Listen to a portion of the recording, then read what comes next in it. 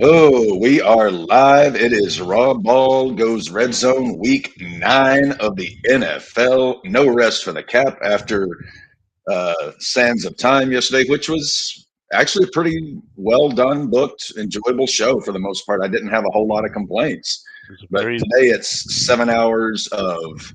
very solid 6.5 show.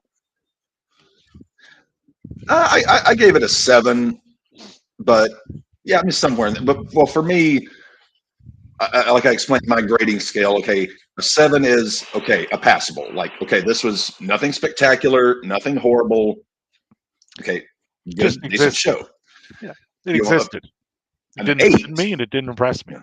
an 8 is like, okay, that was really, I enjoyed that. Like, you did something good. A 9, like, holy smokes. My socks are now off. Yeah. You've knocked And me. a 10, I will never award a 10 because there's no such thing as a perfect show. No, No perfect match, no perfect show. You can come close, but although I did give the Saber Danielson match at Wrestle Dream a 10 to add to my very limited amount of those over 40 plus years. how many 10s have you given out in your tenure? Oh, I can't even. They don't fill up two hands. Yeah, I So mean, and that's good. Meltzer yeah, hands out 5 stars these days like it's candy at Halloween. probably a few too many. Yeah, it's a lower scale too. Like if you do them on 10, you got a little more wiggle room to play with. I find. I don't know why he's never done that. Okay, trying to get my red zone on one half of my screen and us on the other half. We don't have Dobbs playing for the Vikings today. We have The rookie. what's his name? What's his face? Yeah, I'm curious to see how he plays. My guess will be not well. Who else we got? And Brown the Packers just kicked off. and the Browns have Deshaun Watson back under center. Take that for what you will. You are. I posted this week on the league on the main board the current playoff, and I use this very loosely. Playoff, you know, Scenario scenario. possibility. Yeah, Yeah, uh, you are in a. dogfight. I don't want to say must win, No, I'm in a must but win. you're about as close to must win without saying it. I'll Yeah, put it that way. yeah. No, I am in a. You're in the hunt, but you need some wins and some things to fall your way. I've been down this road many times in fantasy football, and I am in a must win. Okay, yeah. I mean, Yeah. I'm just like I've seen crazier things happen, If I don't win this but week, I got to run the table yeah, and need help most likely, and I don't want to have to be in that you position want to be able to to seek control your help. own destiny. Yeah, especially the help because it's out of my hands, right? Who else we got? Tyler Heineke's under center for Atlanta. That's I've got the interesting. Vikings defense going against Atlanta, so I am somewhat putrefied as far as uh, Take this off. that. Okay, Mm-hmm. Put our league on the phone, so I don't have like I did yesterday with about 18 tabs on my fucking computer. Most of the half of that was work related. Work related watching. Work related watching a fucking pay per view from Saudi Arabia and chatting with you guys on YouTube's. I don't Good know what job it if you can is. I get it. have just been absolutely. I've been going back and this week. I have watched nothing but Fargo and a lot of Curb Your Enthusiasm. Uh, so I'm kind of in like a weird Larry David mode this week. It's like, well, Larry David. he is just.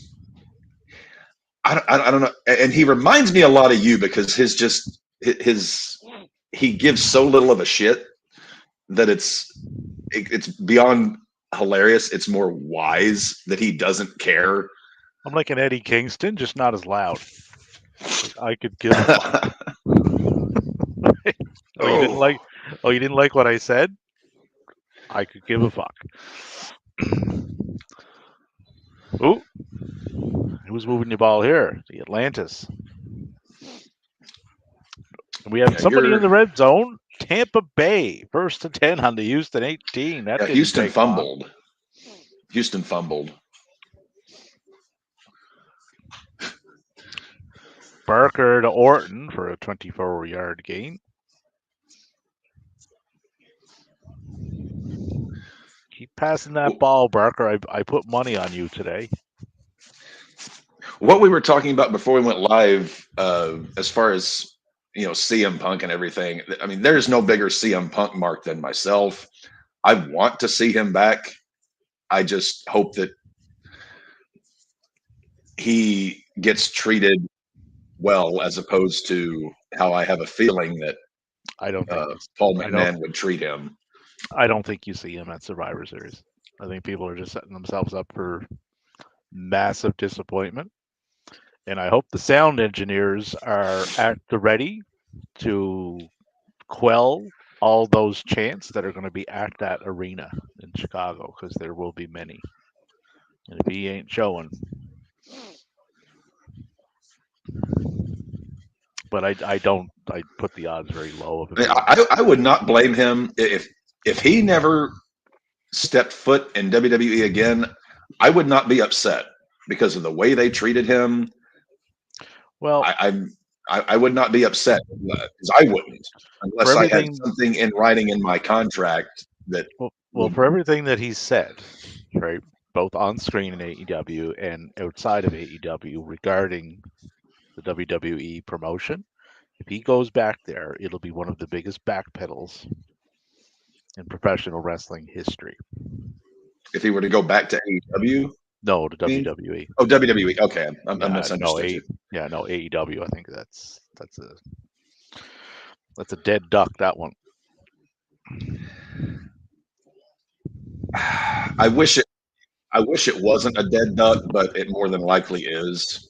Well, you only get so many kicks at the can, right? Like, you're going to piss off the wrong person, who's going to want to walk, right? What if that one person was Max, or what if that one person stopped Ospreay from coming in? Or I hate to interrupt your guys' exhilarating conversation, but Brett Grip It and Rippin is throwing for the fucking Rams today, and I'm so happy.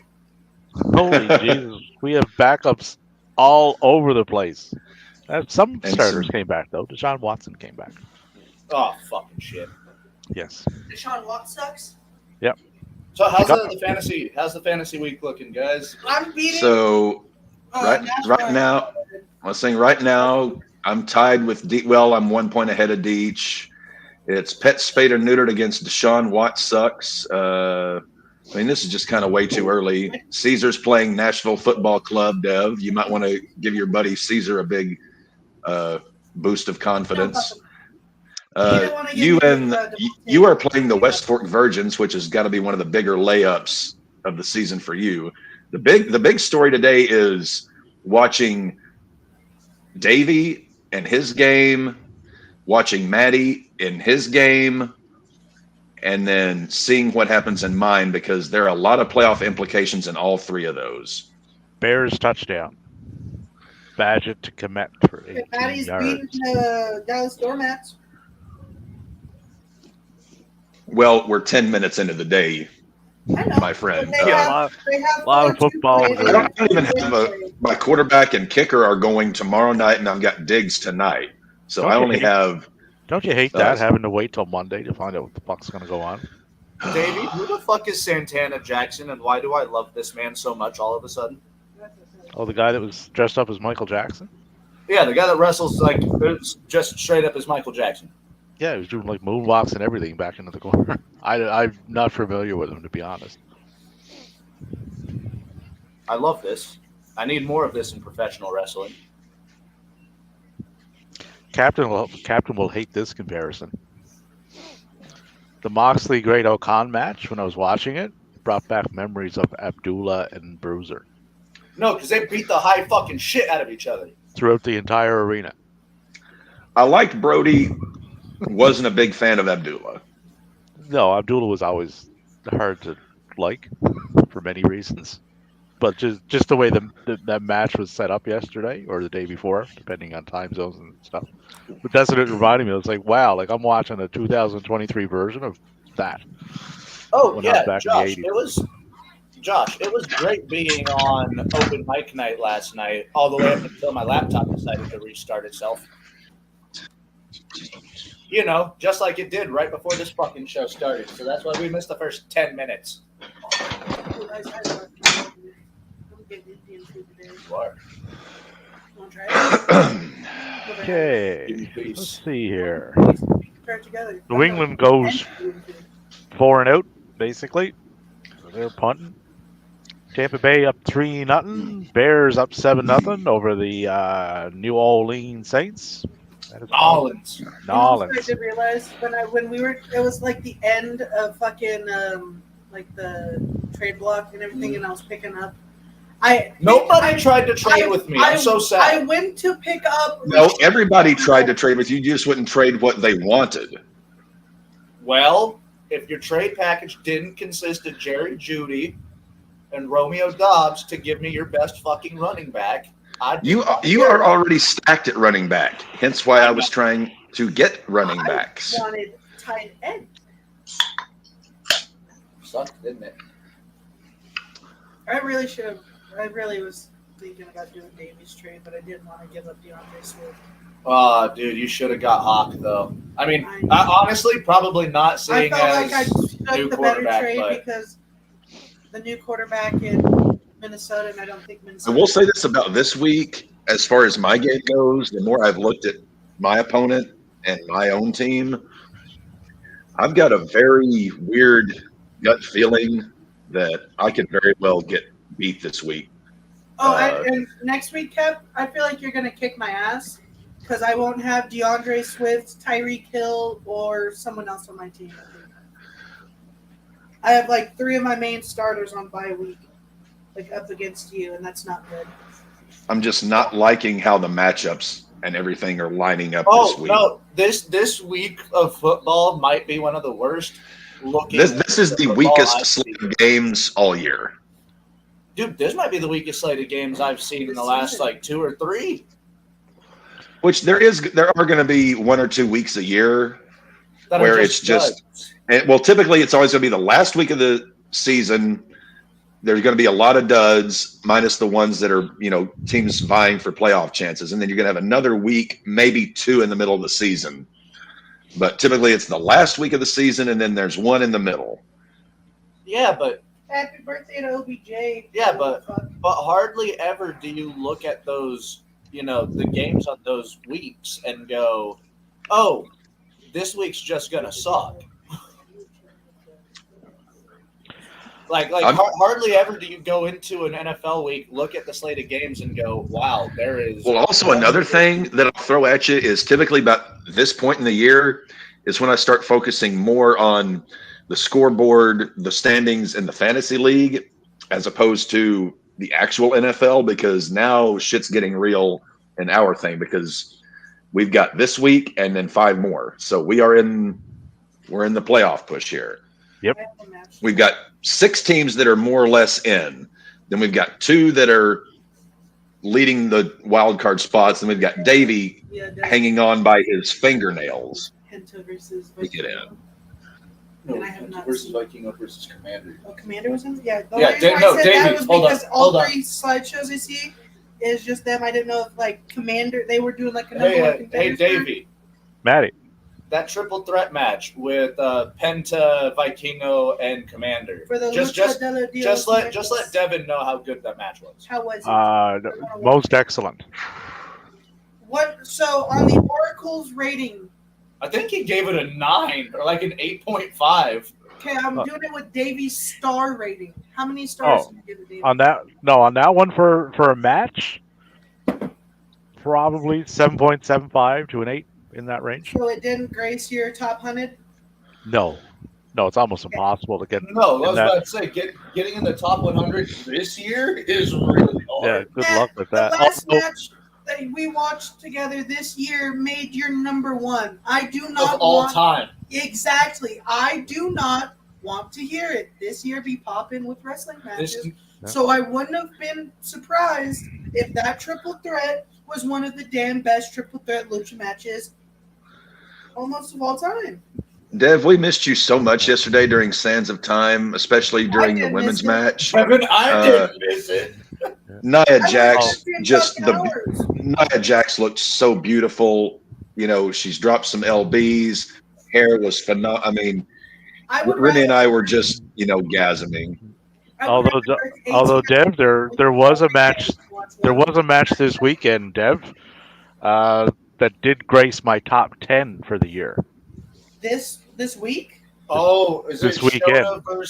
Shota versus Osprey? Yep, watch it. Like, definitely watch I it. heard, No, I heard nothing but fantastic shit. No, all I've heard from that match is that Osprey made Shota look like the future of New Japan. Yeah. He is. Shota reminds me of a young Tanahashi.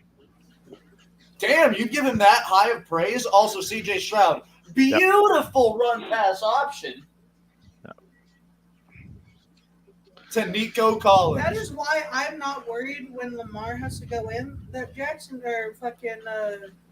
Yep, 7-0 Houston over Tampa. Such a nice run pass option. Can hold down the fort for this week. Now losing DeAndre Swift and Tyreek Hill up against the captain is probably the worst case scenario I can have all season.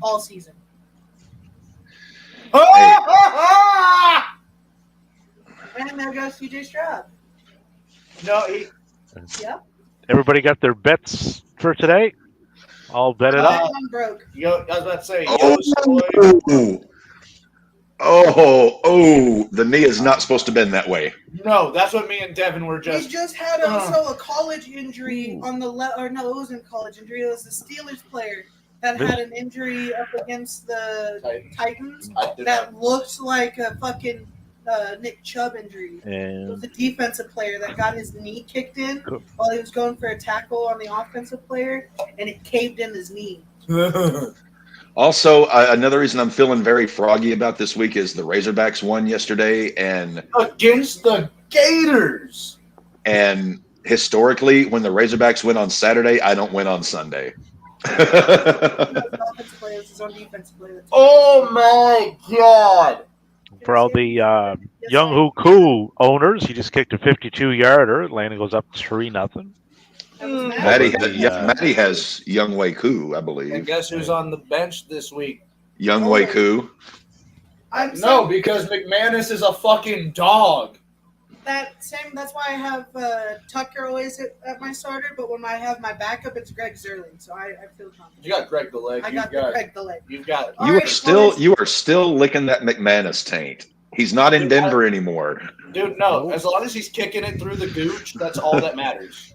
Through the gooch? I've never heard that one before. That injury. You haven't watched Perna long enough. That injury I was talking about, boys, on the Steelers. I mean, I've watched more Perna this year than I have the whole time he's been around. Just because I always watch Tree stuff. I watched a little bit of Grossi here and there, but I started to watch a lot more Perna just because I'm trying to pick up little tidbits about Denver and how horrible they are.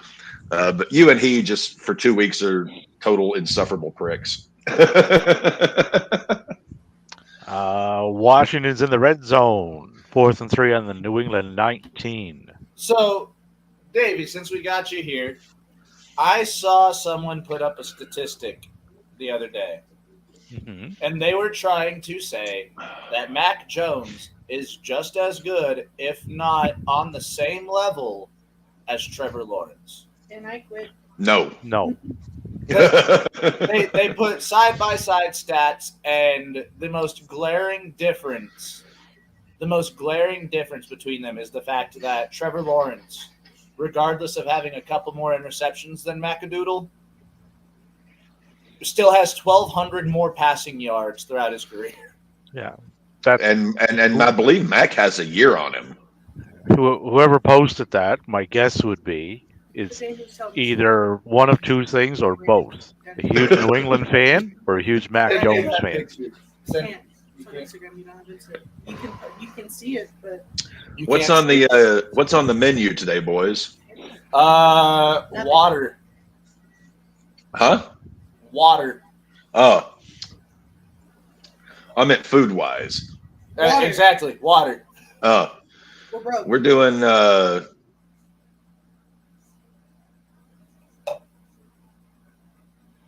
couldn't tell if Cap froze or not. No, yeah, no, he's frozen. Cap. We're doing. So whenever Cap comes back, carrier pigeons, please. He is frozen in time. Oh, there he's he unfrozen. Yeah. The sands of time have continued. Chili dogs, Frito pies, collard greens, kind of doing a beggar's banquet. Because you still had leftover chili from last night? I still have a leftover chili and dogs and corn chips and. Speaking of the sands of time, I was just going to say, speaking of the sands of time, I seen an interesting little thing on the Twitter X. Bianca Belair said, "It feels like home here." It's like, is she not aware at all? As I say, the amount of booze the women's matches got last night. Like, don't live there for a year, Bianca, and let us know if you feel like it's home then. To quote Manfred Mann, blinded by the light. Good Lord, man. Straight up. That sands of time, I don't think I felt more hostility towards the women during their matches than I did yesterday. The amount of booze Io Shirai, Kairi Sane, and Bianca all got that night. It was a little unnerving, to say the least. Especially towards Io and Kairi. To the point where me and Remy had to go, is there a beef going on? Because this has been going on for a couple of years now with the women's matches. Like, if there is a Japanese female performing, they get booed out of the fucking building.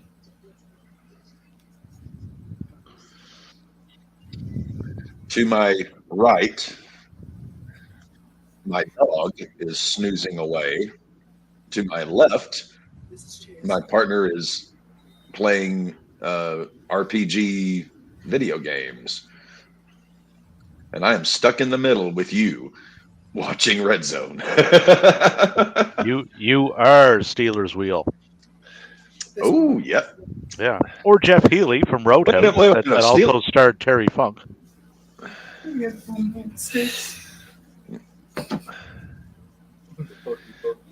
Like they should have been more technical. Yeah, trust me, no, that was Steelers Wheel. I played that song 867,000 times over the years. It's a great song. It is. And to this day, I cannot think of that song without thinking about the scene in Reservoir Dogs. Yeah. Yeah. That's iconic. We got a completed pass from Chicago. It just went the other way. Interception. What is it? Tyson? Taylor? Tyler? Badgett? Tyson? Teabag. We'll rock with Teabag for the rest of the season. Teabag. We don't know how to pronounce his name. We're not exactly sure who he is. So he's Teabag. He's Teabag until further notice. Yes. Hopefully that nickname works out better for him than it did T-Bar, because that didn't go well. Also, I think I just saw Alexander Madison just get one hell of a reception. Yep, and I didn't start him. One reception for 47 yards. Yeah, that was one hell of a catch. Well, I started Rachaad White over him, and he already has more points than Madison. It has as many, so. Minnesota's in the red zone. This rookie for Minnesota, 4 for 4. I said I kind of felt good about him coming in. I thought he would do pretty well. Yeah. Jerry Hall's kid is 4 of 4 for 74. Second and 1 on the Atlanta 5. Rookie quarterback. Jerry's kid? Yeah. So Jerry Hall, Mix X.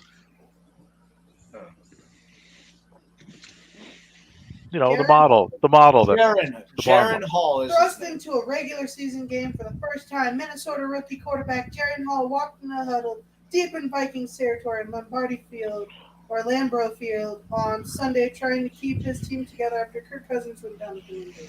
His first game was. So this was the kid that went in after Cousins done Rodgers. Yep, around the third quarter. Yep. So he's about had maybe quarter and a half. Speaking of the Jets don't play today, right? The Jets play Monday night. Yeah. Jets play tomorrow. Yeah. They host the Chargers. So I won't have to just sit here and potentially watch as the Jets may or may not make the playoffs. If the Jets win tomorrow night, which against the Chargers is not a foregone conclusion, they would have a 67% chance of making the playoffs, I believe. Yeah, that'd be so stupid. Behind the Wilson juggernauts. Wilson. Aaron Rodgers is going to be back in 2 weeks. He'll fuck that up. Cap. Ari Mirov tweeted this out an hour ago. Before firing Josh McDaniels, the Raiders had a team meeting where players directed their frustrations at McDaniels and unloaded on him. Unloaded. McDaniels had Antonio Pierce speak on his behalf, and Pierce brought up the Giants' 07 team that beat the Patriots' undefeated team, explaining how that team believed they could beat anyone. Pierce said the Raiders need that mindset. The players all loved it, but McDaniels did. McDaniels told Pierce when everyone left, "Don't ever talk about the Patriots like that."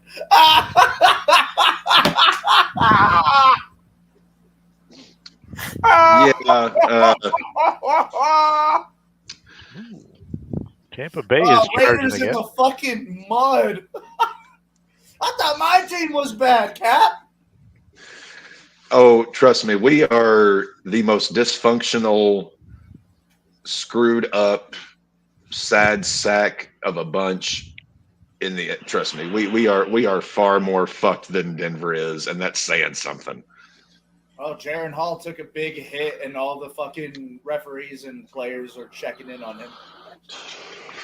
So the Dolphins just went to 6-3 with that loss. Yep.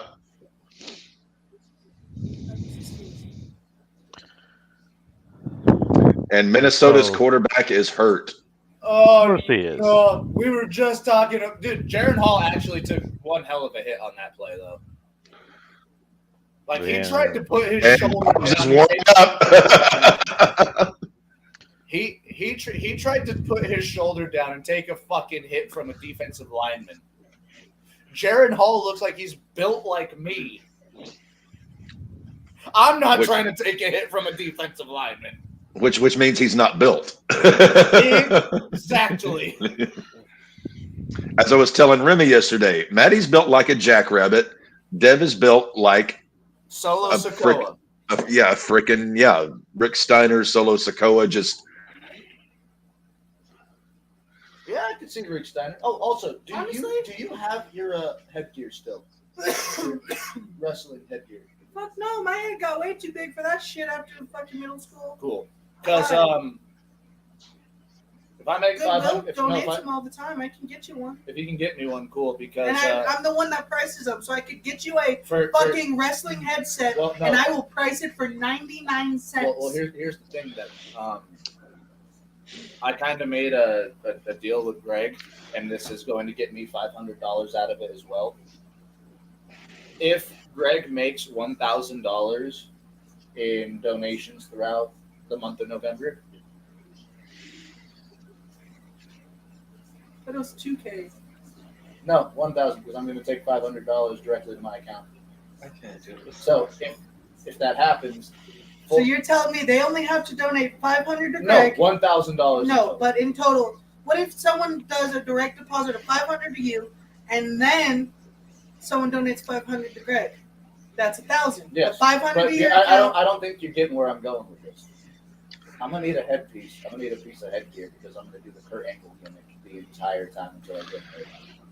What if it doesn't come back? It will come back. Fuck you. It will come back. What Fuck if it doesn't, though?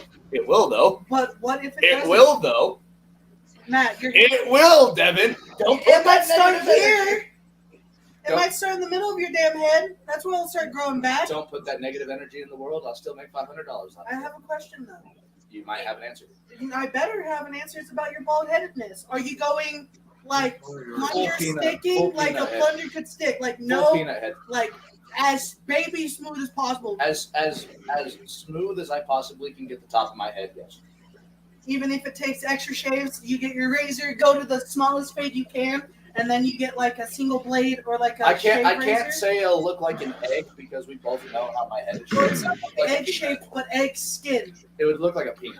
Like legit open, not even the hair follicles that are showing. It's like I think what Maddie should do with the hair. Wait, are you keeping the facial hair too? Yeah. Keep the facial hair. Muslim. Go the Vincent look. He's gonna bomb people because the Broncos suck. No, I think he should dreadlocks. Anyone that lives You in want me Buffalo, to turn that hair into dreadlocks? Yeah, go full Vincent from The Righteous. Maddie could rock the dreads. Yeah. I look Speaking enough of- like a fucking hobo, so yeah, I guess I did. Speaking of that, Captain, Hold on. Yeah, Righteous, you've seen them. The guys dressed in white. Yeah. We know the Righteous. But The Righteous are now paired up with one, Jake the Snake Roberts, and Lance Archer.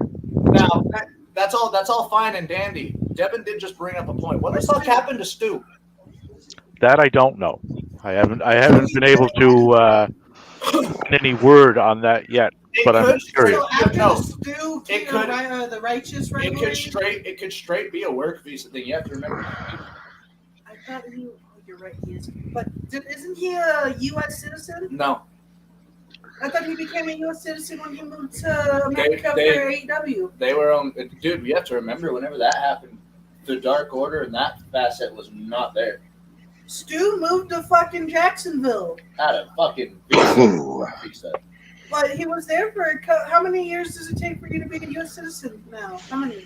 You have to pass the test, but I don't remember. Isn't it like a 4-year preload and then you can take the test to become a U.S. Tampa took the lead out in Houston. They did. And it Hey, was Olave. And the Saints just scored 7. Olave.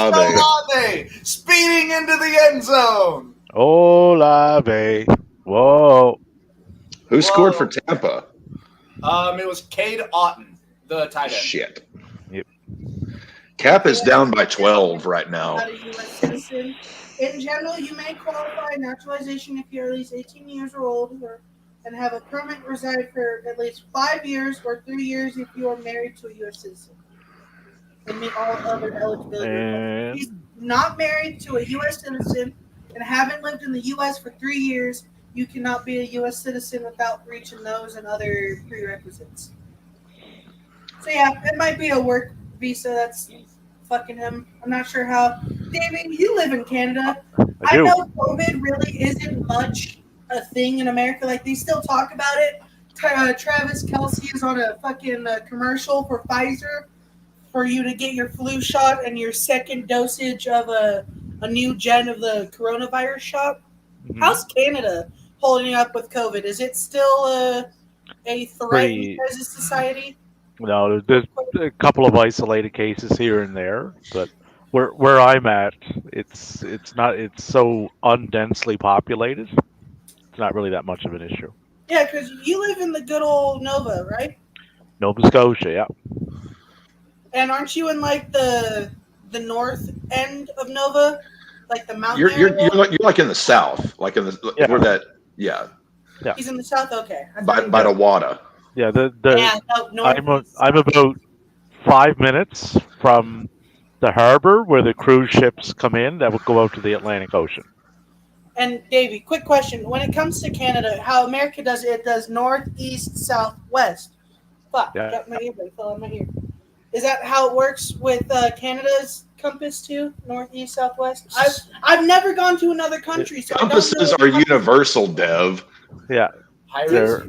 No matter I know where you that, but I are didn't in know the world, the people compasses will use remain the same. different altitude, different countries, No, different it's shit. not altitude. They're all based on the magnetic pull of the globe. But with how the world's constantly getting fucked over and all the different pollutions, I have and yet different... to see a genuine compass that looks like Jack Sparrow's.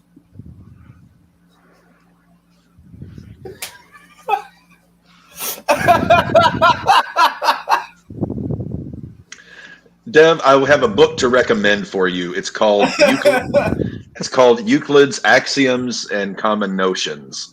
It will explain a lot. Give me a second.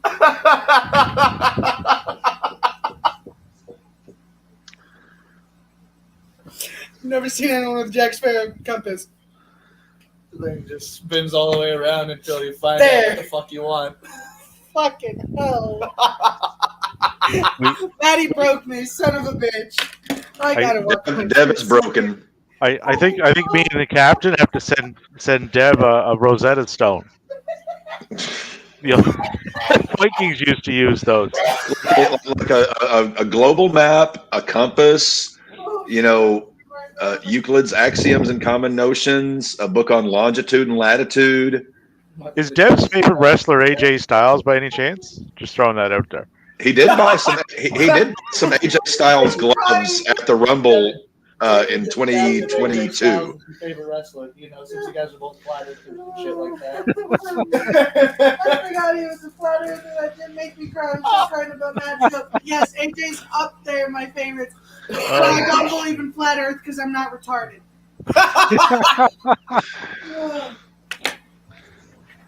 I know how a sphere works. I know how a sphere works. I know how a bouncy ball works. God damn it! But I do not know how a compass works. Apparently, No, apparently not. I really thought throughout the decades and centuries. Dev, you literally are everyone's little brother. I think for tonight's movie night, Dev and Maddie should throw on the movie The Edge. Yes. Alec Baldwin and Devin is street smart. Dude, sometimes you ain't even street smart. Bullshit. he will be fascinated with the paperclip and the leaf trick. Hey, Devin, when did the police have to try to find you? I wasn't street smart. I was at a house. Exactly. It wasn't street smart because you didn't fucking let nobody know where you because were our going. mother's fucking bipolar. You got a good point. She freaked all of you guys out. Well, you also didn't tell anybody where you were headed. Even if I didn't, which I did, if I didn't show up for a day or two, everyone in that house would have been, oh, Devin's staying the night at his friends. He's alive. We're fine. But if it wasn't for Mom's crazy ass, the cops wouldn't have been looking for me. I wouldn't have been on the news. And somehow that bitch got the fucking police. The fact that your stupid ass made the news made me laugh. The fact that Mom was able to get a missing persons report in less than 12 hours over 42 baffles me.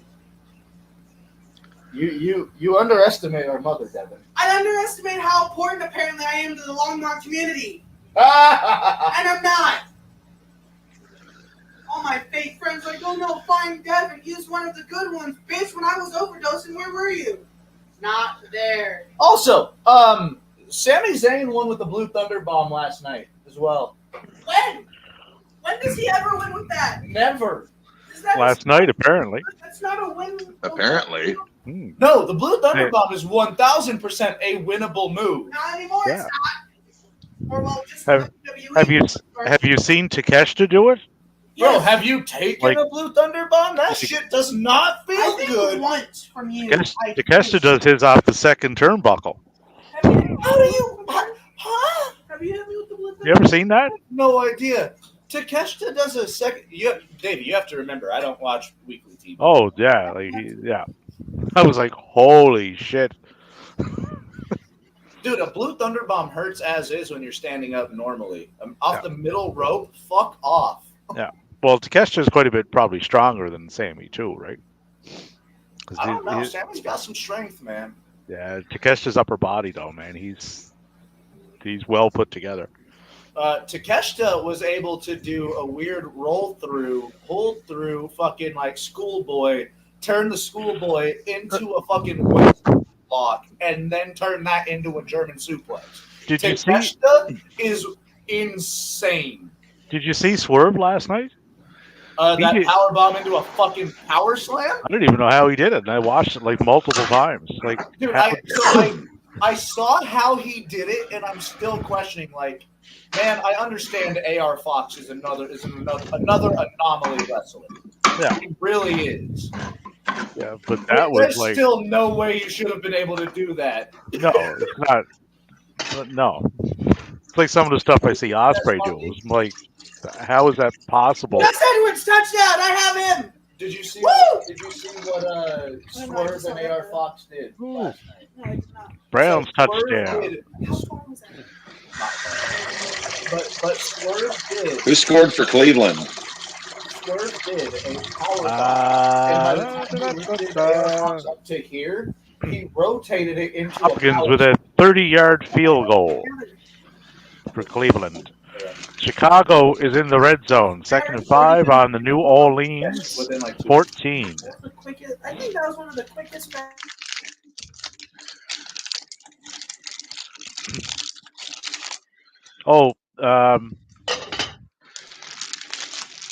Mark Briscoe, Jay White Wednesday. Keith Lee versus Samoa Joe Wednesday.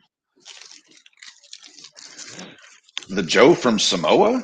Yes. No, Keith Lee versus Samoa Joe is one of those meat slappers I've been waiting for. And you know what's going to make me sad? I know Joe's going to win, and that doesn't make me sad. But I know that Keith Lee isn't going to look as good as he has been. Ever since he had that sickness that almost killed him, he's never been the same.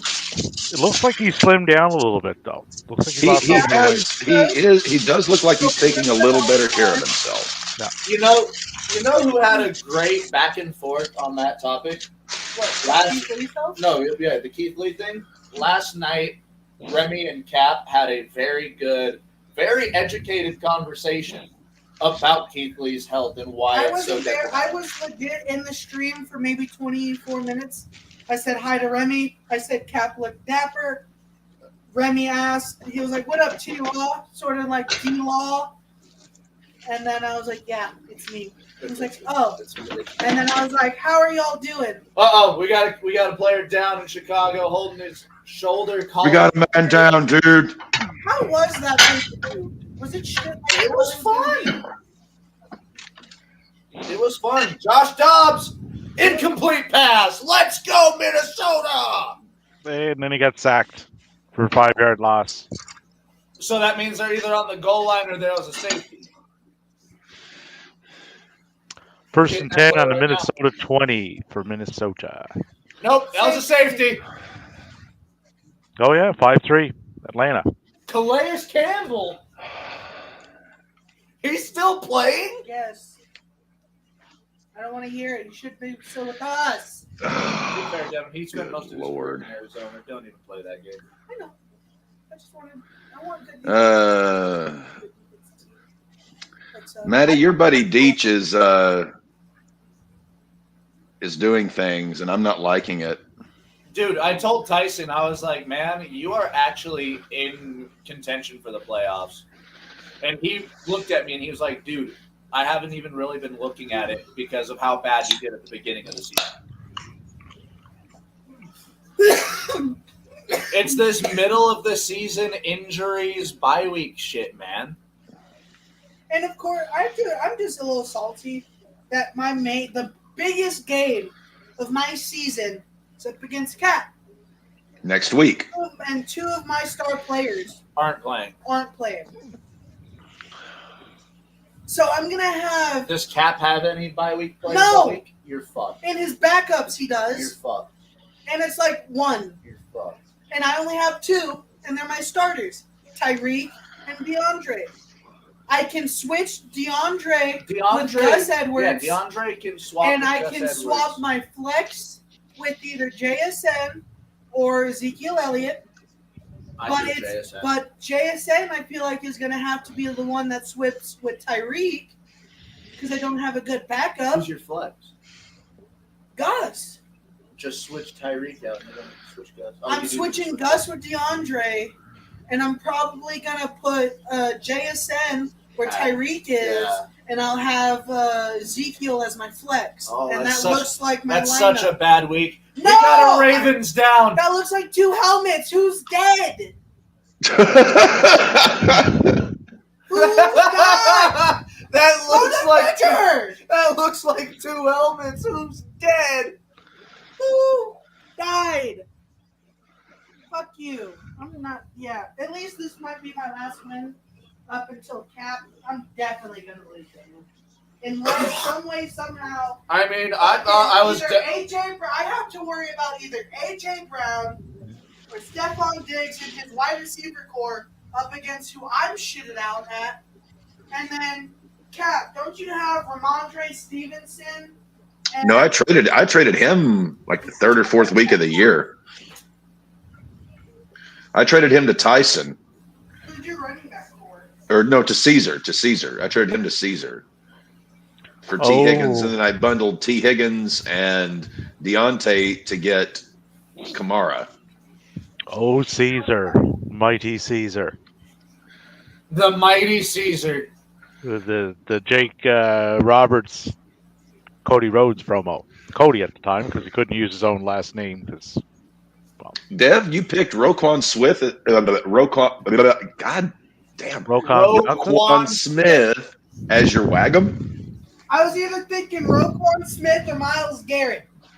Those are my 2 thoughts. So I went with Roquan because I thought Roquan was going to make Gino his bitch. That's a fucking first. And I hope it's not looking too well. No, it's a pregame. You fucked him over on the spot of the ball. Did they move it again like they did against No. Arizona? Or was that the game? That's right. On camera, it was moved the ball. It was Indy and I think it was the game. Where's the flag? He almost caught that too. You fucking dog. Who are you?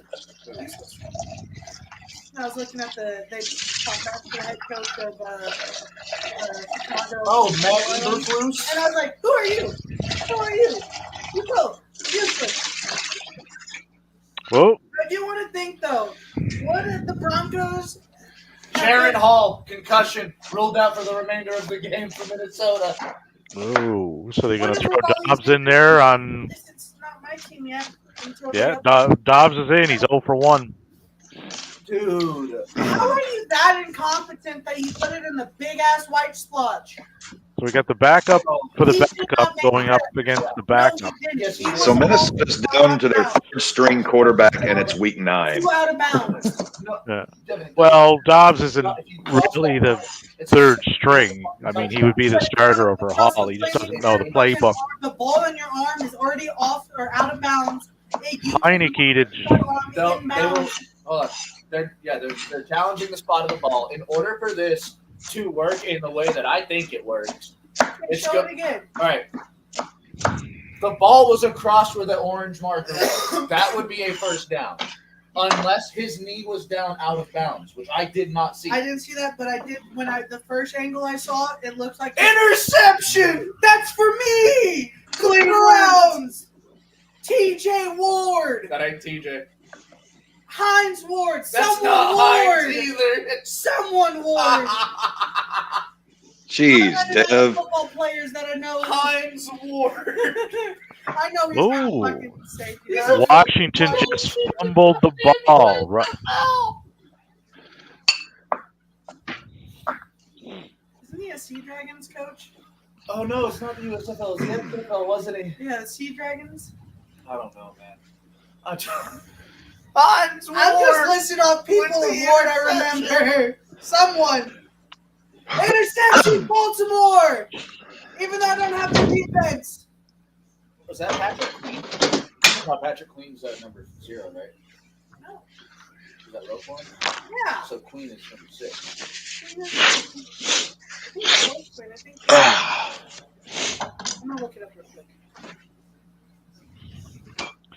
We got New England in the red zone after a Washington fumble from Robinson. 1st and 10 on the Washington 14. Patriots down 10-zip. Patriots touchdown. Jones to Henry, 14-yarder. Damn, That was a very good fucking. Gino intercepted Gino.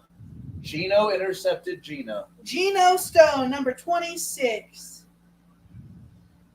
Age 24, experience 4 years, 5'11", 210, college Iowa, 18 solo tackles, 5 interceptions. And this game alone against that's the Cardinals. His last game against the Cardinals, he had 3 tackles, 1 assisted, 4 combined, 2 solos, and 1 interception for 24 yards.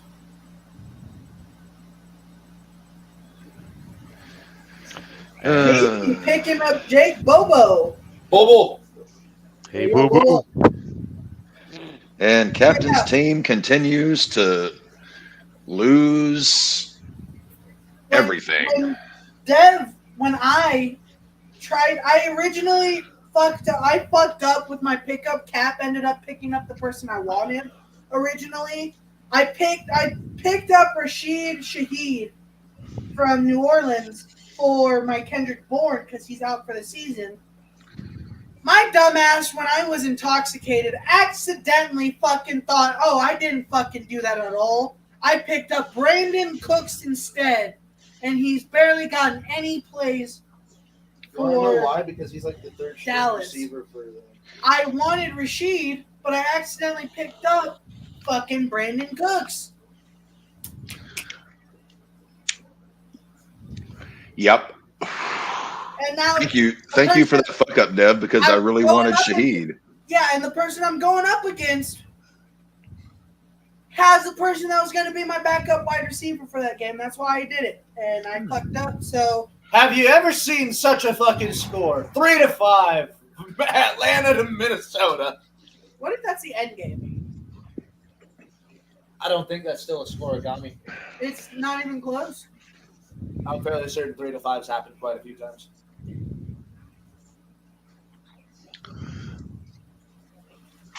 I wonder what the lowest scoring game ever was. If there was ever a 0-0. Dev, you have scored 68 points to the West Fork Virgins 41. You are waxing their ass right now. Maddie is ahead, 30-27.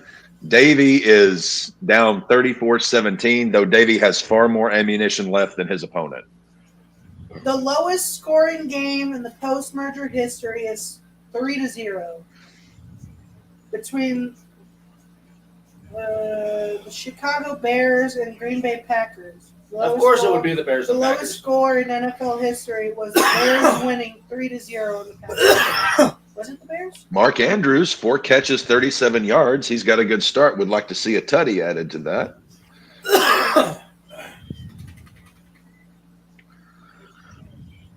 But the 3-0 has the first scoring game that was that low was in 1943 between the Chicago Bears and Green Bay Packers.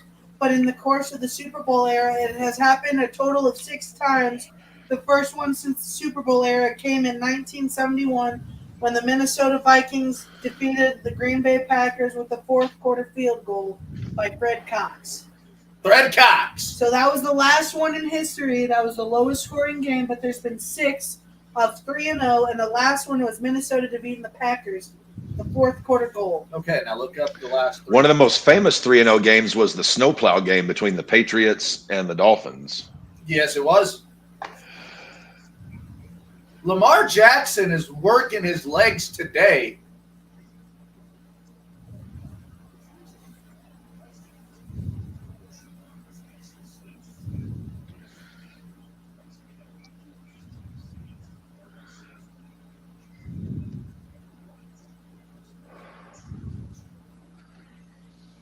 Okay.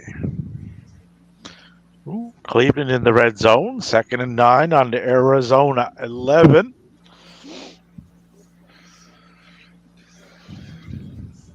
Oh, fumble! Seattle got the ball. Lamar fumbled. Dude, Kenneth Walker rushes up the right for a 2-yard gain. My favorite to win, even though I'm down, I am 63%. So if I can get that up another 6%, happy times. Hell, if I can get it up at all these days, I'm happy. Yeah. Out of all the scoregami games right now, I have a thing that shows with the chance of a scoregami map. The highest chance for a scoregami game this week Oh, Browns is touchdown. Falcons versus Vikings, 6.45. Watson to Cooper for an 11-yard touchdown. 10-0 Browns That's the over closest one this week. the Cardinals. That was a nice catch by Cooper too. Like, I was gonna shit on the Browns because Deshaun Watson, but that was a really nice catch by Amari Cooper. Maddie, you're up 34-27. Let's go. But you are still projected to lose by 3. There has never been a 3-5. There's never been a 3-5 NFL finish. One of the many mysteries, Maddie being up but still projected to lose. It ranks right up there with. When I check, Maddie is leading the wild card race right now, but he has played the toughest schedule of anybody in the league by far. Maddie's been scoring points, but he's just been running up against week in, week out juggernauts. Hey, Cap, did you know that Arkansas beating the Gators yesterday was the first time that they've done that in Florida in Arkansas school history? Oh, I'm very aware, unfortunately. Your town is going to be insufferable until next Saturday. So I just looked up how many NFL games are decided by 3 points or less. The margin for 2 points or less, because it's a 3 to 5 difference, its occurrence is higher than a 5 or less game. Higher and higher, higher. 8.16% chance. And then the 5 or less is 1,902 to 31.56% win chance. Damn. That's the best I got for a 3-5 game. I haven't seen a game that ended with a 3-5 score. NFL games to win by 3 and 5. And what have I got here? Let's see. And Younghoe Koo, 43-yard field goal attempt. It is 8-3 Falcons over Vikings. Sounds like a pretty play this game. week, right?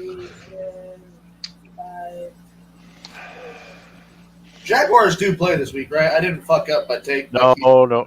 They're off this week. Yep, Jags are off this week. Good to know. Yeah. Denver's off this week. Lawrence had a hair appointment, so Hey, he's got to keep that quaff. can't do There both. has never been a 3-5 game, like just In 3-5. But there have been games where, like, so to say, I did put in Younghoe Koo. There's been multiple games where it's been 2 points short. Kamara just had a catch. But there has never been. Cap is closing in on Tyson. At least with me saying the NFL or even football game, there has never been a 3-5 score in the NFL history in a final score game. Okay. But there have been numerous games that I can't count that have been a 2-point win game, which of course is very, very common. And also another oddity with my matchup this week, I have Minnesota's defense against Atlanta. My opponent has Atlanta's defense against Minnesota. Okay. And Minnesota's down to their third string quarterback, which doesn't bode well. My other defense, the 49ers, whom I made got that deal at the trade deadline, are off this week. So 49ers, Jags, Broncos are off this week. Josh Dobbs sacked for a 6-yard loss. Josh Dobbs fumbled. Atlanta recovers. Fuck me. Cap, how do you feel about dropping Rashid Shaheed for a possible? We can't do trades, but we can sure as fuck do this in the fucking free agency. No, we can't because they're still bidding. Well, they're still bidding, but don't you have? I think you and me, when it comes to budgets, we're in the top. I'm in the top 10.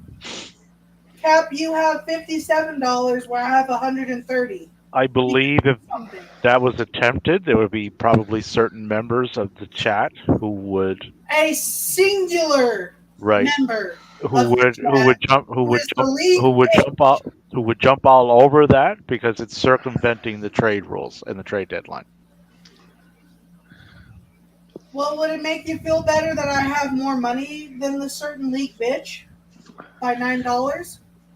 Well, that certain league bitch is tied for. There's a 3-way tie for first place as far as records go. He's in third because of points scored. Yeah, he's under me. I'm under you. In league. I'm second. Cap is first. John is third. By all the playoff contingency, points earned, points scored, win percentage, all that shit. I'm in second place. Cap is in first, and John is in third. I would rather take a second place than a third, even if it's in the playoffs. If I could. So you're saying you're happier to be the sandwich between John and myself? If it means getting more money than I put in, yes, because isn't first winner gets all the. No. Hold on. Third place gets their money back. Okay. Second place doubles their money. First place takes everything else. Ooh, 2 touchdowns. So if I win at second place, Derek Carr to Hill for a 2-yard touchdown. So you would get $50. You would get your entry fee times 2. I'm making double than what I put in, so that's a win for me. If I'm in third place, I end even. Taysom Hill, you fucking joke. And if I win first, I win whatever's left. Yeah. So I'm down, $75 if I win first place out of, $250? Rashad White, you lovable son of a bitch. 3 catches for 43 yards, 29 rush yards. I love this man. Times 25. Do that out of my head. So I'm going to calculate it. 5. No, 14 times 25. 14 times 25. Ramondre Stevenson with a 64-yard touchdown run. Holy jumping frog balls. $350. Touchdown, Rashad. Yes. $25. So either way, where I'm looking, again, where we're at right now, if the season ended and playoffs were done, I would have made $25. Cap would have made $350, and third place would only get their money back. Yes. So that if I'm in the top 3, I take it that I won.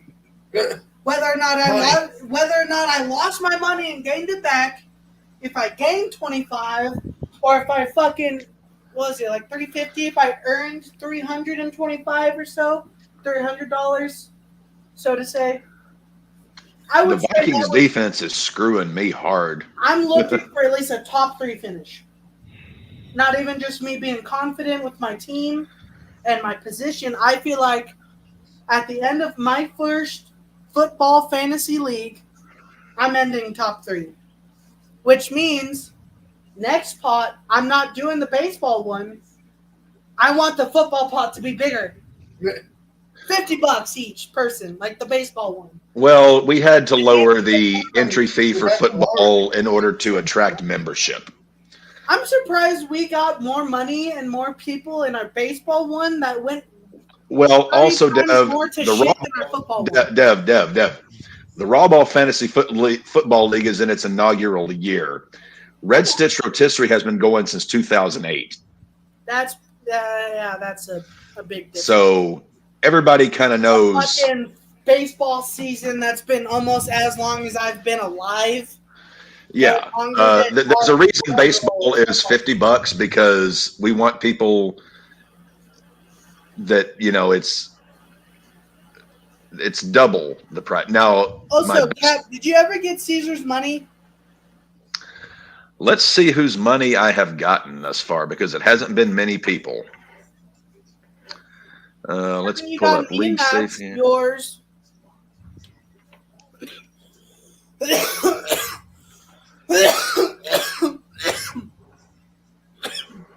Knowing Davey and how honorable he is, he probably has already done it. No, Davey hasn't yet, actually. Oh, really? Well, Davey was waiting to get back to work. Oh yeah, I forgot. My bad. Right. I forgot you started work or left work as soon as like the football season started. Yeah. So you were out of what was it like a 2-week break you had? 2-week vacation? No, for the first week after Labor Day, and I started up on October 13th. So of the 14 teams in our league, only 6 have paid. Are me and Matt within that? Yep. Okay. That's almost north of 50%. Don't mean to confuse you there, Deb, with the whole north thing, but Fuck you. It was a compass question, you bastard. And honestly, coming from where I'm at, I'm obviously the youngest out of everyone that we've dealt with. Out of all the questions my younger generation could ask, I feel like that stupid question I made was valid due to how the earth has been fucked up due to population and due to overgrowth and cutting down fucking the oceans and the trees. What in God's name are you babbling about? I'm just talking about how the world's been fucked up over the fucking years since I've been alive, since the compass has been fucking made. The compass has been around for centuries upon centuries. No, Cap, exactly.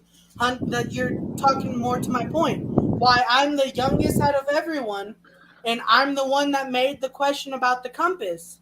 I wouldn't have been surprised with my generation, how young I am compared to you guys, that the compass could have been fucked up due to the magnitude to the Earth's, whatever the fuck it's. And I once ran into a girl who could not read an analog clock. She had to have a digital clock. She couldn't match second hands and hour hands. When have I seen a physical? How old? Oh my God. Matt, do you not remember how much I've done over those years? So I don't remember ever seeing a physical compass. I even work at a Goodwill where they donate random shit. Ooh, Ravens touchdown. Edwards for his second of the day. Ravens go up 14-0 pending point after with the rapidly declining Justin Tucker. Yes, rapidly declining. Rapidly. Cap is down 44-37. Yeah. Justin Tucker's game has really headed south.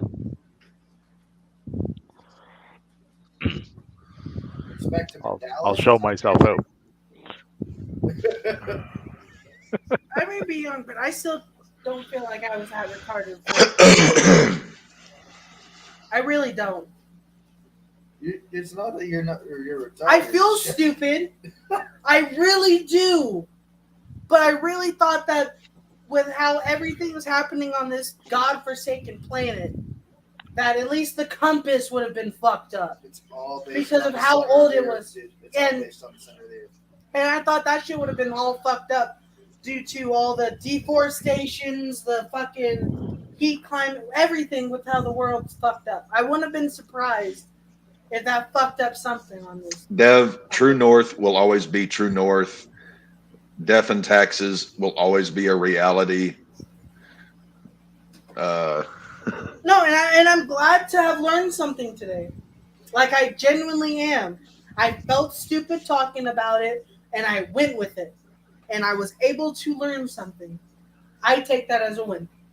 And it looks like KJ Osborne is hurt for the Vikings. Yep. Number 56. How many injuries does Minnesota need to suffer? What the is fuck that did they do? Is that the second or third today? What has Minnesota done to deserve this from the football guys? They got Josh Dobbs. To quote Urinating Tree, Vikings gonna Viking. That's not their fault. The Vikings are known for pillaging and plunder, not being the bitch. I think I have addressed Devin's thing with the planet. I just sent it in the chat. That would explain everything. Captain will know Like, him. Captain will fuck appreciate you, Davey. Fuck you sending me George Carlin. I love him. the Fuck Earth you. plus plastic. Matt, just to give you, do you know who George Carlin is? Devin. The rat shit, bad Yes. shit. Yeah, fuck you, Davey. Rat shit, bat shit, dirty old twat, 69 assholes tied in a knot. Hooray, lizard shit, fuck. Ooh, Geno Smith to Metcalf down the middle for a 50-yard gain. First and 10 on the Baltimore. That's one of my favorite rants by Carlin, saving the planet. That and the airplane one. Flying on the airlines. The planet's going to be here a long, long time. It'll shake us off like a case of fleas. We're just an evolutionary cul-de-sac. He's not wrong. Viruses. This pesky little species seems unimmune to viruses. What if there was and the viruses are always tricky, always mutating, forming different strains. What if there was a virus that somehow compromises the immune system of these creatures? Well, that's a poetic note, and I can dream, can I? He was a man ahead of his time. So I heard this. Fuck you, Davey. They are putting Osborne on the cart. Ooh. Minnesota is just falling like cats and dogs. It's turning into a MASH unit. Yeah. Going to have Klinger out at quarterback soon. Will he be wearing the fur coat or the blue suede dress? No, the fuzzy pink slippers when he tried to escape on the hang glider. Never on a first date, sir. So I just saw. Get your head out of your clabbing. The names I'm seeing on the ticker here, I don't recognize half of them. The ones I do know are well past their prime. This guy's dead. Cross him off then. That's yours. I don't want it. You're the last one to leave. I want it. You don't want it? In the box. You don't want it? I want it. You don't want this? Okay, I'll eat it. I'll assume, Captain, over the course of your viewing history, you've probably seen Sin City. No, I have not, actually. You've never seen the movie Sin City? Bruce Willis Even my Ravens was in it. Michael Madsen, Mickey not Rourke. I'm glad they're winning. Holy shit, Puka got another catch.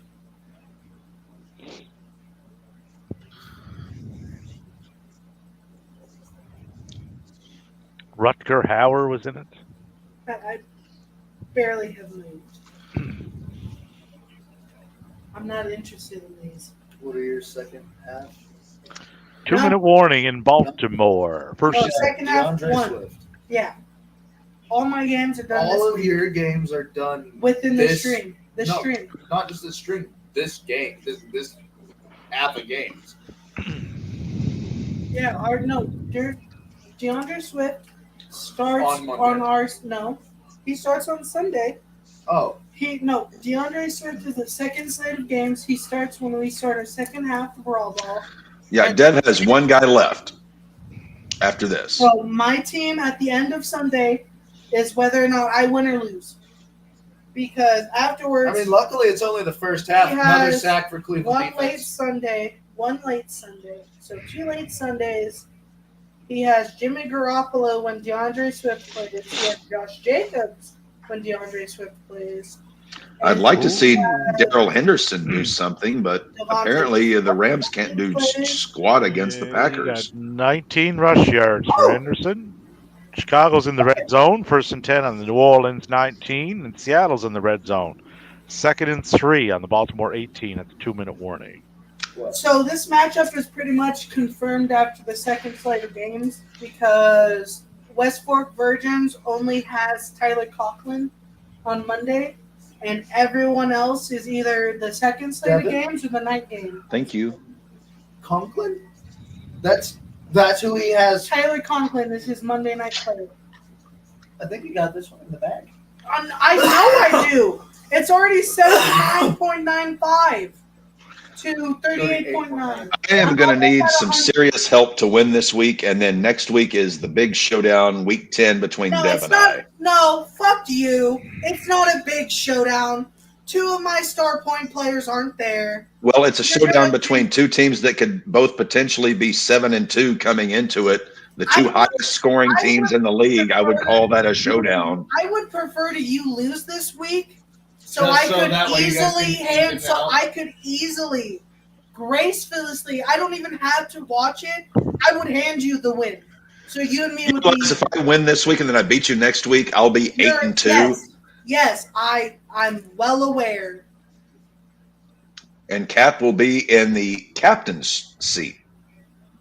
Yeah, I think that's why Devin's preying on your downfall. I'm well aware. I hope that I end 7-2. I know I'm gonna end 7-2 this week. Not hope. I know. You also said that. No. Fuck you. And it was a tight end that did it. Fuck did you in as well. you. Okay. He doesn't have George Kittle. Very He valid has point. Tyler Conklin on the Jets. George Kittle is a 49er. They won that game. And there goes my phone. But I want Cap to lose for me to win. So coming into the week that me and Cap play, he demolishes me. And I know that's going to happen. It's like, Well, you don't want a demolishment because you want at least points. well, I'm going to get points. People have to eventually score on my team. Eventually. I still got Derrick Henry, Lamar Jackson. Everyone else, I know.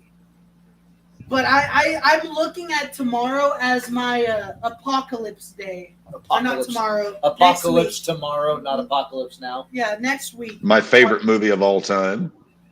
Next week when I play Cap, I'm looking at that as like my apocalypse week. For my everyone else, I was fine. But knowing that DeAndre Swift and Tyreek Hill, how good they've been this year, and I have them either of them.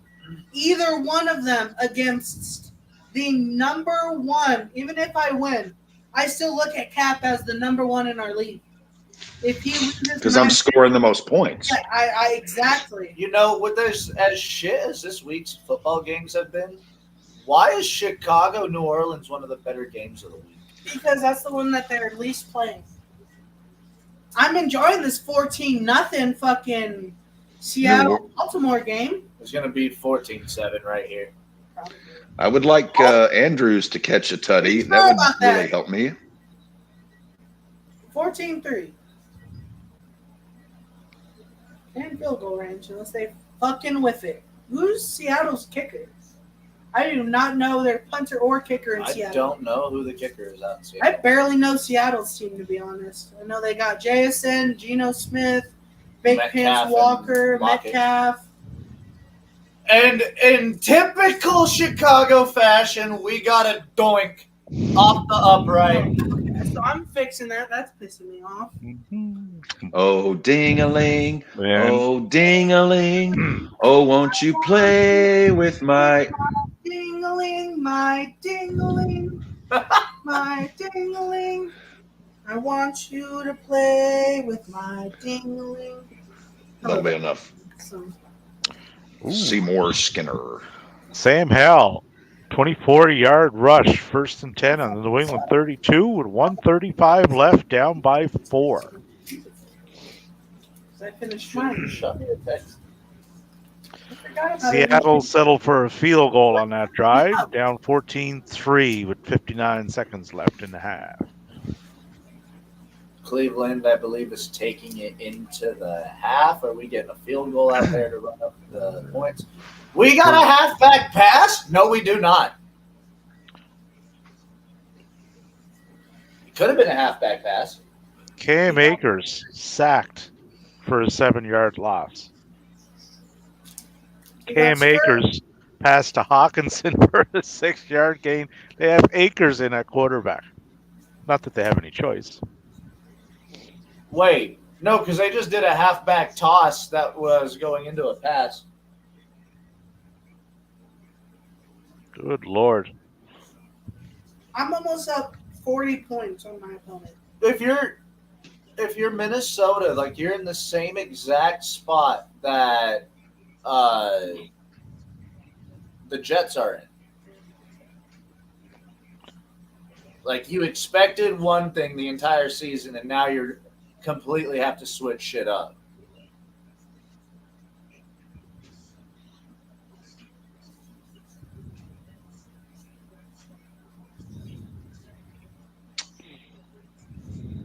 I forgot. Who is Jacob Berry? Isn't that one of Cap's friends? Yeah.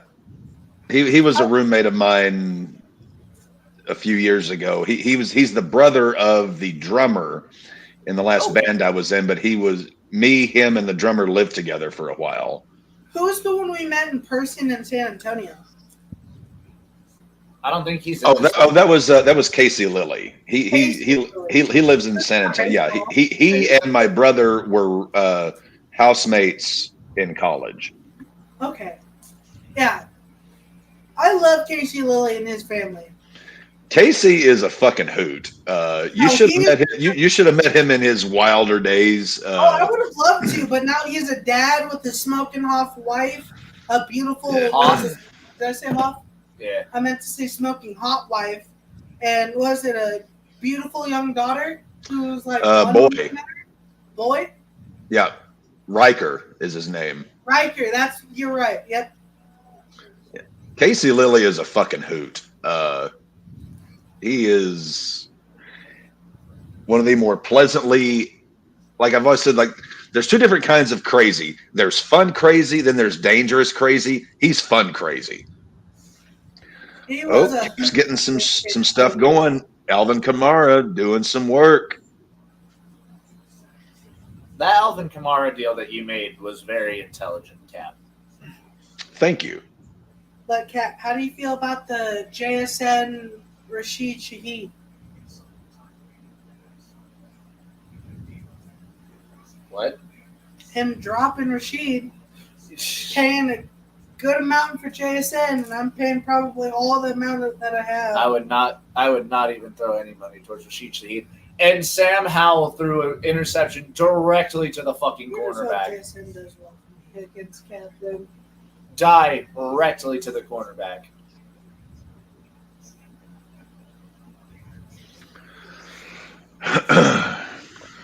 Vikings touchdown. Dobbs to Madison for a 2-yarder. And I didn't start Madison. Madison's having a game. Well, with the way he was playing coming into the game, not starting him would have made kind of sense. So Cap is within 4 points of Tyson. And New England knelt it out to go to halftime, up 14-10 on the Commanders. Oh, Cap's within 2. What happened? I might have a chance. That Atlanta defense is... Lamar Jackson passed Odell Beckham to the left for an 18-yard gain. Tackled. Odell Beckham Jr. fumbled. Wagner recovered. Seattle's ball with 49 seconds left. 1st and 10 on the Baltimore 43. Cap is catching up. Does a fumble count? No, not to the quarterback. If you lose the fumble. No, like fumble lost counts. For the quarterback that threw the pass, do they still get those yards? Yes, they get the yards that they made, and then the player that fumbled it gets the negative points to them. Because I'm at 80.85 to 40.9, so I'm almost exactly. I'm 0.05 or 0.05 away from being 40 points up on my opponents. Looks like the Vikings are going to go down by 1. It's going into the half. 11-10 Baltimore, or 11-10 Atlanta over Minnesota. 55 I don't think seconds. that Knee was down, but he fell out of it as soon as that knee was down. That's so close to call. That's his knee. The forward progress. Yep, it's already gone. The forward progress. Yep, that's Seattle's ball. Ooh, Geno Smith sacked for an 11-yard loss. That's going to hurt. Forward progress was stopped, but they didn't whistle for forward progress stoppage. You said Geno got sacked? No, Odell. For an 11-yard loss, yeah. 3rd and 21 on the Seattle 46. It's a Roquan. So they got to get themselves back in field goal range. So calm down, shit. Kyle Van Noy? Yeah, we got him from Minnesota. Dallas, I thought. I thought it was Minnesota last year. Because Dallas got rid of him. I think Minnesota picked him up, and we got him from Minnesota this year. I think. Let me double check.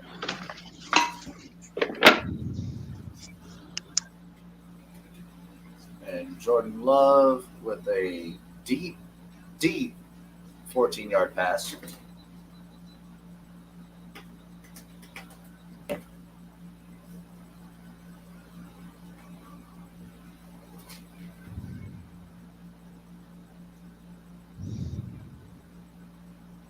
All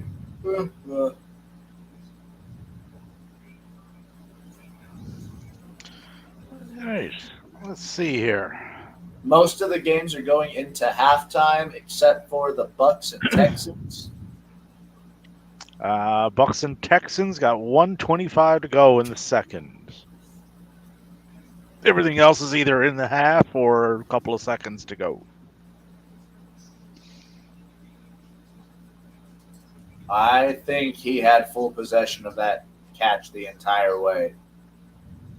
And that's not just because I have Romeo Dobbs on my team. Oh, hi, Maggie. Seattle fumbled. Ravens recover. 2nd and 7. Baltimore on the Seattle 33 with 28 seconds to go. A little bit of back and forth in Seattle, Baltimore.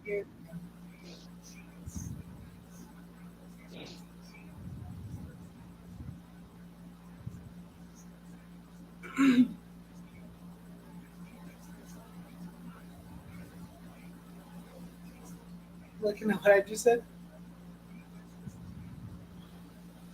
You read it all? Yeah, I did. Y'all fucked up. But we're not wrong, are we? Exactly. That's all I gotta say. But What?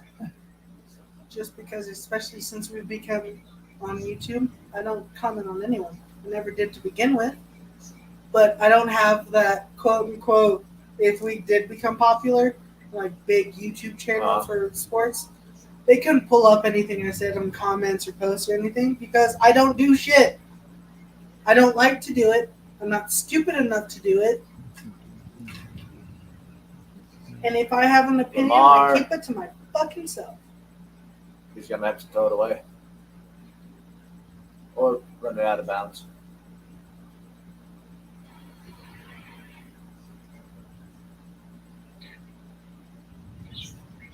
Amari Cooper owners got to be happy that they had 3 receptions, 73 yards, and a tutty. And Lamar Jackson to Andrews down the middle for a 13-yard gain. 1st and 10 on the Seattle 19. 8 They don't seconds have a left. timeout. No, they just clocked it. So 2nd and 10. 8 seconds left, so they're probably going to go for a field goal here, I would say. Nashville Football Club, the NFC has them. That's what I assume who the NFC is.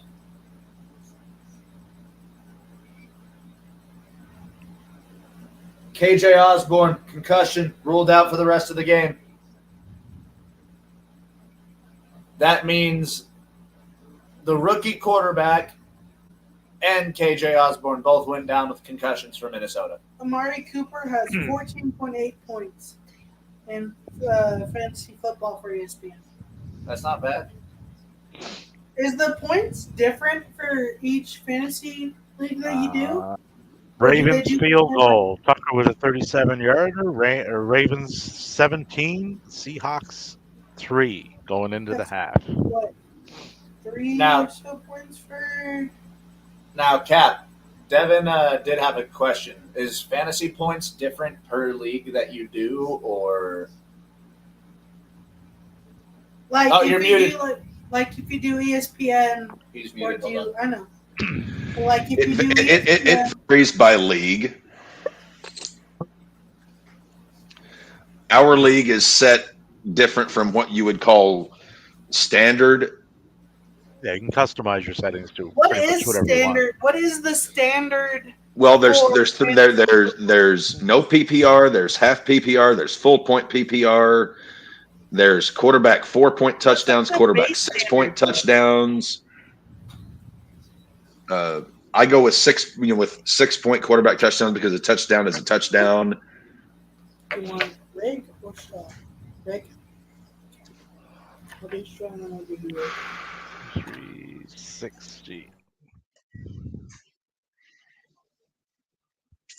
4th and 3, Houston on the Houston 35, so that's gone to half.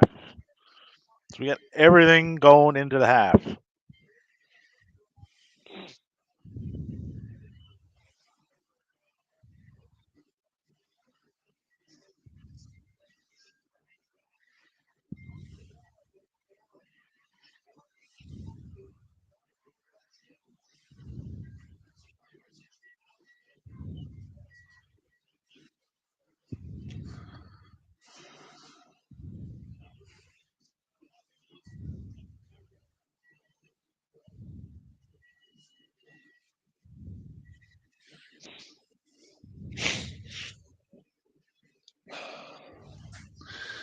Let's see what's going on here. Nashville FC and Caesar still in a pretty tight matchup at the point, though Nashville FC is heavily favored. Maddie's up 42-33. Dev is just waxing the virgins. And damn right I am. Davey is needing some help. Although he has a lot more ammunition left than his opponent. I'm How still in many- the 61% what's your to follow losing win. streak right now? Solid 5. Oh, I think I'm on a Hold- 2 losing streak. hold on, Cap. Or 1. Cap, Yeah. I'm sorry to interrupt everything that we were just talking about, fantasy football. NWA might not be going on CW after all. Why? Oh. Davey, you want to help me fill them in on what happened on NWA TV the other day? Yeah, they What did a little. happened? They did a little spot where it looked like there was cocaine usage up on the stage. You remember Father James Mitchell, right? Yes, I do. Yeah. That's the gentleman that was involved in that Abyss, particular Straight- segment. Straight taking fucking spoonfuls Abyss, Judas Macias, and 2 others. I and forgot. the decay. You've gotta be Decay kidding was me. one of them. There was one more. No, dude was straight taking full spoonfuls. It looked like on stage. Imagine if Mr. Fuji did that with his salt, just to make the fucking people look like they were. It was definitely something, wasn't it, Davey? Who is he It fucking under was right now? well. It's like No. when we heard this deal might be coming into play for NWA. I believe my comment was if Billy Corgan can get his own head and his own ass after the Tyrus stuff. Apparently, the answer to that question is no, he can't, because you don't do that. Right? Trying to get a TV deal, it's just a bonehead move. So.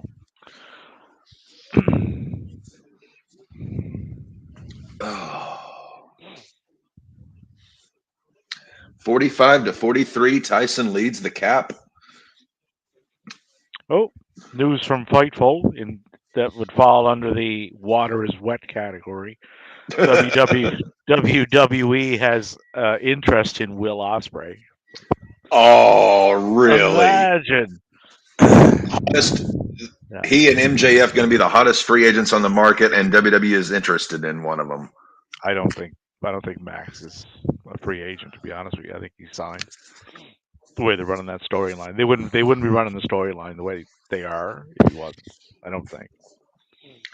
Will Ospreay and just imagine Will Ospreay and Seth Rollins at WrestleMania next year. Will Ospreay, right, would have to slow down his style considerably to work in that promotion because everybody else has. Dragon Lee has. Io Sky has.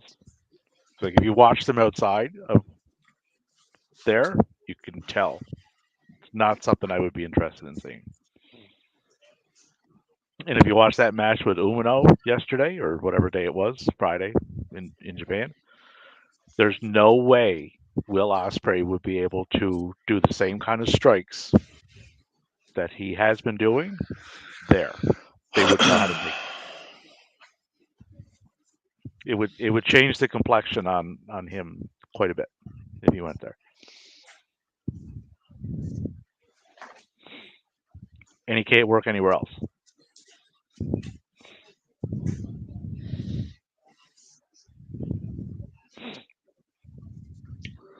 I would love to see Seth and Will in the ring though. I just wouldn't want to see it there. At Mania? No, no. I That would would love, I steal would, the I would love, weekend. I would love to see them at a Wrestle Kingdom because then you're going to get Will and you're going to get Seth, not WWE Seth. There's a difference. Take the shackles off what Seth is capable of doing.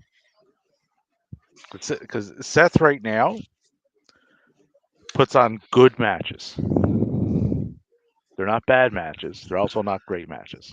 And he's capable of going to that next level. You just don't see it. I will grant you that. Uh, It's like there's a ceiling there, and he's butting his head up against it the entire time, with for the amount of talent that the man actually has. Like if he was allowed to do it, if he was allowed to do what Gunther's doing or Dragunov, he would all of a sudden jump into that category of top 10 in the world. Right now, he's not.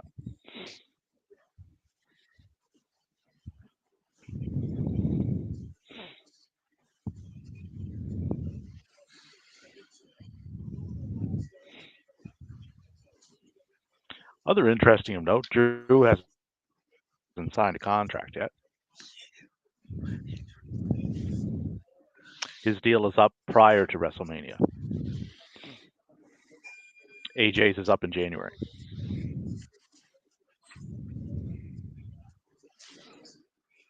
Also in January, TNA starts back up. That's interesting timing.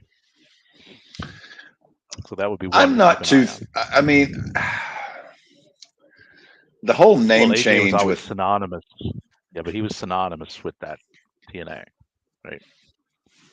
He's on the tail end of, like he's past the 45 mark as far as his age.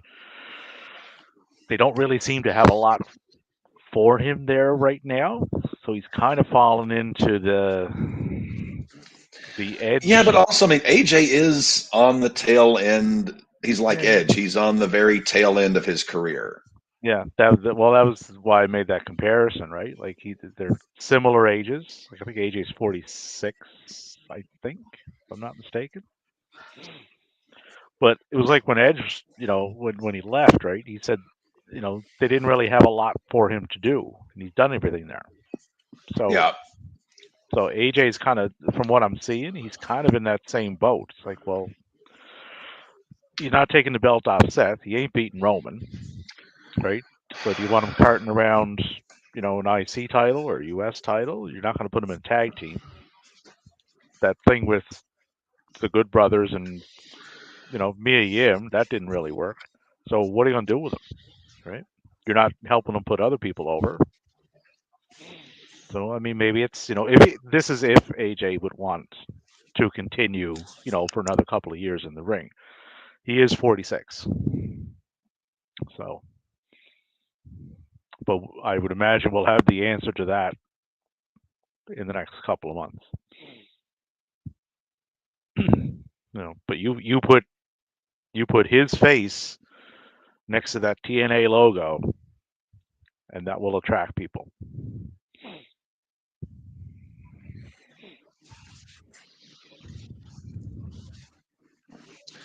Cap is down 40.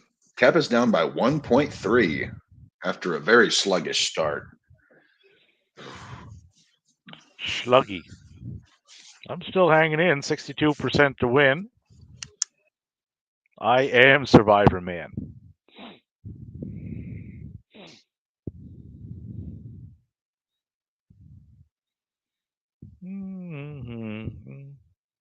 Yeah, Maddie's 46% chance to win. You're 65, so that's looking promising. Deb's 76, so that looks pretty much like a done deal. The Virgins are not a Powerhouse. yeah.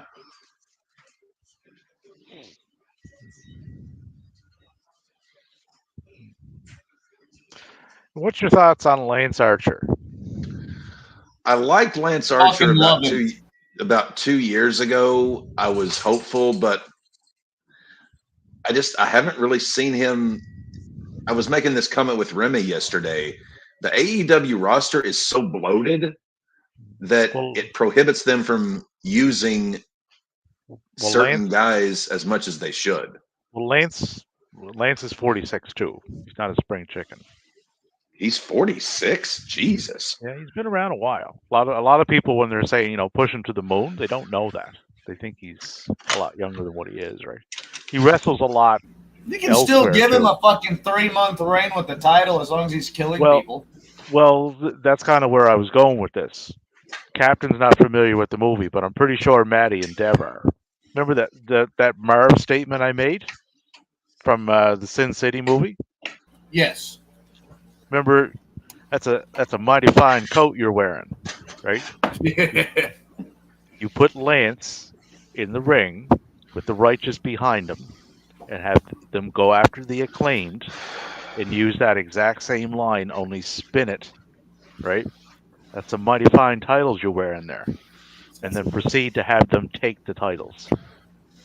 And there's Lance with your belt. You have I Lance. like that. I like that a lot, Davey. You have Lance and the Righteous as your new trios champions because the acclaimed, for as over as they are, their act is wearing a bit thin. And Billy Gunn is just turned 60. And the righteous are so good to be able to carry something like that. Yeah, they would. They would. They got the catchy entrance. They got the catchy characters. Like Vincent would.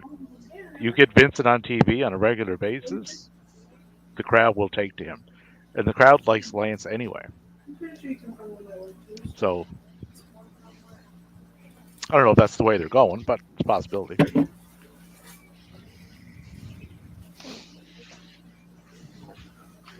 And we got some third quarter action.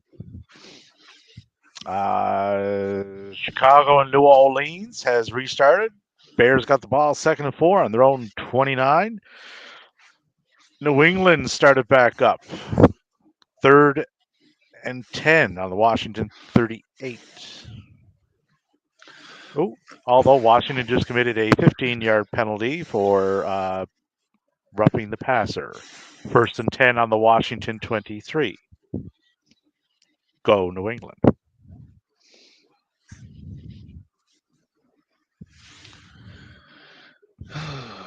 Let's see.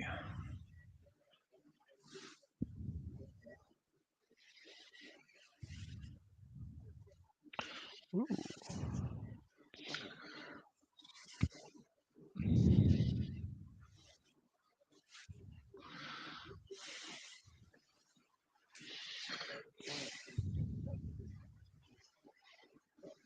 And props to Zoe Stark. She was the star of that match yesterday. Like, she showed out. She came out of that match looking a lot better than what she went into it as.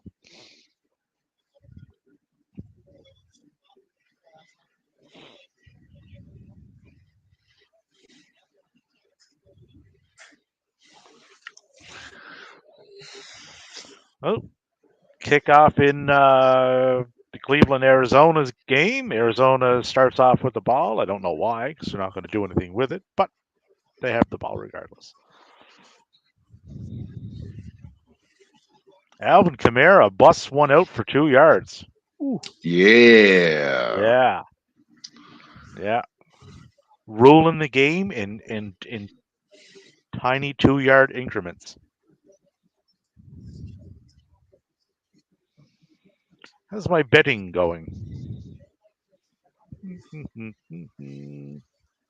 I have a quarterback bet here. I got Derek Carr to go over 255 or 254. Where's he sitting at?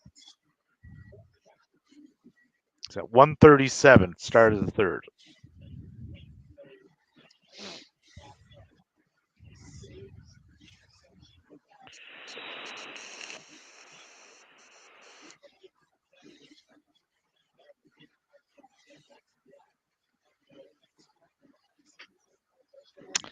And Baltimore Seattle is kicked off for the third.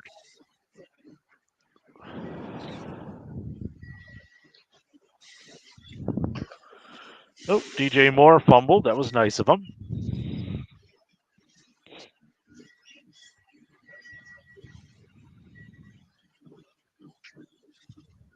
And 17-10 Pats. Saints kick a field goal. Group with a 55-yarder. Saints go up 17-14.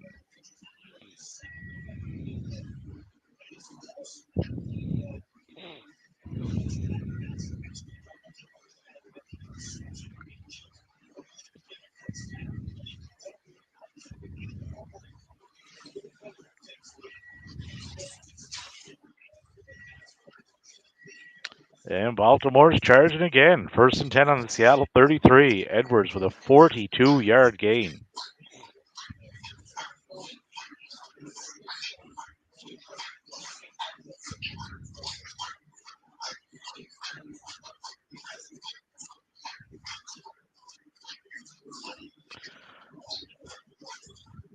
The Arizona quarterback, Toon, is 5 of 10 for 22 yards and an interception. It's quite conceivable they don't win another game this year.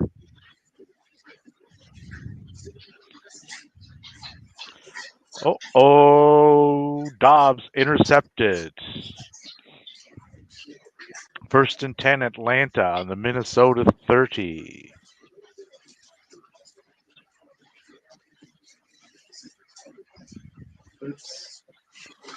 Oh, now they're calling it a fumble.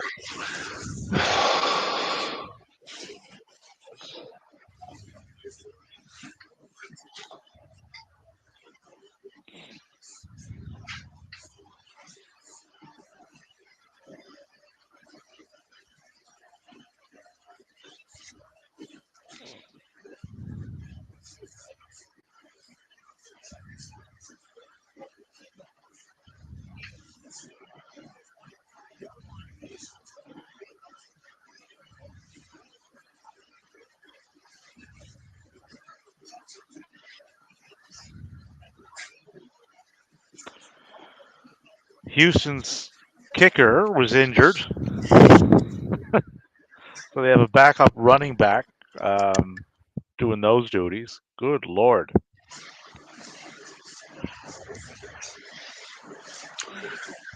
Hello, Micah.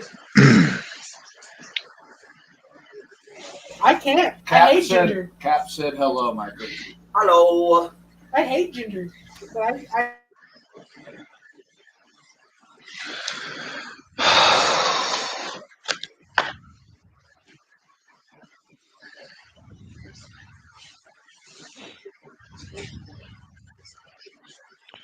And Ravens settle for a field goal. Justin Tucker, 45-yarder. Ravens go up 20-3 over the Seattle Seahawks. That could be an insurmountable lead with their defense. Oh, Cap is within 0.4 of Tyson. Maggie. Oh, my good Lord.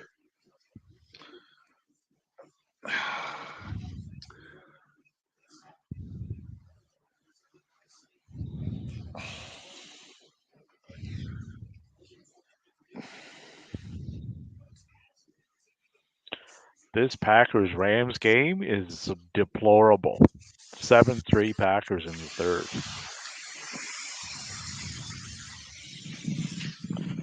Rippon is 4 of 9 for 63 yards, and Jordan Love is 9 of 14 for 78.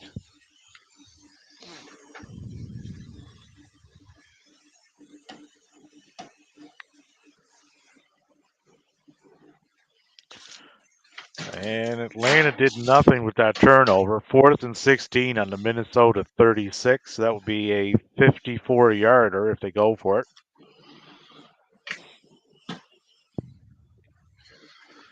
Buccaneers with a field goal. McLaughlin with a 49-yarder to go up 20-10 over the fastly falling Houston Texans, who came into this at 3-4.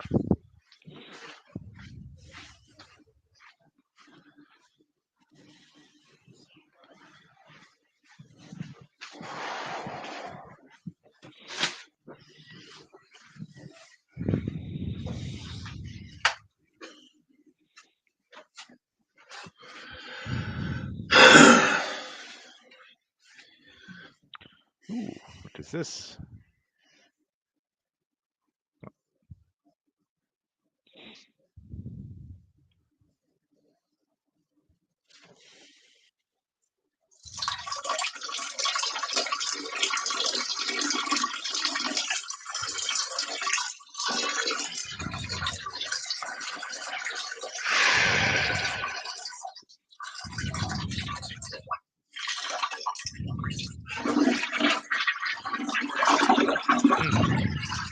What does the Raw have booked for tomorrow? Right now, we have on the plate, we have a WWE Intercontinental title #1 contendership fatal 4-way match. There's a mouthful. The Miz versus Ricochet versus Ivar versus Bronson Reed. Miz After is in the midst. promo with Miz, it's going to be him winning that, isn't it? Oh, yeah. Well, yeah, he's in the midst of a face turn for some reason. How can you turn Miz face? He's the most hateable guy, arguably, on that roster. Well, they'll just keep telling the fan base over and over and over again how great he is as a face, and then they'll believe him. Shinsuke Nakamura is taking on Akira Tozawa. It's only 2 matches booked so far. Does the NXTs have anything on the go booking wise? They do. Noam Dar is going up against the all of a sudden very busy Akira Tozawa in a Heritage Cup title match. Cap is within 0.7. Von Wagner is going up against Braun Breaker, and Tyler Bate against Dijak in an Iron Survivor Challenge qualifying match. That one's interesting.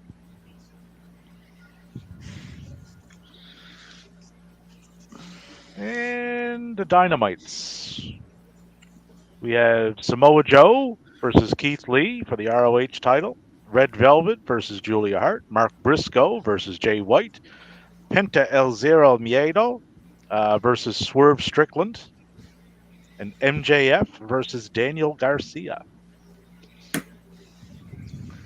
Garcia, Daniel. Yes.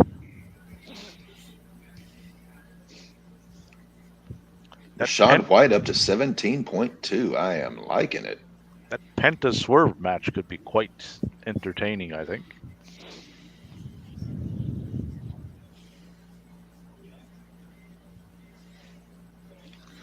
Ooh. Howell to Dotson for a very long touchdown of 33 yards. I just saw that. All.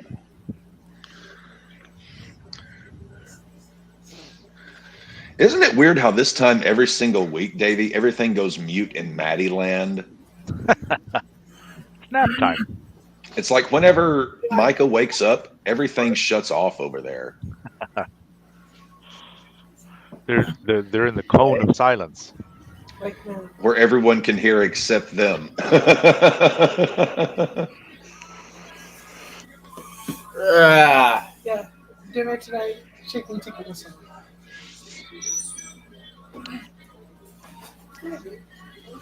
Young Wei Koo hit a 54-yarder, Maddie. Is he exciting? He got a lot of leg to him. He always did. Good shit, Matt. Good shit, drunk me. I'm almost at 100 points. Oh, Texas. Maddie's at 47 to 36. Stroud That to is just- Nico Brown for a 70. 93.15 to 35.9.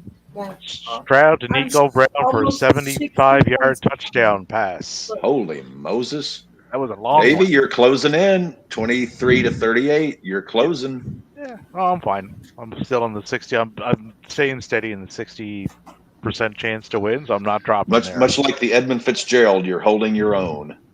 Very much so. And Seattle just cannot move the ball at all. Gino is 7 of 16 for 98 yards. Ever really have an Indian food. This is delicious. This is fantastic. Thank you so much. Oh, Bears are charging again. 2nd and 1 on the Saints 23. Down by 3. 17-14 to the Saints. You want more? I'm good right now. I'm full.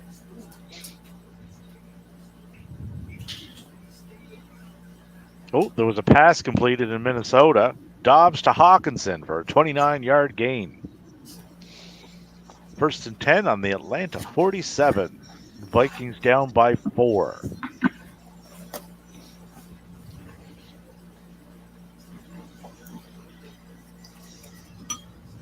Cam Akers for a 19-yard gain. 1st and 10 on the Atlanta 28. He is definitely eating into Madison's portfolio. Yep. Yeah, it's more of a two-headed running back monster there now. So, I prefer one-headed monsters. well, Madison has 7 attempts for 6 yards on the ground. Akers has 7 for 21. Neither are really tearing it up. But Madison got 2 catches for 49 yards and a TD. So everything he's done has been through the air today. Come on, big boy pants. Fucking do something. Well, the entirety of the Seattle team has done nothing. No, so here's how it's looking for me. Kenneth Walker has 17 yards. Romeo Dobbs has 26 receiving yards. Puka only has 14 because the backup quarterback doesn't know he's out there. Noah Fant hasn't been targeted. Yeah. So are you, Maddie, are you saying that with Matthew Stafford out, the Los Angeles Rams are having a staffing issue? Man, I should have put Darnell Mooney in at fucking wide receiver. How many points does he have? He's at fucking 11. Damn. It's like they're running around the field and they don't know which way is up. They don't know which way's north. They're kind of like Devin. They're just running around in circles. Dev just happened to make that particular comment in a room with the wrong people. Dev, I'm going to get you a compass for either Christmas or your birthday. I'm going to get you a really nice compass so that you'll never lose your way again. And Speaking of, my birthday's in 4 days. It is. I seen that on the Facebook. How? What? I have the double secret Facebooks.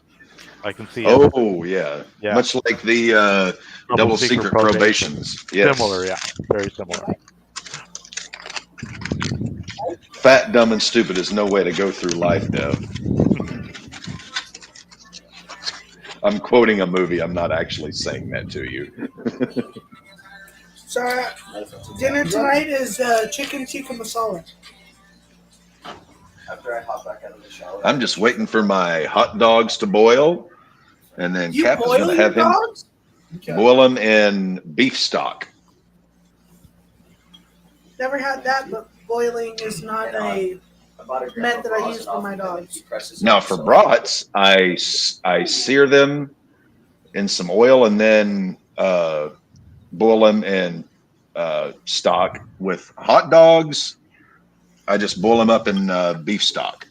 Maddie's had my dogs. Maddie knows Cap makes damn good dogs. He whooped it down about 2 fully loaded chili dogs in about 2 minutes.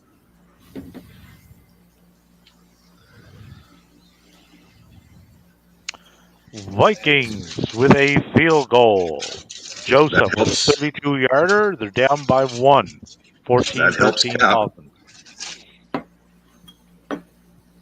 Because I have My opponent has the Atlanta defense. And we got Chicago fucking around in the red zone here. 3rd and 7 on the New Orleans 13, down by 3. Chicago gets to the red zone. That's all they do is fuck around.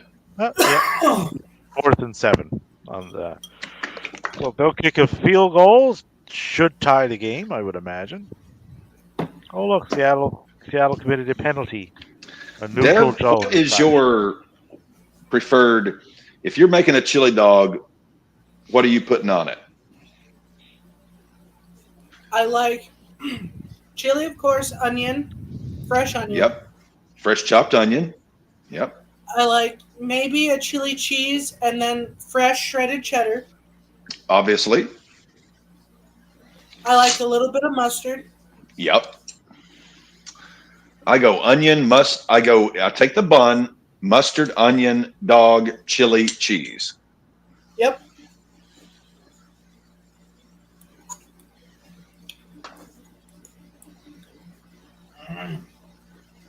But I prefer like a grilled or a Foreman dog.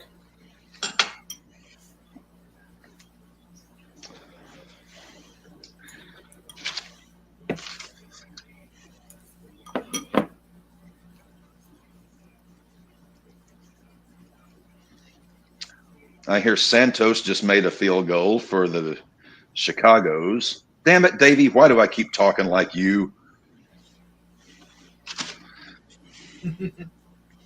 I keep adding S's to everything.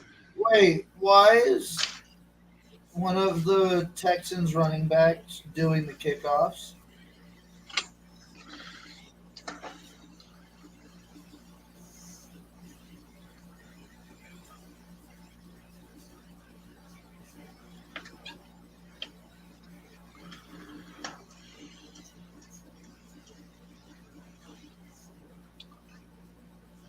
Now, Deb, here's another big question. What kind of dogs do you rock? It all depends on how much money I have. I'm totally fine going with the cheapest of cheap, going Oscar Mayer, Ballpark. I go Ballpark Angus beef. Yeah, that if I was going for really good ones, that would be my go-to. If you have the Robert De Niro, you mean? Yeah.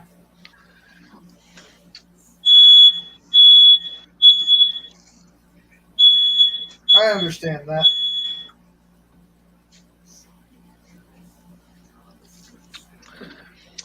I'm curious to see this new Scorsese movie with De Niro and DiCaprio. De Niro and DiCaprio are doing a new movie together? With Scorsese directing. Okay. It's called Killers of the Flower Moon. It's like damn near 4 hours long.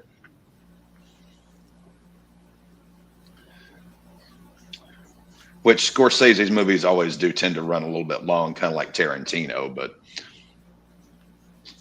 they're not like long in the sense that, oh my God, when is this going to end? It's like, oh wow, that was pretty damn good.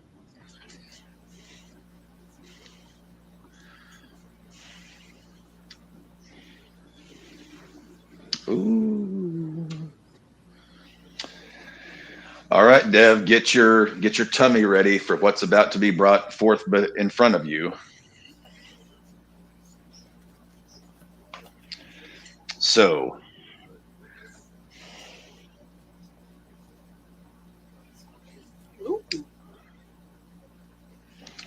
Cap chili cheese dogs. Hell yeah. The mustard and onion are inside the bun. No, I heard how you do it. Oh, Cap is up 53-48. Andrew's doing shit.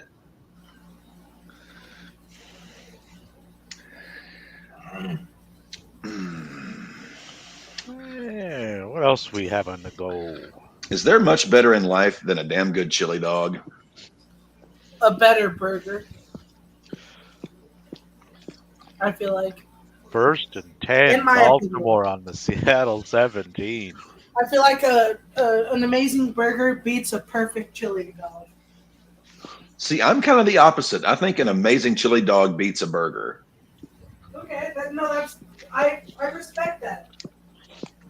Both are phenomenal, but I prefer a nice, perfect burger over an amazing chili dog. Even though I would still eat both. Washington is charging again. 1st and 10 on the New England 12. Howell to McLaurin for a 36-yard gain.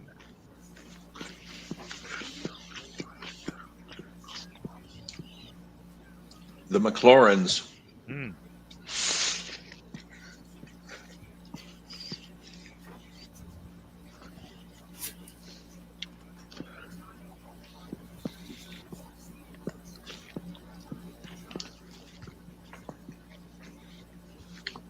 Dev, what is your personal record for most hot dogs eaten in a sitting? 20s, 30s? Holy shit. With just like your basic ketchup and mustard, yeah, like 20s or 30s in one sitting. Damn, okay. Ooh, Most I've ever eaten was 6. But that was when I was when I was eating out of depression and smoking. Well, I smoked way heavier than I did then, but that was when I was way younger, so my munchie tolerance was insane. Whoa. So I was Heineke eating to out of Joe depression Smith plus for a munchies, so I could 60-yard polish touchdown. off like maybe 3 packets of hot dogs by myself. Maybe 4. Heineke to Geno Smith, 60-yard touchdown pass. Oh, Falcons up 21-13. Andrew's up to 9 catches for 80 yards. 4 packs of 24. Yeah, I could probably polish off 4 or 5 packs of hot dogs. Most ever ate was I ate 6 at a Razorback baseball game one day. Now I want to ask you a question, Cap. And this is something that I remember doing.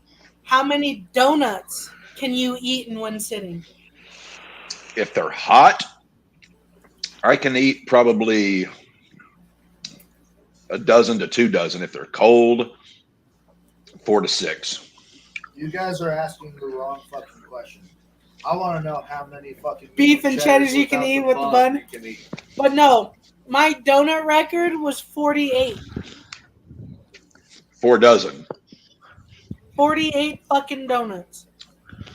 Doesn't matter hot or cold. 48 went down.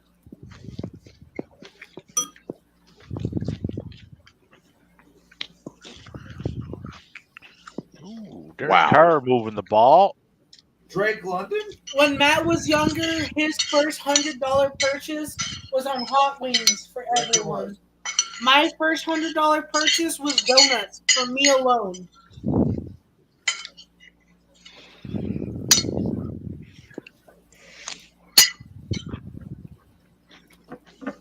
And Washington goes up 2017. Joey Sly with a 30-yard field goal.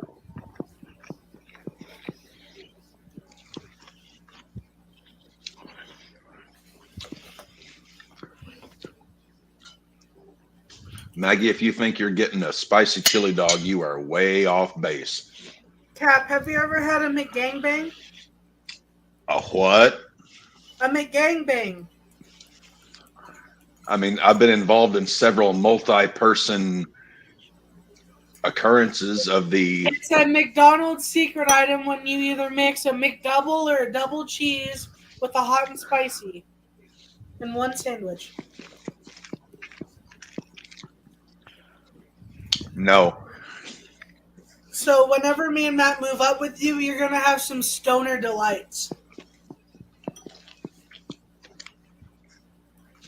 Now make your doctor question what happened. I'm not a big McDonald's fan. What's your favorite fast food joint? Probably Sonic. Really? I was thinking you were totally a Wendy's guy. Well, no, Wendy's is number 2. Sonic number 1, Wendy's number 2, Burger King number 3. Then after that, it's kind of gets kind of regional. Do you have a Five Guys in Arkansas? Oh yeah. Five Guys is fantastic. What about a smash burger? No smash. We do have Whataburger. Ooh, that's a bucket list fast food item that I need to try. No, wait, no. No, we had Shake Shack in the airport. That's what we had. That's Shake Shack. yeah. Shake Shack is the one that has my favorite fast food burger. The double mushroom Swiss with the fried fucking portobello stuffed mushroom on top. That one has been the best burger I've ever had. It was in a fucking airport. But in the O'Hare in Chicago, that deep dish pizza, fucking fire. Mhm. Oh man, there are a couple of really good deep dish joints here in Fayetteville. Yeah, we don't got anything like that, like Chicago style in Colorado. Marley's over on Dixon Street is the best deep dish in town. Gusano's, decent deep dish, but not great. But still very passable. But yeah, you want a deep dish, you go to Marley's. Are they a Chicago style? Yeah. Is it in Fayetteville? Yeah, it's in Fayetteville, down in the Bar District on Dixon Street. Okay. Then there's Los Bobos, which is a I've great heard taco. you talk about Los Bobos before. Yeah, that's the taqueria that I took Maddie to. With Very the good. really spicy. Yeah. The red sauce, as it's labeled. I'd be fine. You keep saying that. If you thought Maddie could handle spice, think about Maddie's tolerance on fucking heroin and cocaine. I eat extremely hot shit every fucking day, every chance I get. Is that why your bowels look like Sodom and Gomorrah after God supposedly conveyed his wrath? Because I don't drink that much energy drinks that more. I don't drink that much fucking soda or alcohol or smoke cigarettes anymore. But the fucking spice thing has never changed, and I never will. I would rather die than not eat spicy food. So that's how I live. The spicier, the better. Wait till you're my age and have to take medication for that. I already have. I gave up on that shit. I should still be taking it, but I don't. I have a massive hole in my stomach, and I don't give a fuck. Wait till it spreads to your colon, then it'll be like, Frank Costanza's Army Buddies. Sweet. I sent 16 of my own guys to the latrine that day. I fucking summon the demon. I'll keep eating this spicy shit until I goddamn die. You're Puerto Rican. You should have a far higher tolerance to that stuff. I do, but it's mixed with everything else. And Houston touchdown. 23-23. Stroud to Dell for a 29-yarder. Is CJ Stroud legit? I just fell in love with Indian food. 298, 3 TDs. He's 18-27. I only have one guy going in the afternoon Indian is Middle Eastern window. That's A.J. Brown against the Cowboys of Dallas.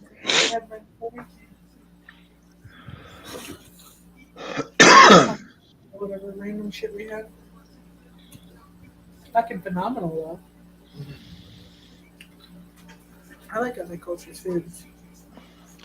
Houston had an issue with their Tyson didn't start Cole Kmet. He's got 2 touchdowns today.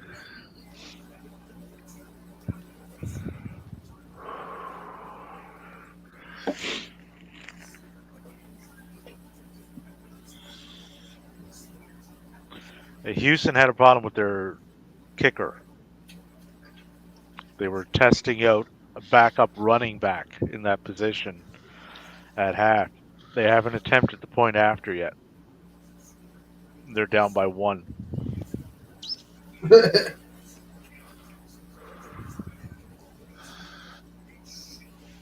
Uh-oh. Intercept. Oh, no, never mind. I was wrong.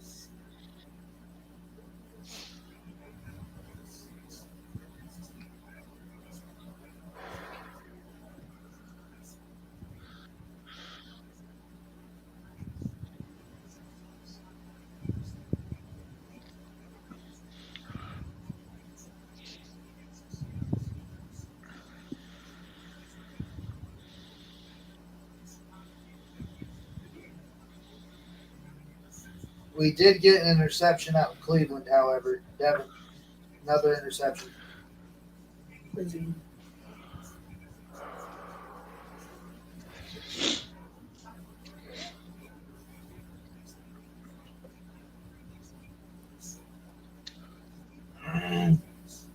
Browns picked off another one.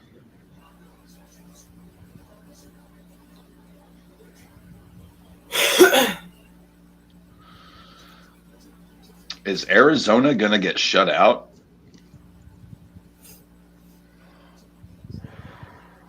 Possibly.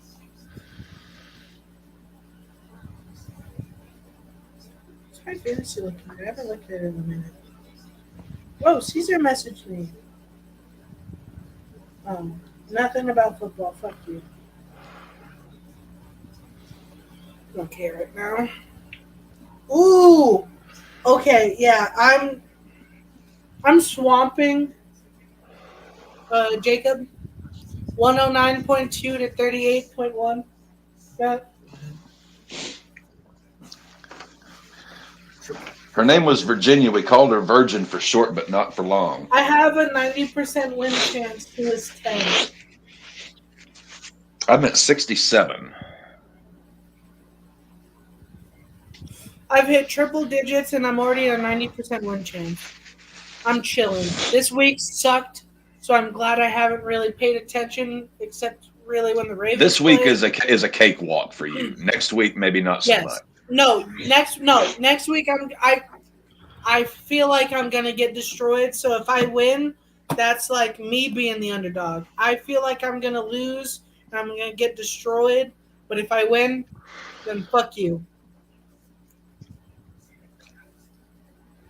I got lucky. That's all I gotta say. If I win,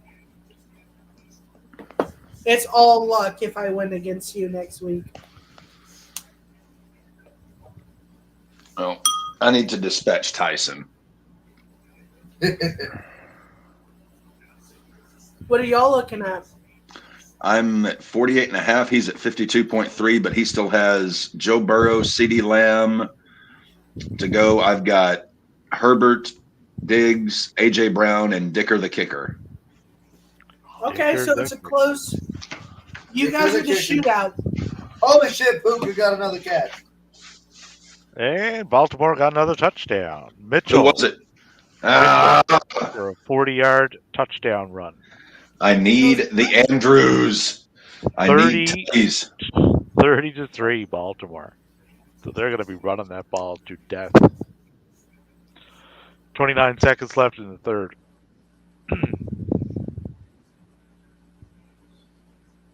Oh no, Cap. Does Tyreek old really Andrews have? Andrews got 9 catches for 80 yards, so he's had a game. So I might have a chance with you. Ezekiel definitely didn't do anything like Tyreek did with points, so that's kind of what I'm worried. Same with JSN. But maybe next week might be a better game for Seattle. Oh, big boy Pants Walker has gone up from 17 yards rushing to 13. So there's that. Wow. Yeah. Love it. Absolutely love it. He's turning the odometer backwards. He's not exactly wearing his big boy pants this week. No, big boy depends.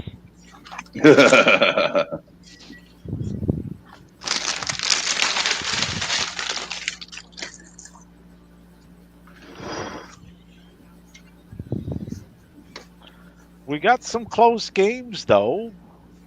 What went on here? So the Texans are still down by 1.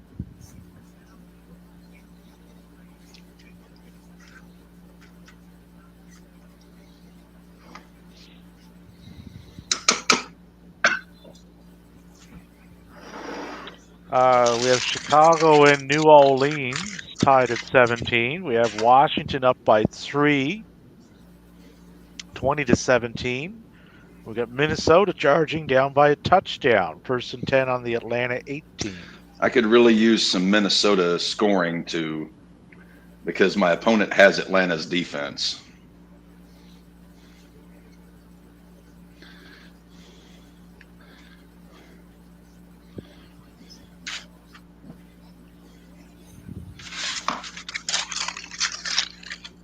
Huh.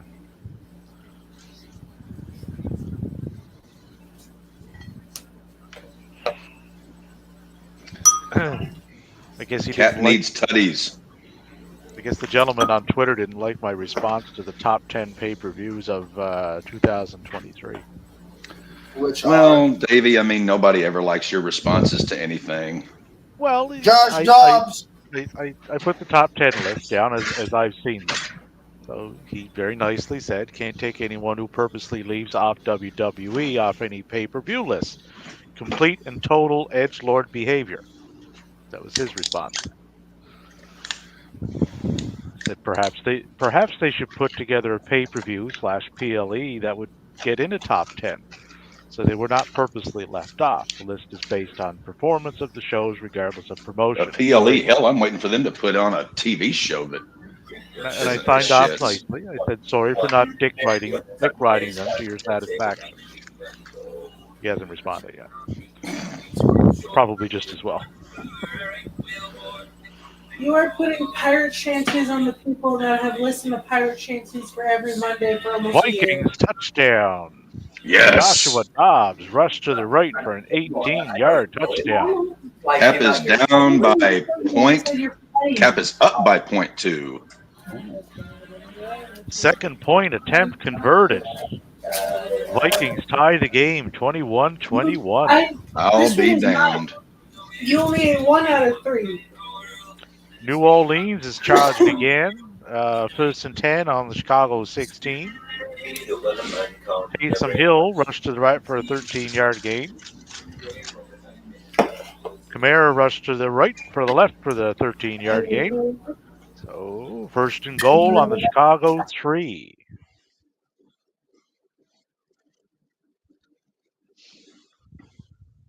$51-50 Cap.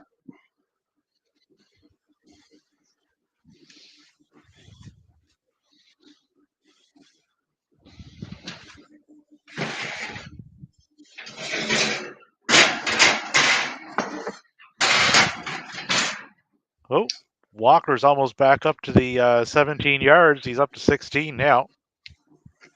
Go big boy pants. Well, I picked big boy pants to go over 53 and a half yards today. So he will have to significantly pick up that pace.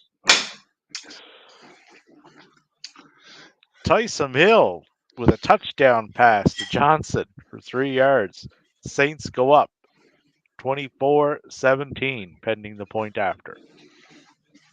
Taysom Hill is just such a damn Swiss Army knife. Do a little bit of everything. Tight end, he can throw, he can rush. Yeah, a little from column A, a little from column B.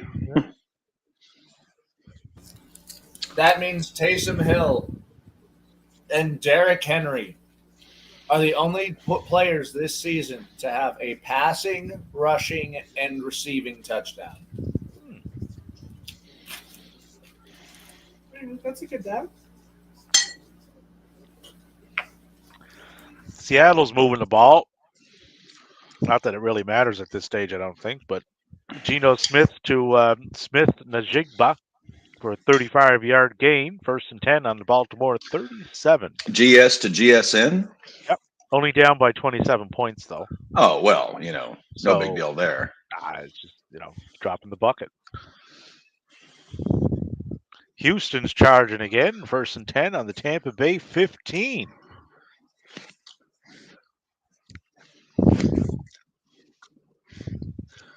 So they're charging, and it doesn't look like they're able to kick field goals at this stage of the game.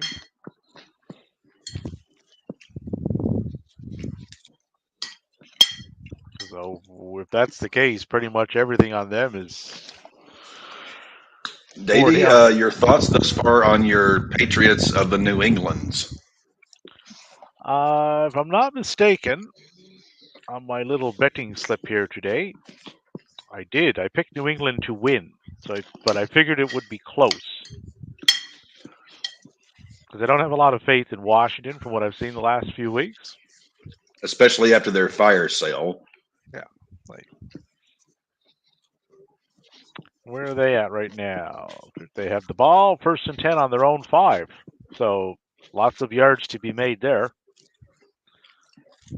Down by 3 with 11:10 left in the 4th. Jordan Love fumbled the ball. Seems like he recovered it, though. Minnesota gets an interception. They do.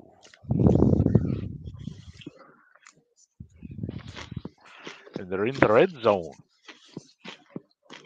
Of course, this is Minnesota.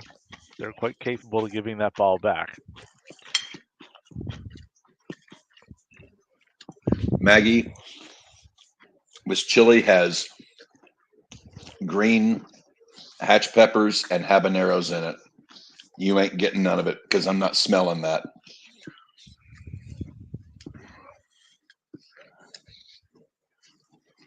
Ooh. My point total has moved. I am up to 68% chance to win now. Much better. 1 more percent. Let's get it done. How's Maddie looking? Oh, Maddie's up 50 to 39. Dave closing ground quick.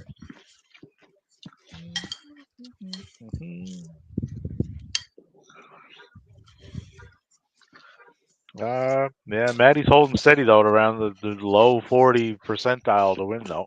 So you got to start actually putting points up. You're at 70%, so you seem to be okay. Mahomes underperforming today really hurt Maddie. Yeah, I watched the last half of that game. Wasn't the best. Well, it was a tale of 2 games, really. Kansas City did the first half, and Miami did the second half. They just couldn't complete the deal. 3rd and 14. Minnesota on the Atlanta 17. End of the 3rd.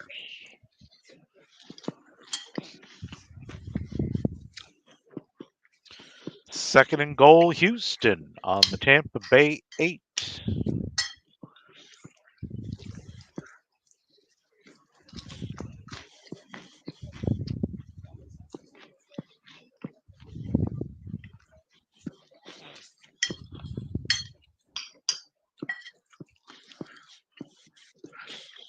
Thoughts, predictions for Dallas and Philly? I'm hoping for a high-scoring affair in this one, which I think it should be with the offenses they have. I need A.J. Brown to do lots and CeeDee Lamb to do dick. Well, I picked on my quarterback ticket. I have Dak Prescott to go over 255.5 in yards, and I got Jalen Hurts to go over 252.5. So I'm expecting a lot of offense in that one.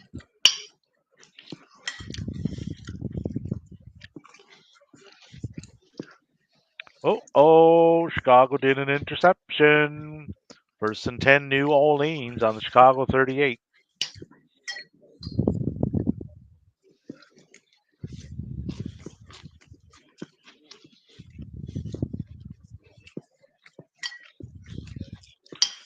Third and goal, Houston on the Tampa Bay 9.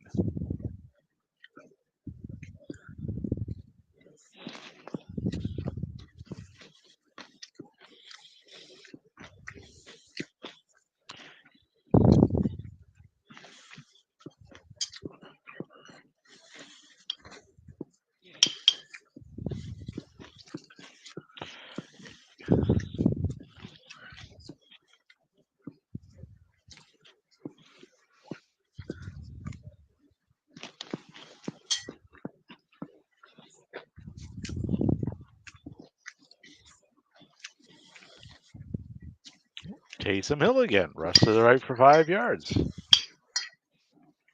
They're implementing him quite a bit today.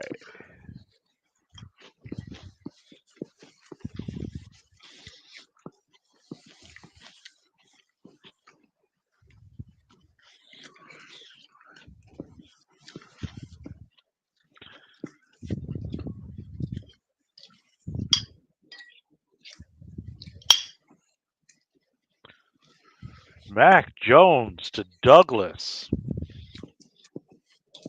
1st and 10 on their own 42. Minnesota settled for a field goal on that one. Joseph, a 31-yarder. They go up 24-21 on the Falcons. Texans with a touchdown. C.J. Stroud to Schultz for a 9-yard touchdown. They're up 28-23 right now. I don't know what their point after situation is, though, because they didn't make the last one. And touchdown, Dalton Schultz. He has put up 20 today. And Cap is down 57-52.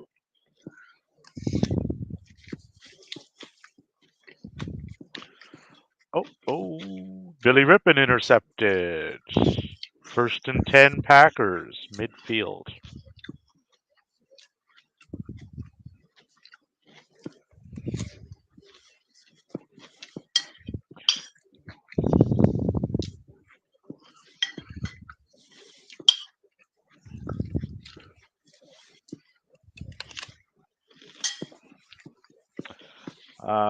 Yeah, Texans are going for 2-pointers, so Fairburn must be out for the game. They converted this one, though. 30-23, Texans over the Bucks. 14-11 left in the fourth.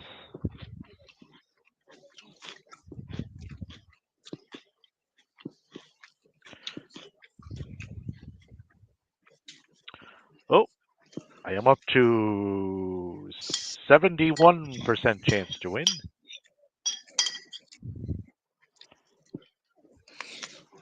That Jones to Douglas pass certainly helped. He's up to 8.4.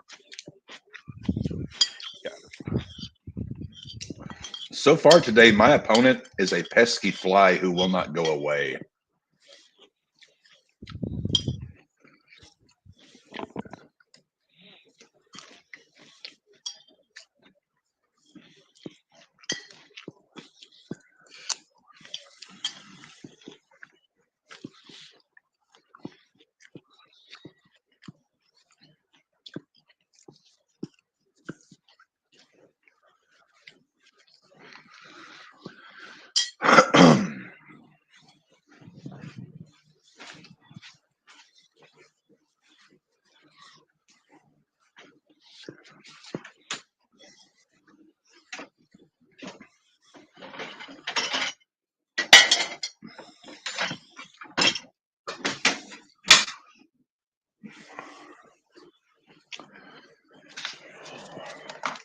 Okay.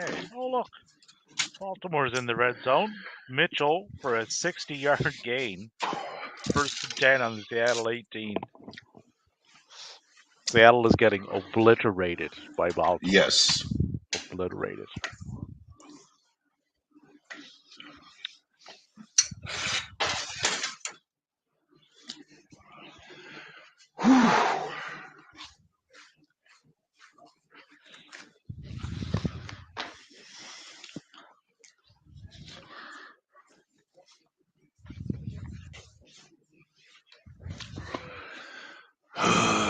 Yay.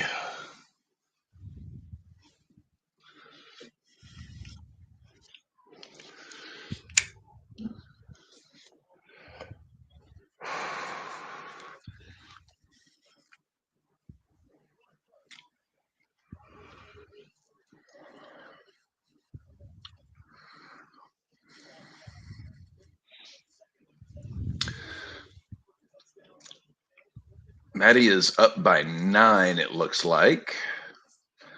Davies closing ground. Deb has his game won. I got to play under review, though, on mine, that Douglas catch. I think they might overturn that.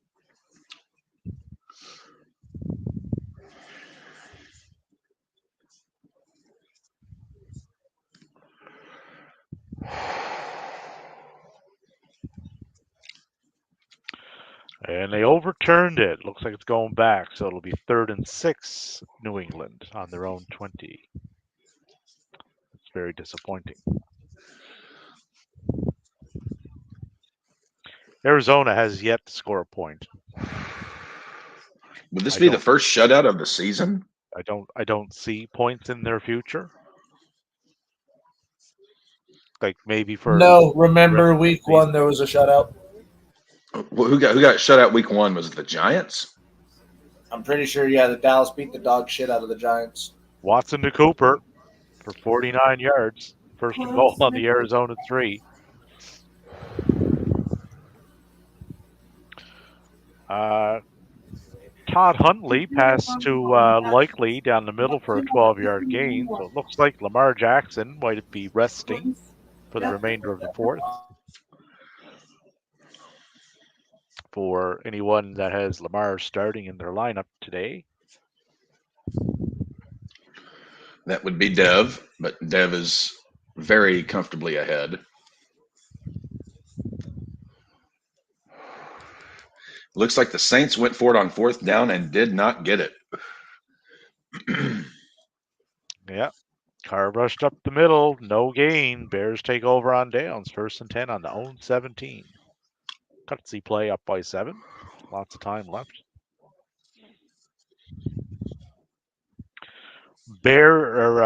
Packers are charging 3rd and 1 on the Rams 16. They're up by 7, 10-3 over the Rams.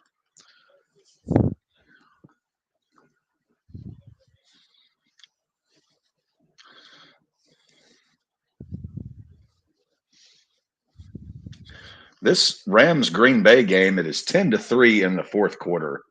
Very tedious. Neither of these teams seems to have the first clue as to how to play footballs. Well, because we know neither defense is all that great. Well, I've been flipping back and forth between most of the games here all day. I have yet to click on that one. 4th and 1. Green Bay on the 16. So they should go up 13-10 on a field goal. The Browns score another touchdown, though. That's always nice. Kareem Hunt rushed to the right for a 3-yard touchdown. Browns go up 27-0, pending the field goal. Packers do kick the field goal. So they're up 13-3. So that's now a 2-score game. Maggie, what are you wanting? Ravens touchdown. Huntley to Beckham Jr. for a 6-yard touchdown. Devin, the Ravens are doing so well, they've got the backup quarterback in.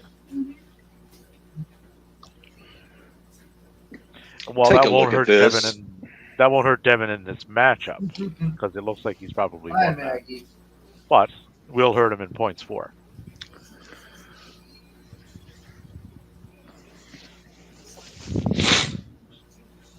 Yeah, he has a 7% win chance. Yeah, Jacob's done.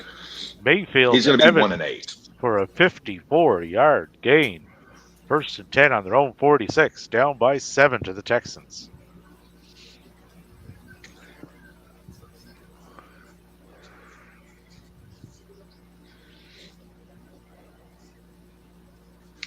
Let me pull up.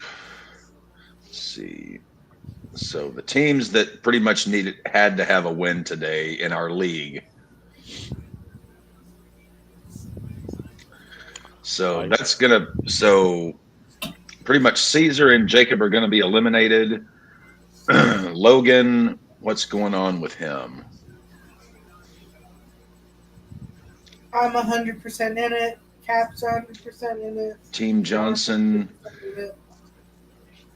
Yeah, I'm projected to lose still. So we could potentially today have 3 teams essentially just eliminated from playoff contention.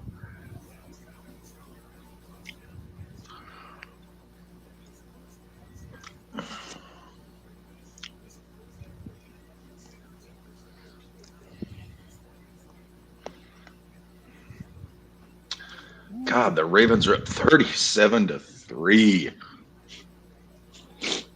We make it into the playoff, maybe. And Buccaneers with a touchdown. White for 1 yard. I needed that one. 30-30, pending the point after. With a ton of time to go. 24.5 points for the day. He is so far today the highest scoring non-quarterback.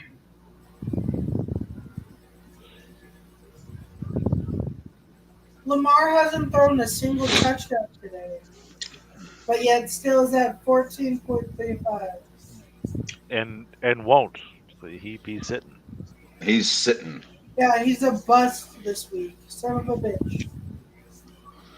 And you didn't even really need him. What is? Wow! Well, Mitchell had 138 yards rushing. No! Edwards had 52 yards rushing and 2 Wow. Okay. Lamar Jackson, my starting quarterback for almost this entire season. Yes. 14.35. My backup quarterback, CJ Stroud, 42.85. Yeah, And Davey is within a point of his competition.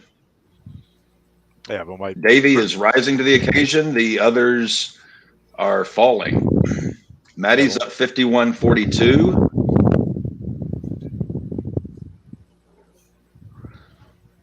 Nashville FC is whipping Poppy, so he's probably going to go to 7-3. 7-2. Dev's going to go to 7-2, and still waiting to see what's going to happen in my game because this one is just an absolute slugfest. Slobber knocker. A slobber knocker. Slobber of knocking proportions. Good God Almighty! Good God Almighty! That killed him.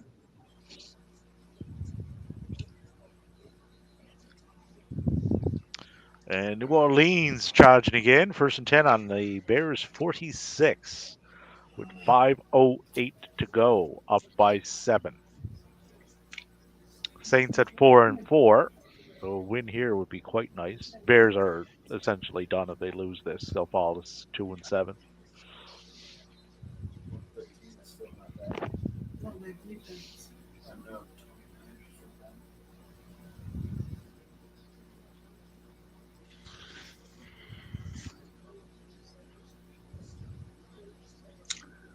Maddie, your simp has commented multiple times today, and you have yet to respond to him. I haven't. Look at the chat. Oh no, I've responded to. I thought all of them. You haven't responded to a single one. Yes, I have. I responded to the last night, the one that he said last night was fun because I was on open mic night last night. Oh, how did that go? Bro, I fucking my laptop fucking restarted and updated on its own. Well, no, I mean, like open mic. I mean, you just go up there. There's an open mic. I mean. Oh yeah, no, I was on the show and my laptop just decided to restart on its own and update. I mean, maybe open mic has changed in recent years, but I thought open mic, you get up and you either play music or tell jokes or. More like motivated. No, it was just like a round table talking about. Oh, I thought like open mic at a bar or a club or something. Oh no, it was a YouTube show. Okay. Network.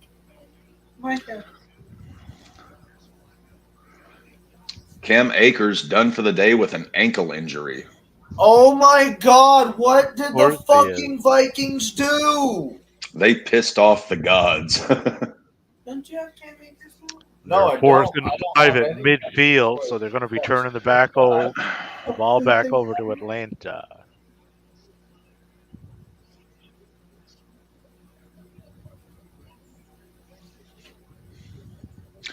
Coming up next, America's Game of the Week. It is the Dallas Cowboys Network, the Fox Network, as they travel to the Eagles. That's one thing that I like to do. Or as Maddie likes to call them, the Phila Georgia Bull Eagles. I'll kick them in the Phila back. Georgia Bull Eagles, yeah. Back, right? I did it to Haley yesterday so much that she got pissed off and kicked me in the shin with her docks. She kicked me in the shin with her fucking dock. Uh-huh. Ow. Micah, some girl kicked you in the shin? Yeah, with the dogs, because he was being a bitch.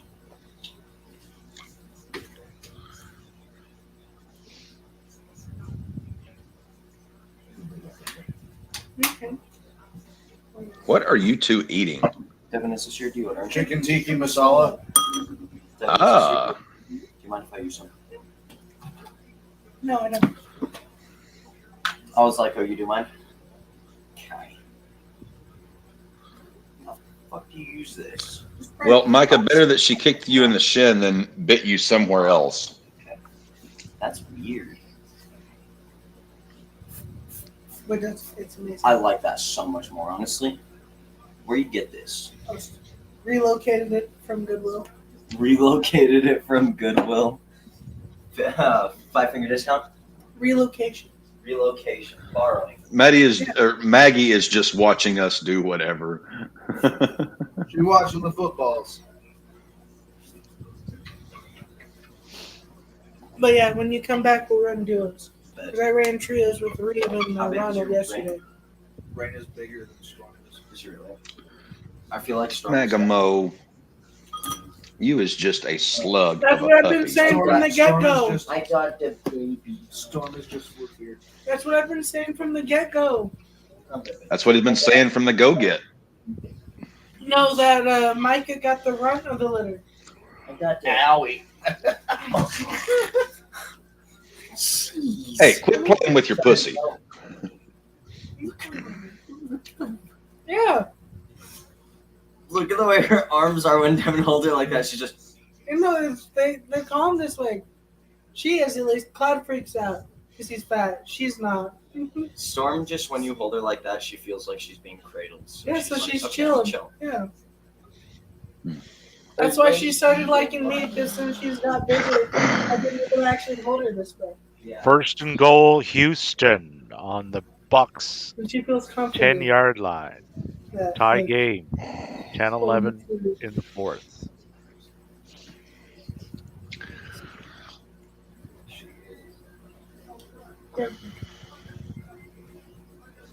I am so glad I am taking a vacation day tomorrow. This week has the last few weeks have just Yeah, the base. put me on my ass. And let's see here. Christian Watson comes alive for Green Bay and catches a 37-yard pass. You have got your claw in my nipple. She didn't have any claws in me. Cap is going to make a quick run to the gas station next door to get cigarettes. I will be back in about 10 minutes. Give me Cheetos. Give me Cheetos. Give me Cheetos. Dev, give me that. Dev, I'm sorry that the carrier pigeon has bit the dust. Carrier pigeon died halfway through.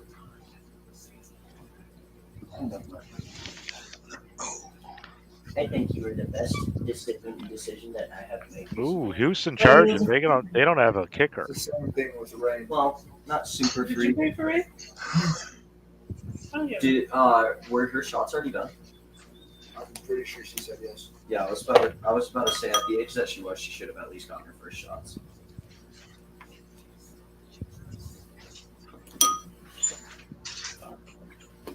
Sometimes soon I'm gonna have to get her sprayed. Do you not want to get her to breed bread? Well, I do, but like it's just taking too long, and the chances of her getting a disease from not getting fixed is very high. This is propaganda. Patch is almost it's not just propaganda. Patch is almost passed away from that.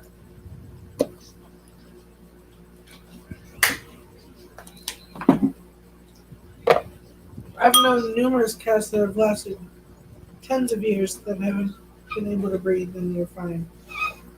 Yeah, I know, but there's always a chance.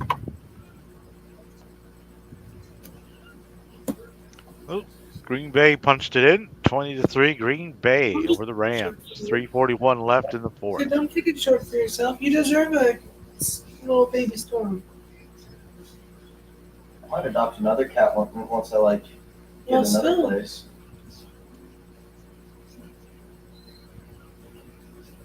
Or find maybe another young one that Storm can help. Maybe another actual Maine Coon that'll grow to a bigger size. I don't know. Yeah, a purebred one.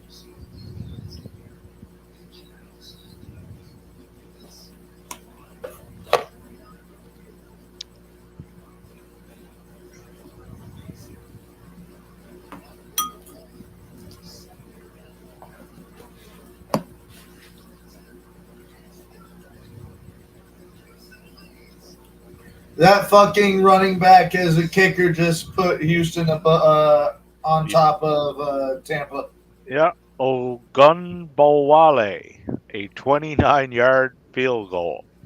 Let's go. I'm willing to bet no one started him today. Let's go. 33-30. Lots of time though. 8:45 left to go on that one. Baltimore's charging again. First and goal on the Seattle 9. Up 37-3. Geno Smith's not even at 50% passing. He's 13-28. That's embarrassing.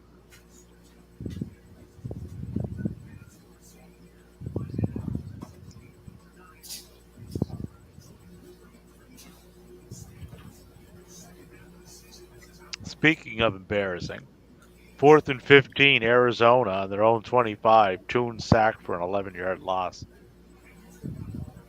Only down 27-0. No, 4:39 to go. So cue the comeback there.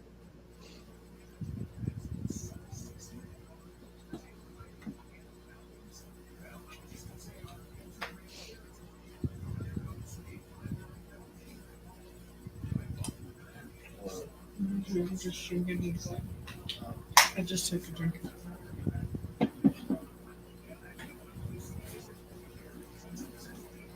All right.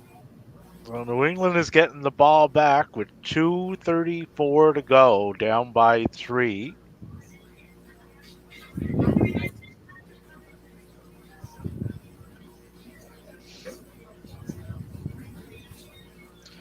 And Atlanta is charging. 1st and 10 on the Minnesota 35, down by 3 to Minnesota.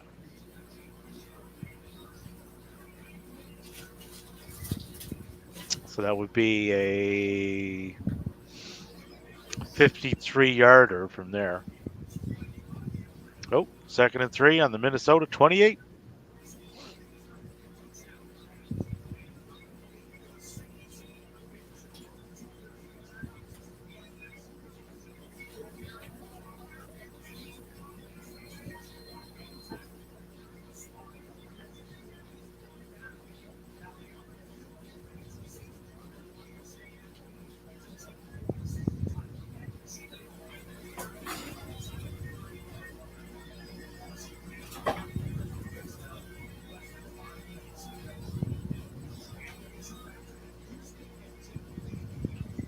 Devin, look.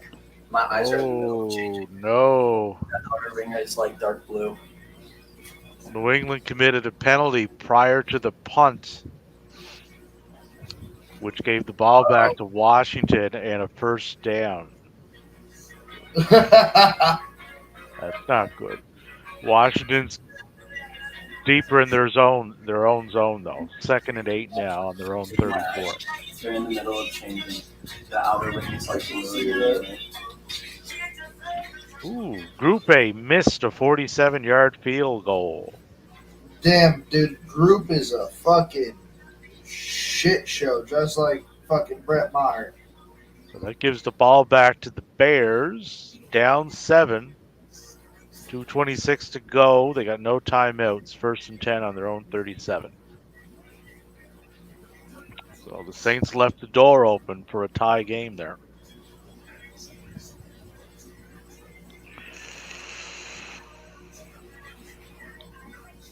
And the Falcons are just trudging down the field, but I don't think they've handed it to Bijan Robinson once. Well, Algiers running this one. 1st and 10 on the Minnesota 19.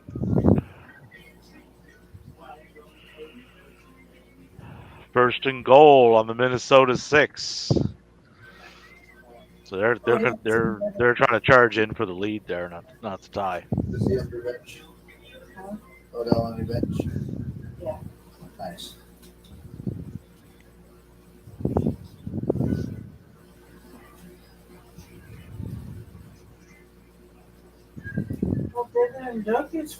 Green Bay or New England held them off. 4th and 6 on Washington's 36. So Washington got to punt that back to New England with how many timeouts do they have? Patriots have no timeouts, though. Down by 3.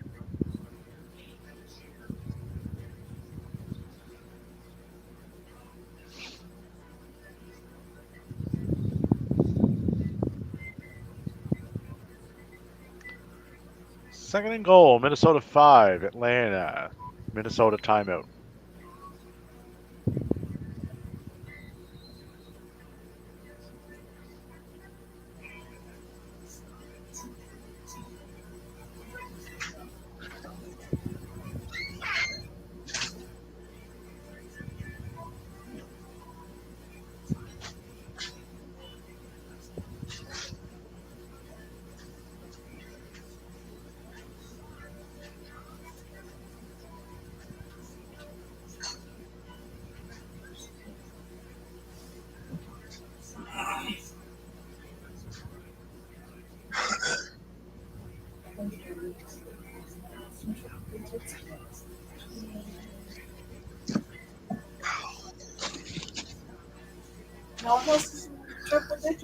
Maggie literally has sat here the entire time since I left. I should have put the headset on her. Come here, Magnums. Touchdown Falcons. Oh, dadgummit.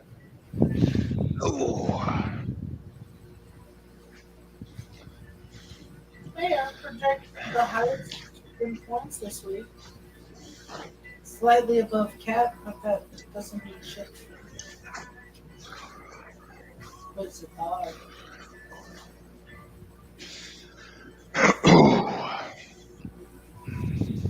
Okay, Miss Magnums, your footstool is back. Oh. I've had a lot of dogs in my life, and she is the second female dog I've ever owned. And she has got to be the biggest daddy's girl on planet Earth.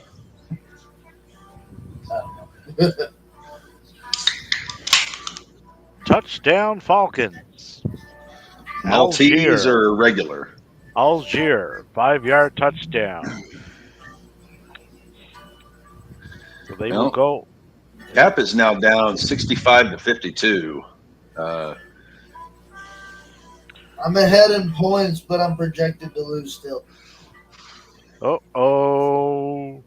Teabag, sacked for an 8-yard loss, fumbled. Saints recover the ball. Second and 4 on the Chicago 12. They're up by 7 with 2:05 to go. Oh, yeah. Cap's not liking how this afternoon is turning out for his squad. I am, because the Broncos ain't playing today. I have a 95% chance. We'll get to enjoy another meltdown next week. Will we? Isn't that on Monday?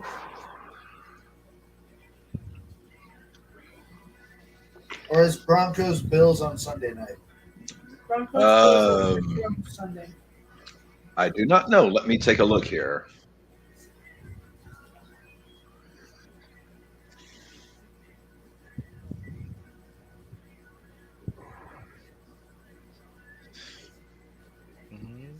New England moving the ball at the 2-minute warning. 1st and 10.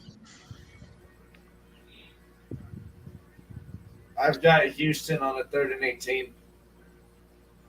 CJ Stroud drops back. Fumble. 4th and 24. Yep, recovered by Houston. Yeah. You guys play Buffalo on Monday Night Football next week. Yeah, I don't have to watch that fucking game.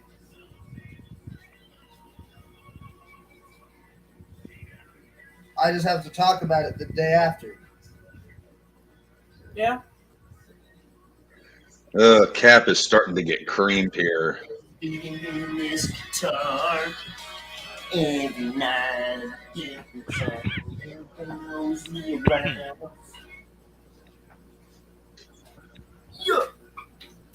Yeah. I'll be back. I'm like that motherfucking baby hammerhead. Yeah. My biggest Achilles heel so far today is the Vikings defense. which, to quote Davey, has done fuck all. Yep. Well, no, not fuck all. They've given up 28 points. So that's something. Down by 11. Seth Rollins. Second 3 and minutes 2. ago. I hate football. New England, 2nd and 2 on their own 32, 1:55 to go. I hate football. I love football. I'm going to the fucking playoffs. Out of all of us, my team has the highest chance of possibly making it to the Super Bowl. I know we're not going to, but we have a high probability. Urinating Tree tweeted out, "You've heard of fat guy touchdown? Wait until you find out about running back field goal."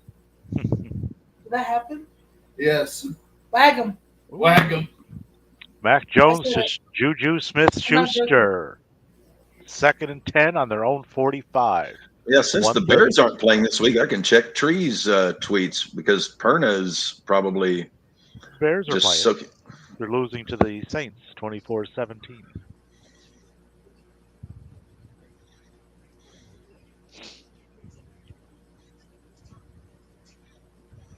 New England has no Tampa Bay is trying to get back into field goal range here. The 3rd and 1 on their own 48. 3:53 to go in the 4th. Down 33 to 30 to Houston.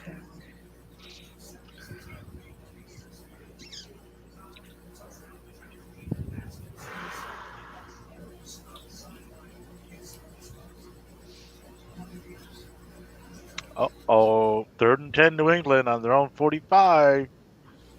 This will be 4th down territory, though. They're down by 3. 1:26 to go.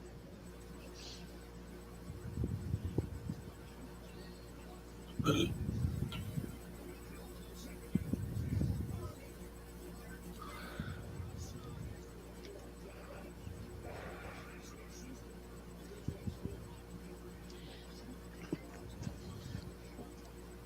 me pull up the zone of red here.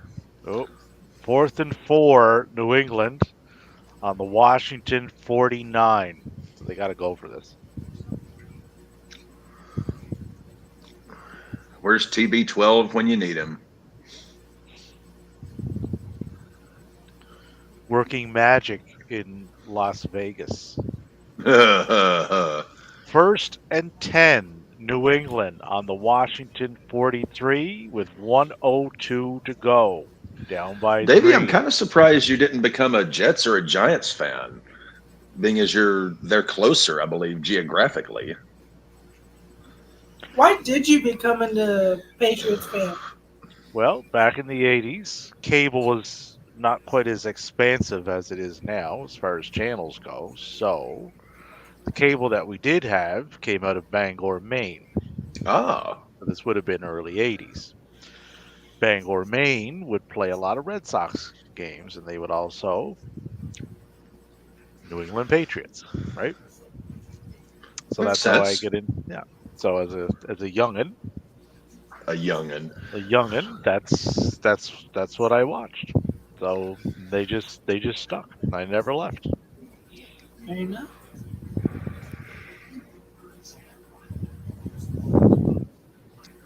Well, Minnesota's trying to do stuff. Dobbs to Addison for a 24-yard gain. 1st and 10 on the Atlanta 37. With 1:19 to go. They're down by 4, though. So they need a touchdown. I should have started Addison over Henderson.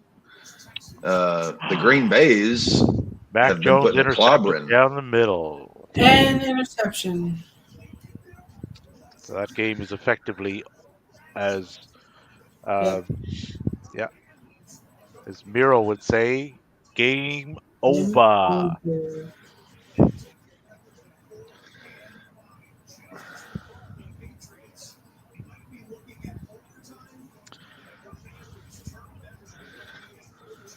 Is it too late to bench Mac Jones for the day?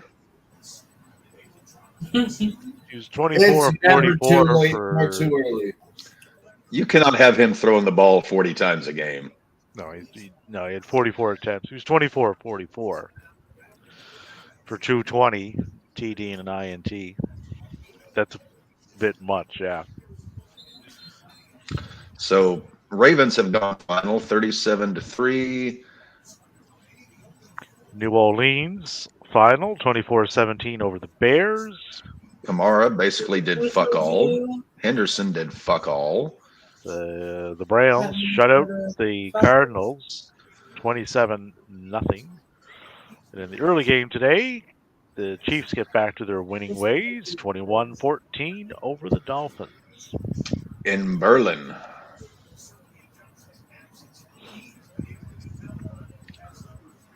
So we've got Colts and Panthers, Eagles and Cowboys. I think we only have 2 afternoon games. Or no, Raiders and Giants. Yeah. Yeah. The vicious Vegases. Yeah, Giants, Vegas, Dallas, Philly, and Buffalo, Cincy. No, Buffalo, Cincy is the late game. So it's only 2. Yeah, Buffalo, Cincy is Sunday night, and then Chargers, Jets is Monday night. Yeah.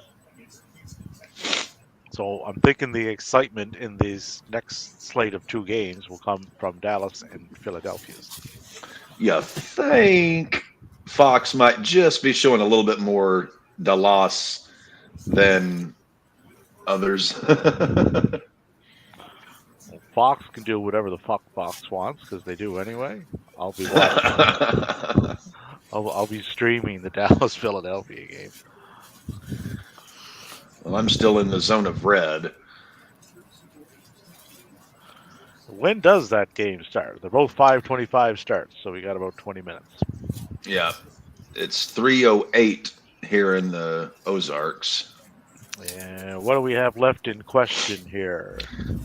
Vikings and Falcons, Tampa Bay and Houston. They're at the 2-minute warning. No, we got Indy, Carolina. That just started, so there are 3 games. Yeah, they just kicked off. Yeah, I don't really think anyone cares about that game. No. To any great extent, Colts are 3-5, and the Panthers are 1-6. I debated keeping the Colts defense, but I wound up going with the Vikings, and looks like that has come back to bite me in the posterior. What are the Vikings doing? They're 3rd and 7 on the Atlanta 34, but a field goal does them no good. They're down by 4. What has Dobbs done in his debut effort? 3rd and 24 for Tampa Bay. Dobbs is 18-26 for 146 yards and a TD, so he hasn't played bad, considering he doesn't really fully know the system yet either. 4th and 2 Tampa on the Houston 41. 1:55 to go. They got 2 timeouts. They're down by 3.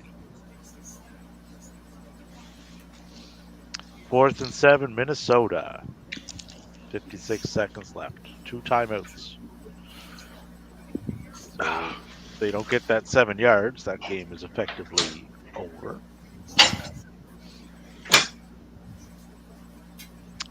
Parker Mayfield, 4th and 2 on the Houston 41.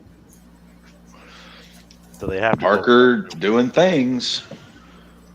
Joshua Dobbs rushed to the right for a 22-yard gain, 1st and 10 on the Atlanta 12. Well, that helps me out because my opponent has Atlanta's defense, so that's chopped it down to Cap trailing by 9.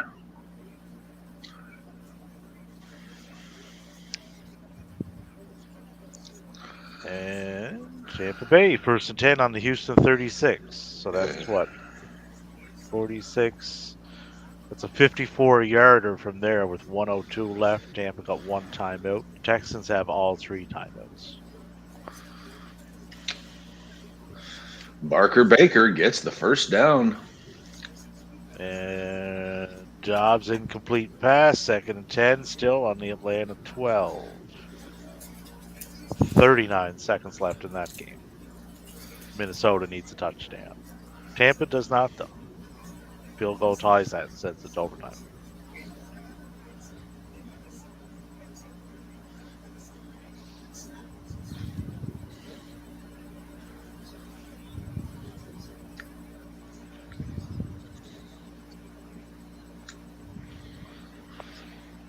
Oh, it's so hard to put more beer in your system when you're so full of chili dogs.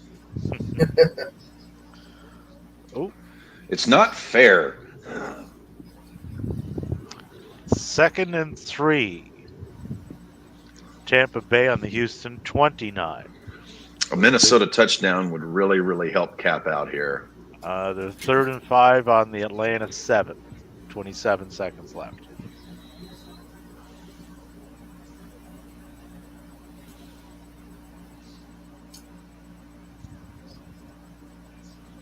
Minnesota timeout, Houston timeout.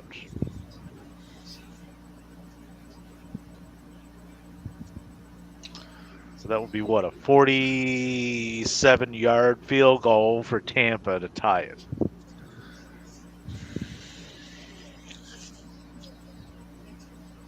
Now, 27 seconds left in Atlanta. Yep. Now, in the Houston game, keep in mind, they don't have their kicker. They got a backup running back doing that. They are sans kicker. Yep. Vikings touchdown. Yes!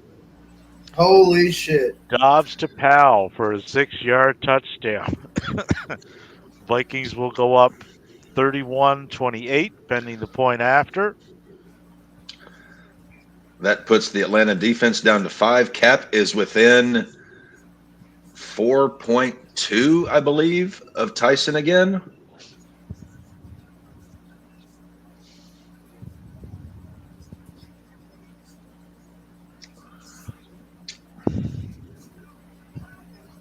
Point after good, 31-28 with 22 seconds left. Atlanta's going to get the ball back, and they got 2 timeouts.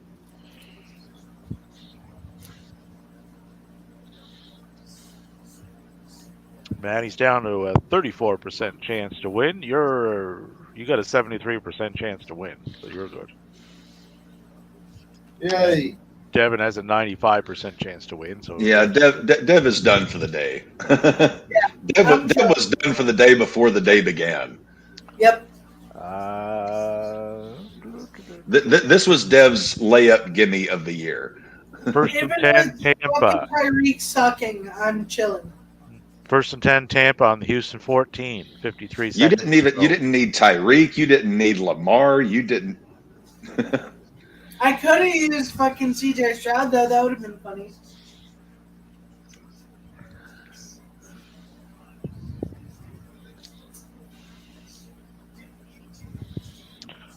And Colts didn't do much of anything on that drive. Now, can Tampa complete the deal? Well, they should tie it. They're on the Houston 14, so that game will be going to overtime.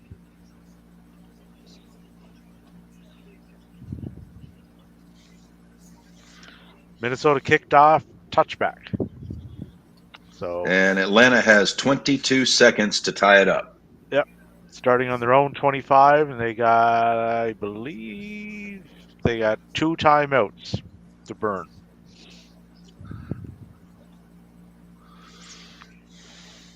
And Tampa Bay takes the timeout. 49 seconds left to go in that game, down by 3 on the Houston 14.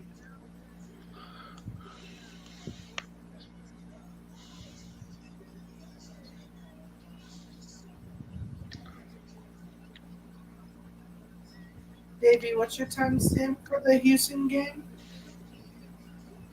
How much is left? 49 seconds left. Tampa Bay's in the red zone, 1st and 10 on the 14. Okay. Tampa Bay's in timeout. Yep. 2nd and 1, Atlanta on their own 34. 15 seconds to go.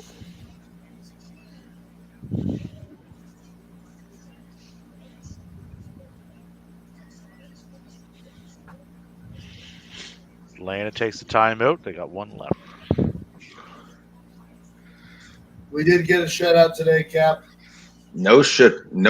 Well, yep. Arizona got shut out. 27-0. Cleveland defense did what, D? That may not be the last time we hear this season. 31 points from Cleveland's defense. Yeah. Oh, Buccaneers with the touchdown to go up Who scored it? Who scored it? Mayfield to Otten, 14-yard Ah, touchdown. shit. So pending the point after, that'll put them up 37-33. So Houston would have to march down the field and score one of those touchdown thingies Yep. in 46 seconds, but they got 2 timeouts, so it's possible.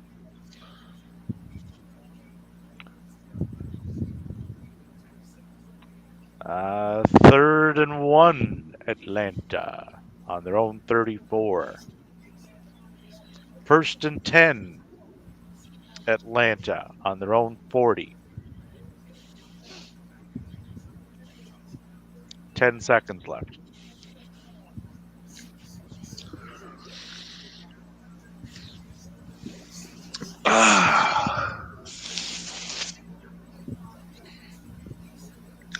So they're on 40, so they got to get 10, 20. They got to get about, Atlanta needs about a 25-yard completion here to get in field goal range, I'd say. Nope, incomplete. 2nd and 10 with 5 seconds left. They got 1 timeout. So here comes that game, and that game is over. Vikings win 31-28. Josh Dobbs is going to fuck around and take them to the playoffs, isn't he?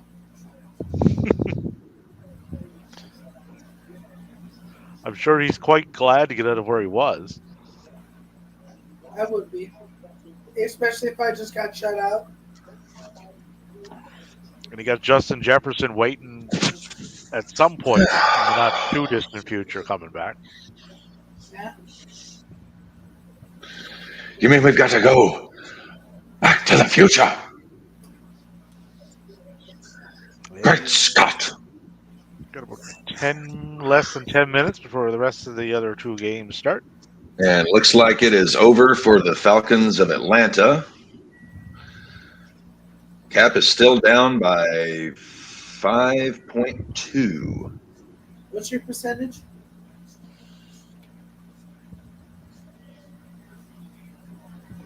Speak up a little bit. What's your percentage, Cap? I'm down by 5 point. Actually, no. I'm down by more than that. I'm down by 7.1, but have a 71% chance because I still have Herbie Hancock, Stephon Diggs, A.J. Brown, and Dicker the kicker. Yeah, He has CeeDee Lamb and Joe Burrow. Okay. Yeah, so being down 7 points is basically a mirage. I don't like being behind, Davey. I like being ahead. Maddie, I got to give it to you, dude. The scrunchie is maybe the greatest thing ever for dudes with long hair. Dude, it is so nice. How long has it been since you cut your length? What are you rocking, about 2 years there? Every time I go and get the undercut done, I get at least an inch trimmed off. But I've been growing this out essentially since high school. Oh. Indy Between that fumbled and the thick beard, you're starting to take on like a Jesus Maddie look right now. Indianapolis fumbled the punt. No! Carolina recovers. First and 10, so Carolina on their own 48. I've always said, Maddie, you look a lot better without the beard. You look like a mountain man hermit with the beard. No, this is probably going to stick around until after the Rumble.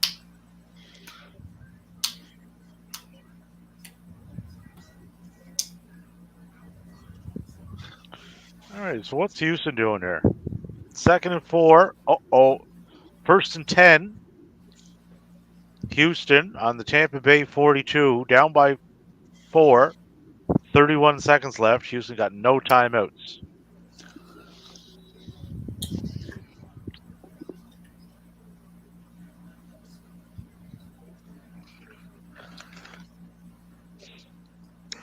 C.J. Stroud has 429 yards passing. He's 28 of 40 with 4 TDs and losing. That's That's Texan the Houston football for you, team we all Davey. know and love. So That's it, Houston football for you. so it ain't whatever's going on. It's not on Stroud.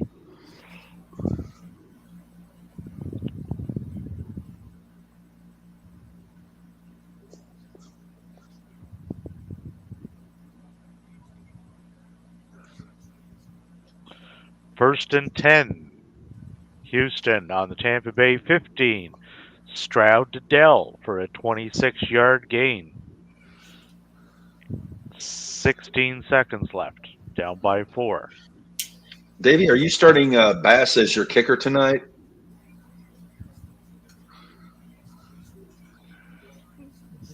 I am. And you paid what for him? $1 fucking dollar. I buy that for a dollar.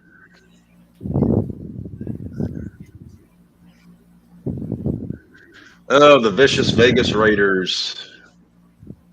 They have not started yet. Although that's a winnable game against the Giants. Stroud just made a completion at the 15-yard line. 15. Yeah. To Dell for 26. Yeah. Is Stroud going to hit 500 today?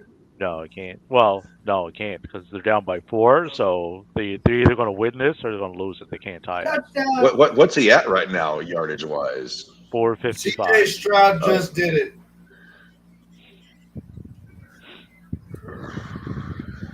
$455.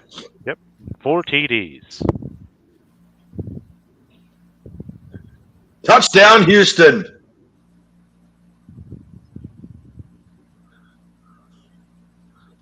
CJ Stroud damn near had 50 fucking fantasy points. Nice. Yeah. Stroud to Dell down the middle for a 15-yard touchdown. Tampa Bay committed a 15-yard penalty for an unsportsmanlike conduct. 39. CJ Stroud has put up 56 and a half. Yeah. So And Dev did not start him, but he didn't really need him. He finishes with 470 yards and 5 touchdowns. That's a day. Yep. Yeah, almost 50 fucking fantasy points. Probably going to be the highest scoring player this week. So that'll drop Tampa Bay to 3-5, and that will improve Texas to 4-4. Oh. You have to kind of feel bad for Baker and Tampa Bay here. They fought back, and still it wasn't enough. You would think I would. However, I have no sympathy for Tampa Bay. Ain't no sunshine when she's gone. Although I do like their baseball team, and I like their hockey team. I just have no use for their football team. Why the fuck wouldn't you have kicked the field goal there? What, Houston? They have no field goal kicker, remember?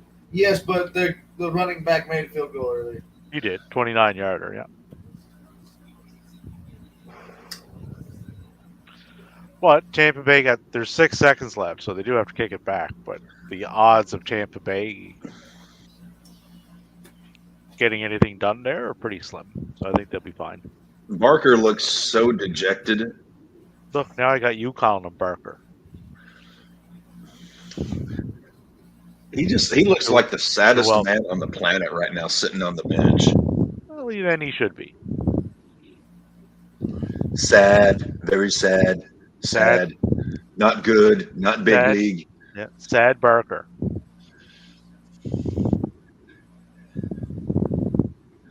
He's like that sad Corbin character.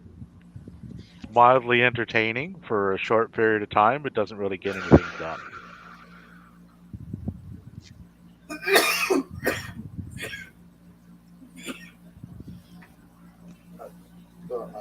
Oh, this would be of some interest to Matthew. Naito is getting his oblique muscle operated on to fix the paralysis in his right eye that causes the double vision before his world title match at the Wrestle Kingdom. Who and is? it looks like the Cowboys and Eagles know. have kicked off. What did you say, Davey? Who's getting the surgery to get that fixed? Naito. Oh, okay. Yep. I didn't know there was a surgery to fix that. I thought he just, shouldn't be fucking wrestling. No, apparently you can. I don't know why he waited so long to do it, but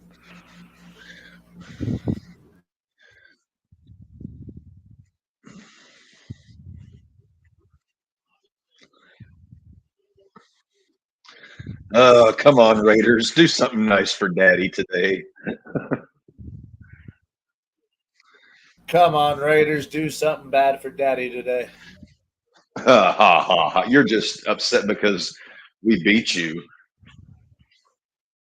I wouldn't say upset because I'm one of the only teams that beat the Kansas City Chiefs this season. Are you just going to keep riding that horse until it just keels over? Until it Yes, he fucking is. dies. Yeah. Ugh. that horse that Maddie is riding for that will be like the same horse from the True Grit movie, the remake. Remember when Jeff Little Bridges? Blackie. Yeah, Mary, yeah, shoot it. You realize if the Broncos ever actually do win a Super Bowl, Maddie is going to be insufferable for about a good year. Oh, Y'all would have to deal with that for it's 30 something weeks. No, I think he milked that for a good decade. He's been milking the last one for the last half decade. You're damn right I have. God almighty. The Buccaneers lose 39-37. And at 3-5 are still not out of it in that division. So how's that for setting the bar extremely low? You don't even have to get half of what you're supposed to do right and can still get in the playoffs.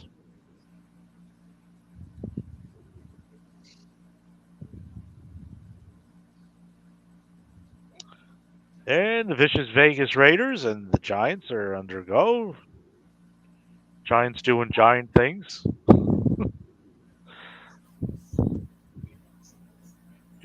Danny Neck and Dimes is back out in the field. He is, yeah. Yeah, he got them to a 4-and-out, and they even did a false start penalty. So they're combining things. So that's good. Jonathan Taylor Thomas for a 13-yard gain in Indianapolis. Oh, good Christ, Davey.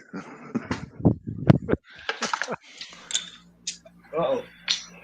Yeah. Well, it does kind of make sense because you kind of are our Wilson. Yeah.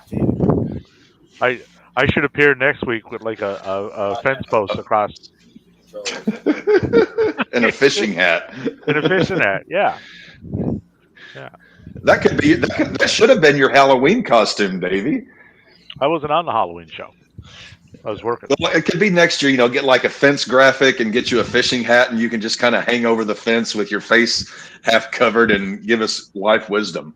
Yeah.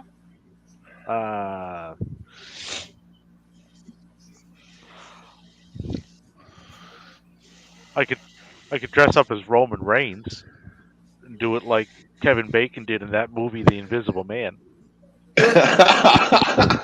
Just never around. Why is there no one on that? We don't see anyone. Oh, he's dressed as Roman. He just didn't fucking show up. Perfect.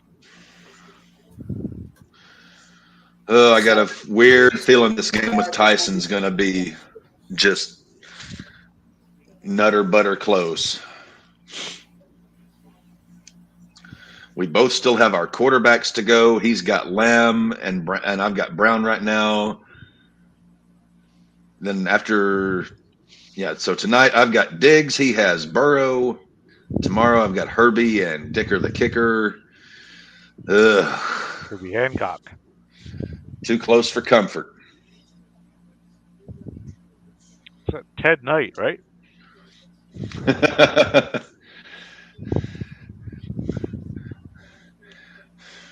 Gambling is illegal at Bushwood, sir, and I never slice.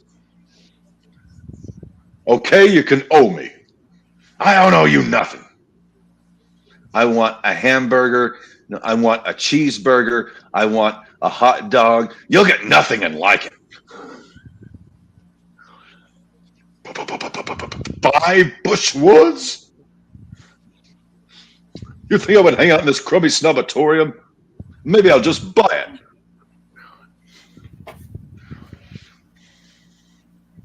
Billy. Really sucked. The only game I've enjoyed in my Ravens, but even then, that game was. Davey, you have to decide what you stand for. Goodness or badness. I want to be good. Good. That generally depends on the other person as to which version of me they're going to get. The crowd is just on his feet here. He's a Cinderella boy. I think he's going to go about an 8 out on this one, I think. And it's in the hole. It's in the hole. Wait, if I kill all the golfers, won't we go to jail? Golfers! Oh, God, that movie is so awesome.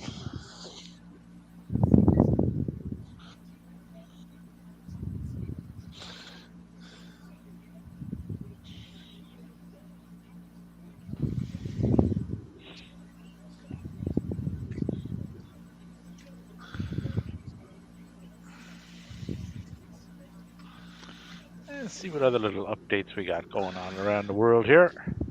Just keep giving the ball to DeAndre Swift. Just keep giving the ball to A.J. Brown, Dev. You've got enough today. Shut the hell up. I need more. I need more. No, you don't. Yes, I do. You need to lose. No, I don't. I need to win. You need to lose going into me, and then you win after me. So that's what the script No, says. I need to win. I need to win this week, and then win next week, and then I'm basically, barring some kind of disaster, a lock for the #1 seed. We have Indy in the red zone, 2nd and 5 on the Carolina 12. Zach Moss with a 5-yard rush. If I can finish the first 10 weeks 8-2, I feel pretty darn good. You're not going to be 8-2. Jerry's kid has the vicious Vegas Raiders in the red zone. But I would still have the tiebreaker over you with points, because you're never going to catch up to me with points. Fair, but your win-loss record will still be the same as me, and you're going to like it. But I'll still hold a tiebreaker over you. Good for you. Oh, time for a brotherly shove. Like I said, I win if I'm in 3rd, 2nd, or 1st. I want to win the whole enchilada. Ooh, Cap hasn't won a championship since 2018. For a 20-yard gain. 1st and 10 Eagles on the Dallas 34. Yep, AJ. Attaboy, AJ.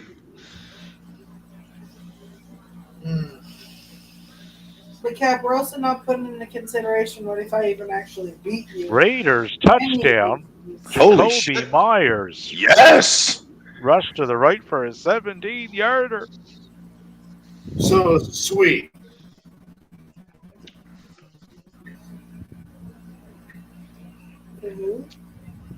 Give me them Raider tutties.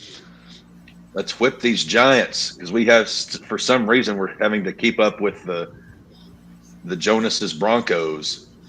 I don't care how we do, just as long as we finish ahead of Denver this year, I at least can hold that over Maddie's head. You couldn't even finish ahead of the Raiders. You suck. The Broncos aren't even making it. I'll laugh my ass off if they finish ahead of the Raiders. Oh, I'll be laughing my ass off when you're wearing a Mahomes jersey and eating a piece of charcoal covered in ketchup. Shit. There'll be more than charcoal. It'll be a well piece of meat, seasoned and cooked multiple ways. Dev, I want you to do that thing on the grill, in the frying pan, under the broiler. I want there to be so little meat left. Steamed. Like, and to make it even better, we need to buy like a really fine cut of meat, like a great aged filet or a great, aged New York, like a $30 cut of meat, and just crisp that motherfucker up. tomahawk steak type of shit. Guys, we had a scoregami.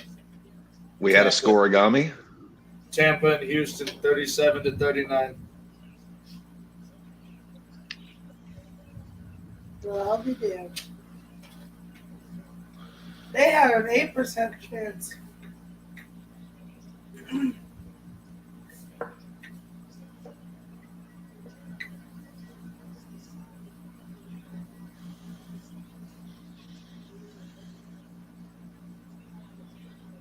AJ with another catch. Cap catching up. Oh, and my back is catching up to me. Dude, Oh. I think my last player playing right now, and DeAndre Swift.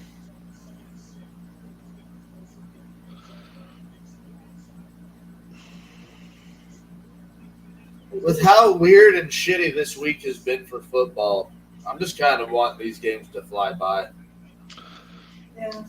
I mean, the fact that Arkansas won absolutely just shat on the week for me, because the next week around here it's just to be, oh my God, we're so good. We're gonna run the table the rest of the way. We're gonna shut the fuck up, you mutated inbred hillbilly sacks of shit.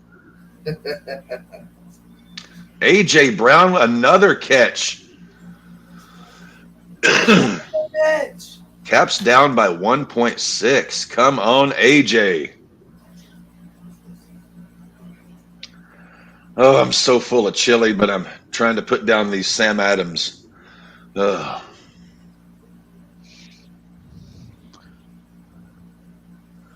And Indy's having a hard time punching the ball in. 3rd and goal on the Carolina 7.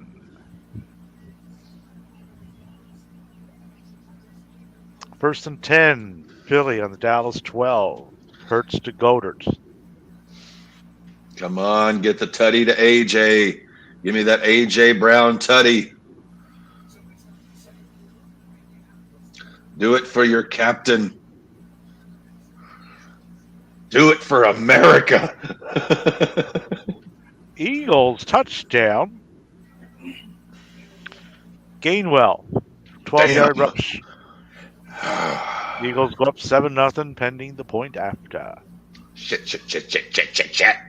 And Indianapolis managed to get that to 4th and goal. Yeah. John's actually taking a nap right now, but I picked this up for him at the gas station.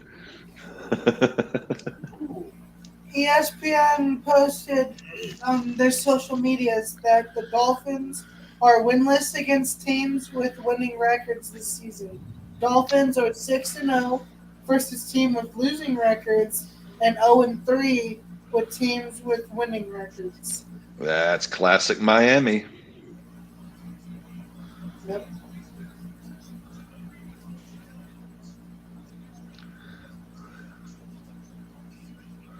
That's the Miamis.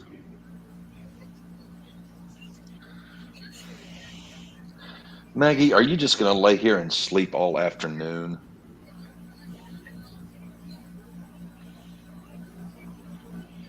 I swear this is the laziest dog God ever created. She has not moved in about an hour and a half.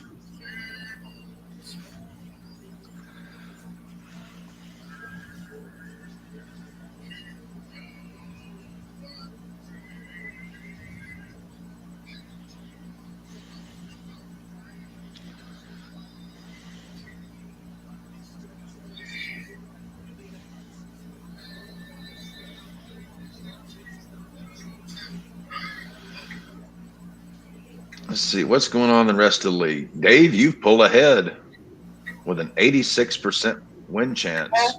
CJ Stroud ended with 56.5. That's insane.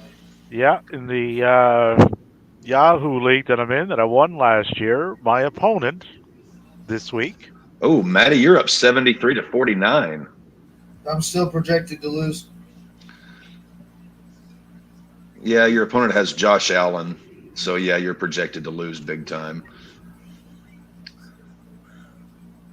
Yeah, the guy I'm playing in the Yahoo League had C.J. Stroud as his quarterback. So our buddy Logan Johnson has scored a total of 10 points this week. A total of what? 10 points. How? Tampa Bay's defense got him negative 6.5. And the rest of his team has done fuck all. Grey's Anatomy is beating him 68-10. Nashville FC and Caesar are still holding steady. Well, Caesar didn't even start a quarterback this week, so he's fucked there.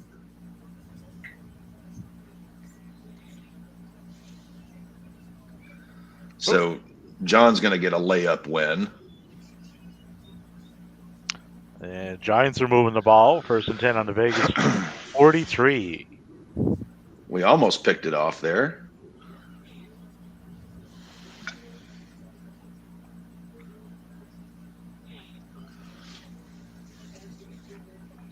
Oh, why can't I just cheer for a team that doesn't suck?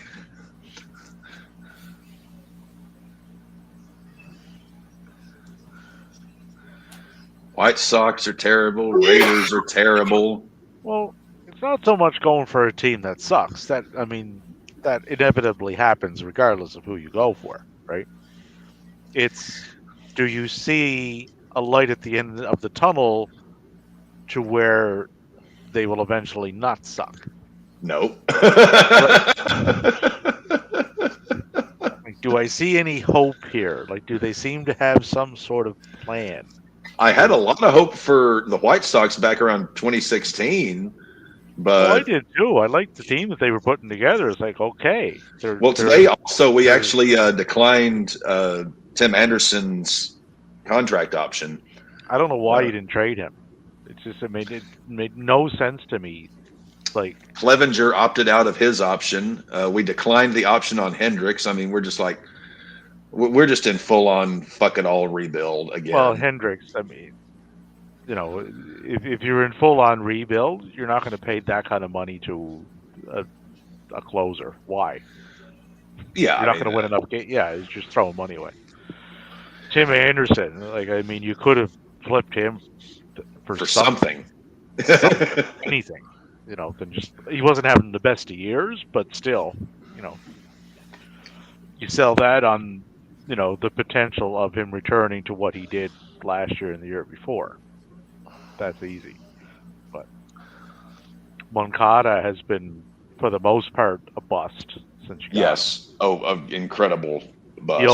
He overperformed one year, but his BABIP was almost 400 that year that he had that big year. That's just not sustainable numbers. Luis Roberts was a nice, Yeah. Well, he took off this year. He got hurt though. Again. We're just, God, it's gonna be a long winter. It's gonna be a while. Yeah. It's. I knew after we screwed up last year, because I was like, this is like our last year to do this. Yeah. And we just LaRussa'd ourselves. Yeah. That experiment did not help. No, and that experiment killed the team. Yeah, that set you back more than people realize it set you back. Oh, trust me, I know how far it set us back. I live and breathe this team. Trust me, we are fucked. When that happened, I was like, okay, well, maybe this year we'll do something. We'll, be 500. We may sneak in a wild card. The division is weak, and about a month or so in, I was like, nah. Yeah, LaRussa was a great manager for the time that he managed in. The problem is that time has passed. Well, the game evolved, right? LaRussa didn't evolve with the game, right? You look at Bruce Bochy, right? He's been managing now for a long time, right? But he evolved with the game as the game changed. He didn't try to manage like it was 20 years ago. You can't do that. And he's gotten his 4th ring as a manager. So that's pretty damn impressive. Yeah, like even Dusty seems to, he's bought into kind of the newer way of doing things, right? So LaRussa he didn't. He was stuck in his ways, and that was it. And it hurt the team because of it.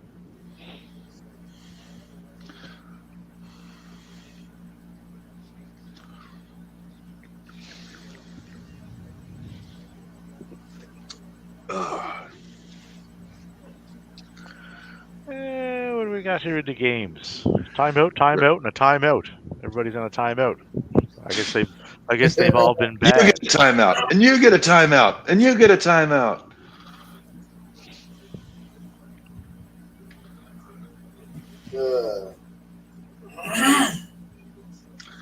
Yep, it is short. I am encouraged by the Raiders' new coach. I'm hoping this time Mark Davis actually, if this guy does good, doesn't just fire him and then go hire another retread, because we're already paying enough alimony to Gruden and now McDaniels that,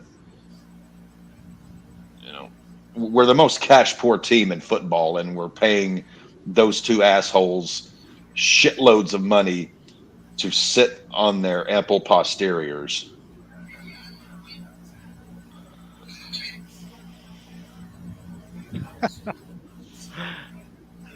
CM Punk is the guy behind the mask of AEW. As long as there is delusion, there is hope. Truer words have never been spoken. I'm not that deluded. No, I love me some CM Punk, no, but I ain't that deluded. Happening. That is not happening. Well, granted, I have no idea who it is. Like they've created that mystery quite well as to who it could be. They've eliminated some people who it's not, who were possibilities. And I must say, I don't know if Maddie's seen this Saturday, but bringing Rush back as a face, I think that is going to pay huge fucking dividends, because that crowd was way into him Saturday. Like he has the look, the presentation, everything, the pedigree for it. Like, he could really take off in that face role.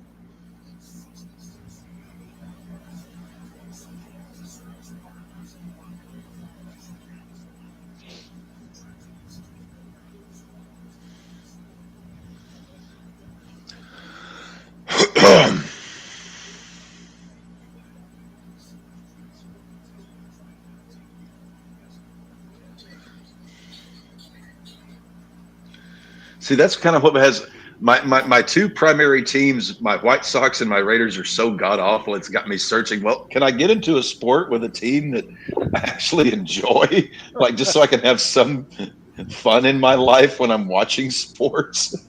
Cricket. Get into cricket.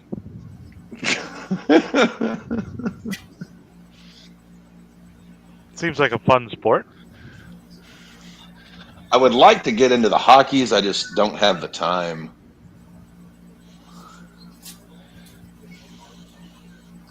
You weren't on the Halloween show, Davey. What's going on in the hockeys? Because you're our guy who kind of keeps up with. I haven't had a chance this week to really get that much into the hockey this week. Well, I'll be damned. Between work and podcasts and pay-per-views and my young fella getting him all situated at work, and just been busy.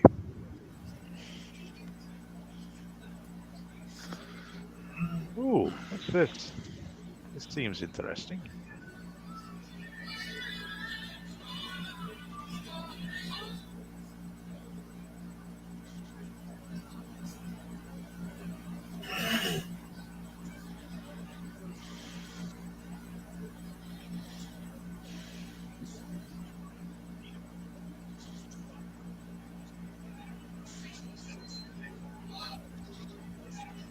Oh, hell.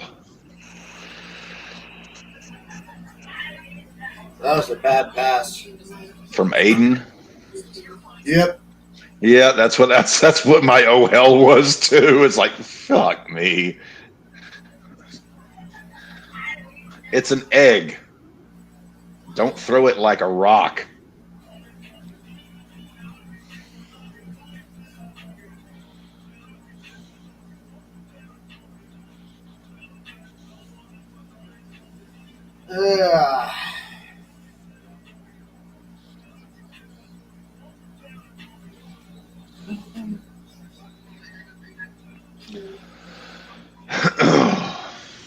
And CD Lamb, 1 catch for 29 yards. Cap is now down by an even 5.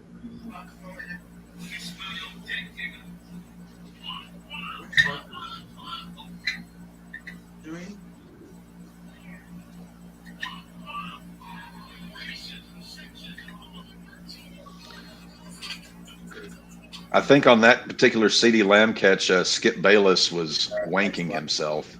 Turn off the 5 minutes.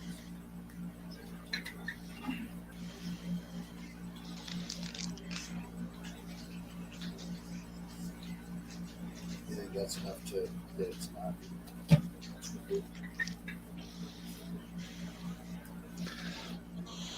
Magamoo. You is just the biggest, laziest thing on planet Earth. You are 100 pounds of puppy.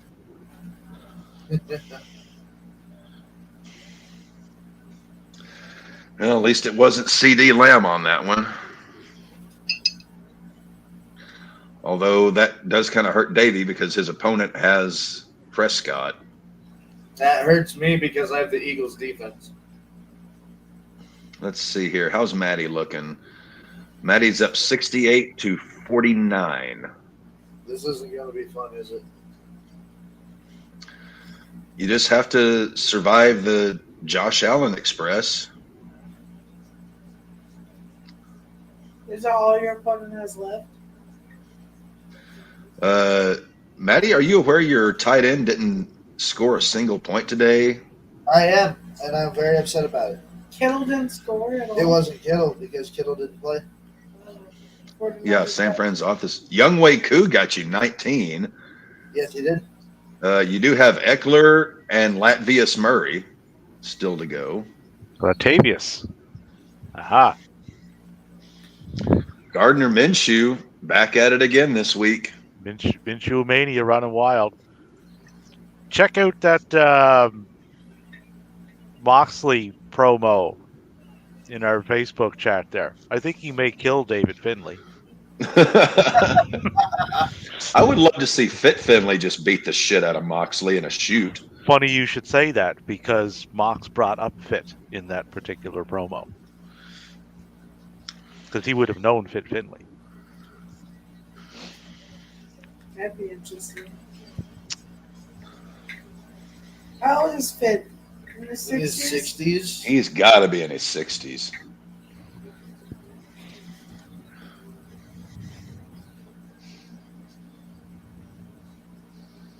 I don't think he's in the 70s, but I feel like he has to be in the 60s. Fit Finley is 63 years old. Okay. Oh, he and Sting could be a tag team. They could, yeah. Better do it quick. Yeah, before they start needing you think- catheters and diapers. You think Fit can get himself fired between now and March? It's the only way Honestly, it'll happen. as tough a son of a bitch as Fit is, I would take him having a run at this point just because he's that tough of a motherfucker. We need to get a faction of the oldest motherfuckers. Jake Roberts, fucking Fit Finley. Well, Jake can barely move and talk. Sting. I don't know if that's a good idea. Well, Well, he could be their Billy Gunn is 60. Yeah, He's only 3 years behind Sting. Daddy Ass is 60. Yeah.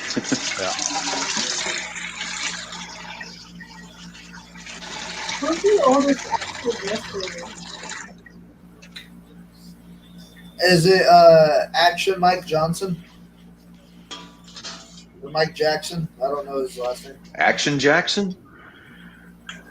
No, different.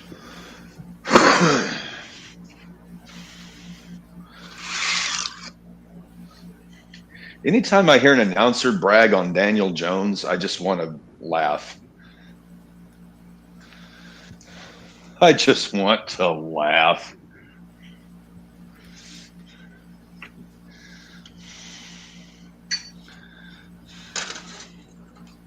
Your quarterback sucks.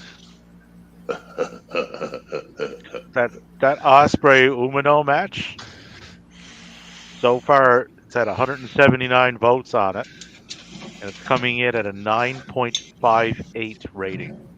Damn. Yep, That's a pretty high rating.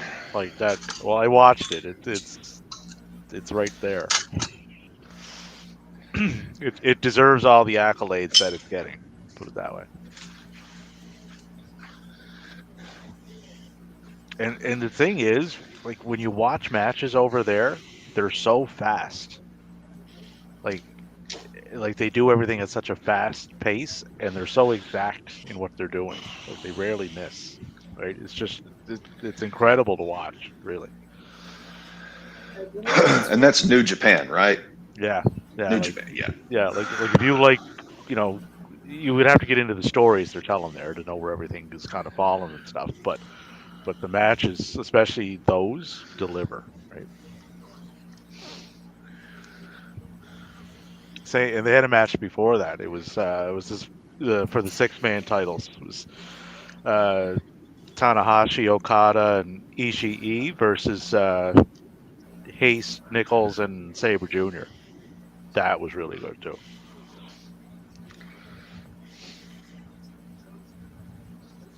Yeah. Oh, and Maddie, it looks like Tanahashi and Sabre Jr. at Wrestle Kingdom. It looks like they're headed that way. Ooh, they have really good matches. Is that a Matty Rection match? Could be. It is always it's always a really good match between those two. Yeah, and it looks like Hiromu Takahashi for the light heavyweight belt. It's going to be going up against another one of your favorites, I believe, Mr. El Desperado. I do like this Despy. Yep, Despy's good. Despy's 40, getting up there. Despy's 40. Despy's 40. Where do you think Vikingo is going to end up, Davey? Staying in Mexico. I think he stays in Mexico because he doesn't have to go anywhere because he can work everywhere else anyway. Like he works any independent promotion he wants to.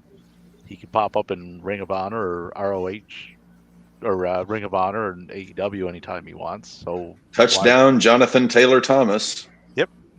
So why would he, leave his heritage and everything else? Because he's treated quite well down there. So he can be stupendous, pal. I don't think you'll see him there. No. You would have to slow down. And some people are suited to work there. Right? Like their styles would fit there really well. Right? I don't think he's one of them because he would have to slow down way too much. It depends on what each individual wrestler would want too, right? Like Dragon Lee just signed an extension on the main roster. So he seems to be quite happy there, but he's had to slow down his style quite a bit. It does kind of make you, when you see the work that someone like Christian Cage is doing at this, juncture in his career, the fact that WWE had no interest in him really. They always saw him as Edge's buddy. Edge's little brother. Edge's little buddy. So for as long as Edge was there, Christian was never going to ascend to any level above whatever they had planned for Edge. And not a lot of guys in WWE's, not a lot of their fathers are dead. That angle would not take place in WWE. Well, if you can't use your father's dead, can you use what, like your sister's sick, or your second cousin has a hangnail, or they could They don't overdose brother with Paige.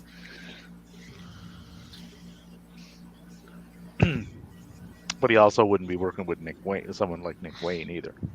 I don't think they have an 18-year-old on the roster. Not that I'm aware of. They got some good young ones, like Roxanne Perez is good. Tiffany Stratton is good. She's in her early 20s. So they do have some young. Most of them are women though, like of that age. The guys are a little bit older. But AEW got two of them, Billy Starks and Nick Wayne. They're both 18. And then I think it was Leon Slater. He signed with Impact. He's 19.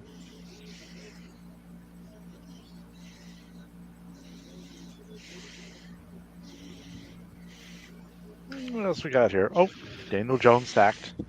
Imagine. Imagine. Shocking. The Vikings injury report is starting to look like the casualty list from Omaha Beach. Well, it ain't as bad as Minnesota's. No, I said the Vikings. I said Minnesota, didn't I? No, I think I said the. I might have misheard or misinterpreted. I mean, I was looking at the ticker going by on my television. I was like, the Vikings injury list is starting to look like the casualty list from Omaha Beach. Yeah. They pulled out the win today. Picking up Dobbs was a smart move. Because, I mean, it's not like their season was done. It would have been done if they didn't pick someone up. Yes, completely agree. Yeah. And they got Jefferson coming back on the tail end, so if they can stay in the hunt. They're not. No, but they're by no means out of it yet. No.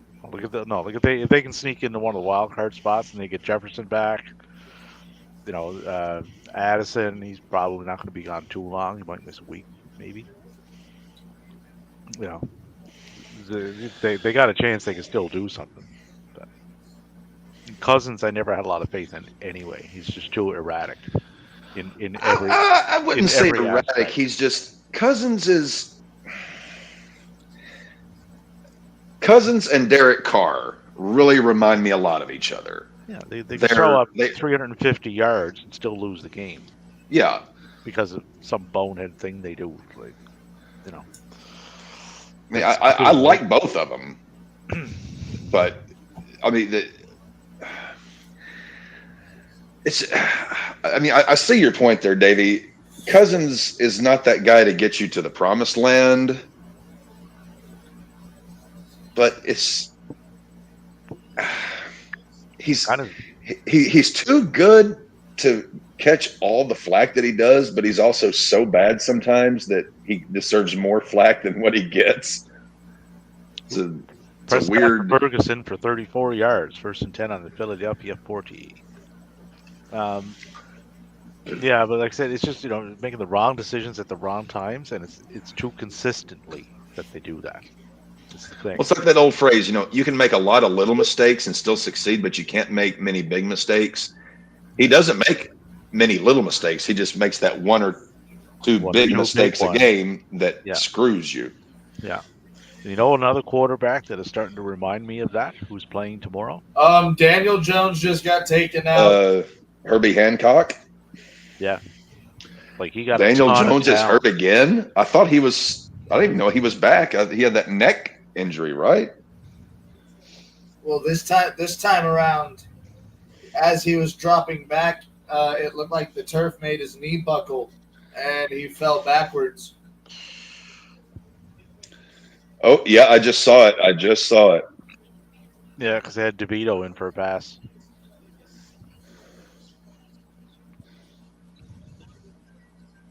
Daniel Jones is really earning that $40 million paycheck, isn't he? Can't earn it if you can't stay on the field.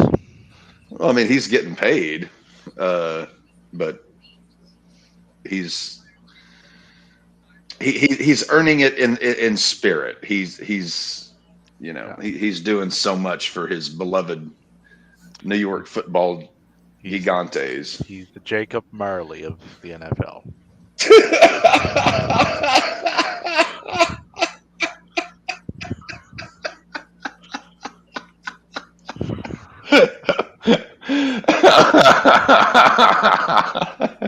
Are you going to hear him clanking his chains on December 24th? Well, probably so. It won't be chains. It'll just be fucking loose change from the contract. It'll be like Crane and Bowman in a fucking calzone. So if he's Jacob Marley, who's Bob Cratchit? Oh my God. Bryce Young. Tyrod Taylor. Yeah, that Andrew Taylor didn't even come in to relieve him. It was DeVito. So we got fucking No, Danny. Tyrod Taylor would be Tiny Tim. He just can't stay healthy. So, But it's not his fault. no. So in the Giants Raiders games, we got fucking Danny's kid at quarterback for the Giants, and we got Jerry's kid at quarterback. It's not exactly what you would call a great No. quarterback extravaganza. No. So this 7-0 score, maybe it. Carolina's doing stuff though. 1st and 10 on the Indianapolis 20-yard line with 5:01 to go in the second. That game is flying by. Now they did start about 20 minutes or so earlier than everybody else. Dallas is moving the ball. 3rd and 14, kind of sort of moving the ball. 3rd and 14. That's Philadelphia 38. Pollard for a 7-yard gain.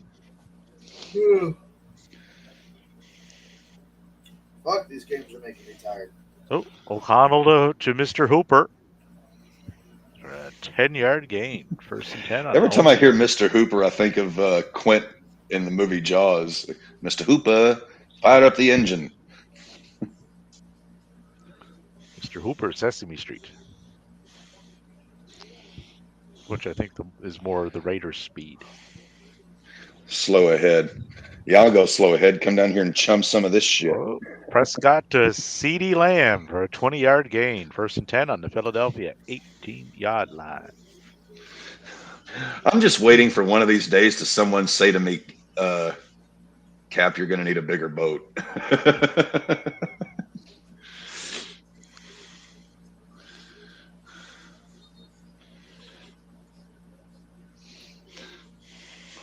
Actually, next week, Davey, you're fair. Well, not incredibly close, but next week is the anniversary of the sinking of the Edmund Fitzgerald. November 10th, 1975. I didn't do that.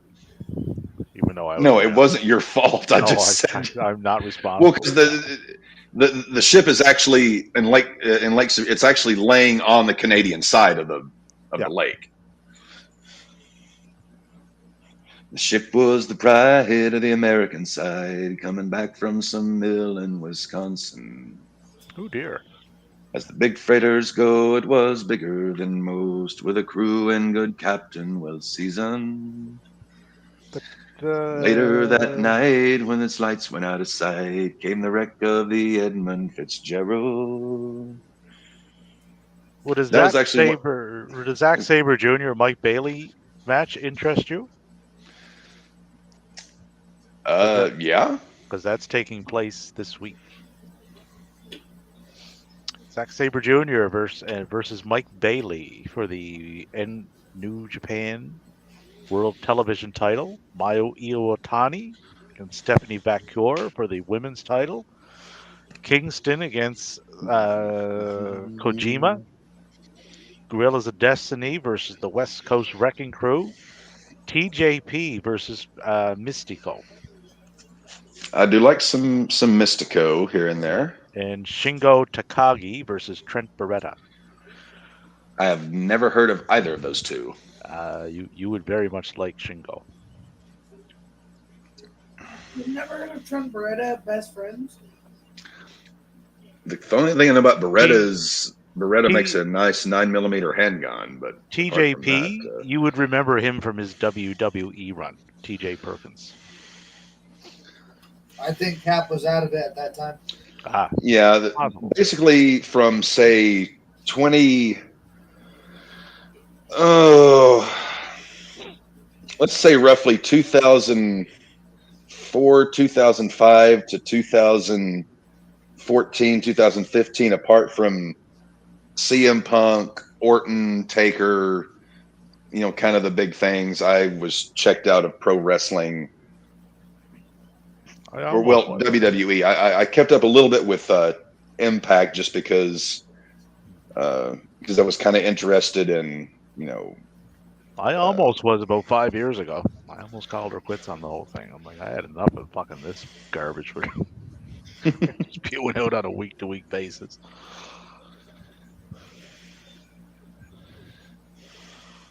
And then the boys from Japan got my attention. I was like, okay, what are they doing? This has to be fucking better than what I'm watching. Cap, just to give you a little glimpse, Kota Ibushi was with WWE for a little bit. Now, I've heard the name Kota Ibushi.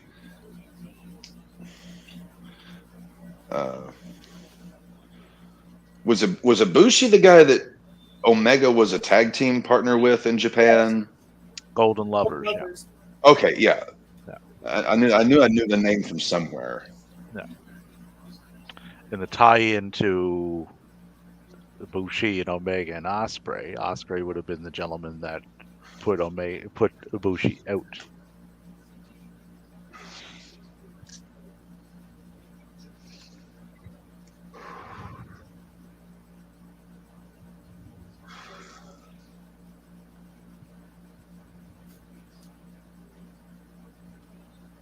These games will be making me almost fall asleep. Dude, I'm so tired. Maddie, you look tired. I'm fucking exhausted.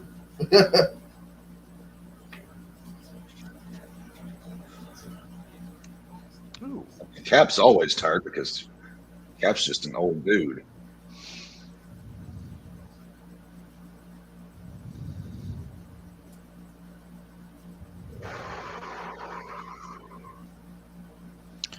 Man, what do we got in the games here? Dallas is kind of stalling, sort of. 3rd and goal on the 5. As long as it isn't the sacrificial lamb, I'll be happy. Because I cannot afford my opponent's skill players scoring any more TDs. They have been ransacking me today in that effort. Oh, hold on. DeVito is still in at quarterback for the Giants. Yeah, they showed Jones walking into the tunnel. That's not good. Not Well, the tunnel. at least he was walking rather than being carried. Yeah, and that's not the tunnel you want to be going into. There are more enjoyable tunnels. That's not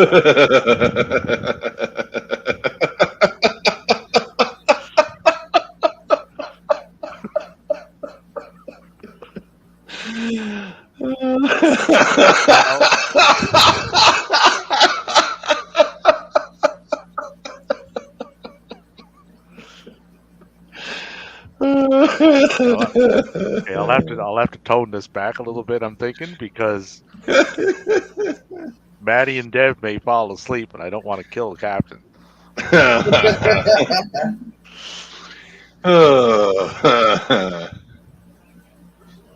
Very quick of you to pick up on the undertones of that comment.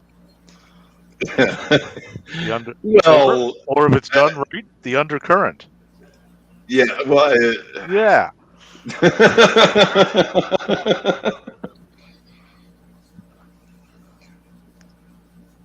I believe this show just took a turn from most definitely not PG-13. Well, two guys like Dave and I who've been around, we've done our fair share of excursions. I guess would be the great way to phrase that one. The great Big C song, "Excursion Around the Bay."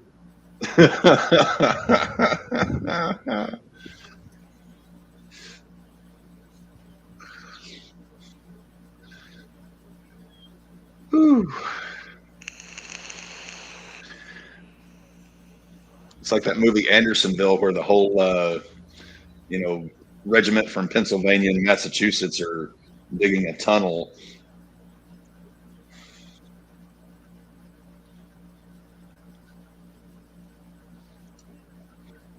One of the better,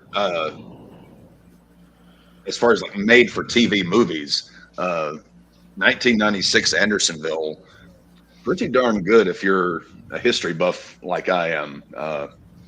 Andersonville Prison in Georgia was about as close as you could get to hell on earth until you get to the 1940s and Auschwitz, Birkenau, etc.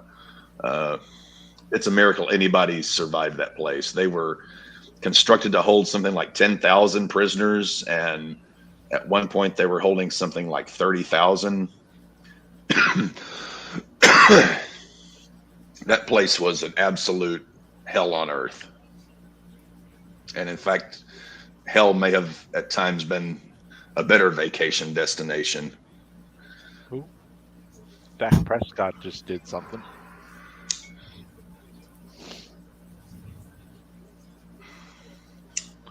Cowboys touchdown. Vikings head coach Kevin O'Connell told reporters Cam Akers has suffered an Achilles injury today. Of course he has. Oh, God almighty. Prescott to Turpin, 5-yard touchdown pass. Point after. Minnesota cannot catch a break. They had their chance for a dynasty in the 70s with Bud Grant as their head coach, but they were so snake bit year after year after year. And they were like that team that every year was going to be in the playoffs and was going to either make it to the championship game or come close, but they would always either run up against a far superior team or just shoot themselves in the foot. Like running the wrong way for a safety.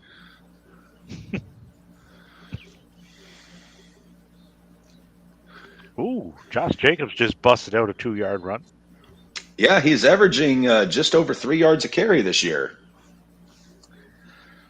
A little bit better today, 38 on 7 carries. It's a little over 5.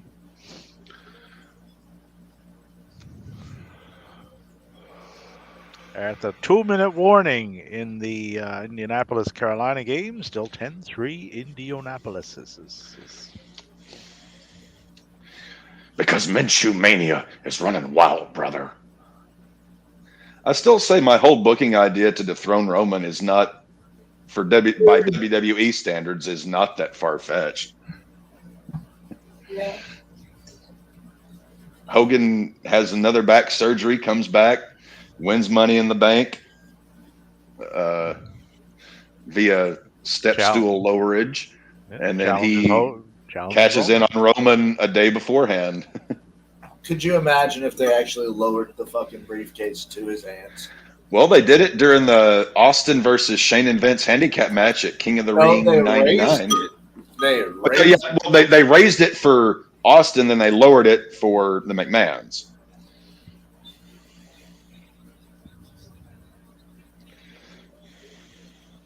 I still have fond memories of the Otis win. Dear God. How Otis was ever a Money in the Bank winner, just... It's a strange time. Strange time. Day. Otis won the Money in the Bank. We had a superhero win the ladies' Money in the Bank. We had Ray lose an eye. We had Ray get thrown off a fucking skyscraper. His eye grew back. not anything can happen in the WWF. Ray and Alistair both fucking took a tumble off that tower. Yes. So Alistair would have been reincarnated. Well, he was gone for like 9 months. They were just letting him sit. They brought him back and fired him. Kicked Big E in the head, and it's like he was gone within a week. I inherently have nothing against Aleister Black. I just wish he would get some pants, because his current ring gear, it's a little too little for a man that big. Muay Thai shorts. Ooh. Hurts to Devontae Smith for a 19-yard gain. First and 10 on the Dallas 40. I need some more of that A.J. Brown action. Minshew to Pittman for a 10-yard gain. First and 10 on the Carolina 40. Balls are just moving everywhere except in the Vegas Giants game. She's got big balls, and I've got big balls, but we've got the biggest balls of them all. Bon Scott. Entrance yep. theme for balls. Yes, Davey caught it. My second guitar teacher I ever had, he made two of the greatest music analogies I've ever heard in my life. He said, after listening to a Bon Scott era AC/DC album, you either need a shower or you have no shame. And of Dave Gilmore, he said, Dave Gilmore doesn't sing. He just whispers loudly. Yeah.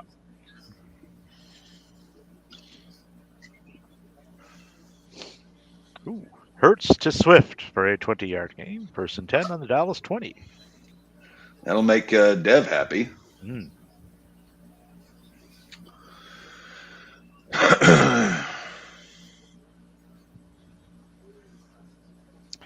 CeeDee Lamb did more stuff. Swift rushed to the right for a 5-yard gain. 2nd and 5 on the Dallas 15.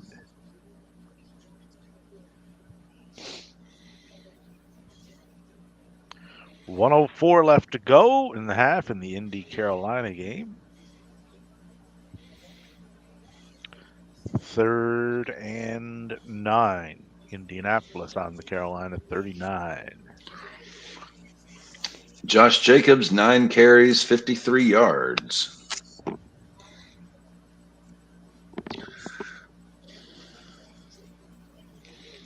I actually was tempted to see if Dev would be interested in trading Swift, but I looked at potential trade packages and I was like, no, Dev's not going to bite on any of this. No, he I bumped it. wonder if you put Mark Andrews on that.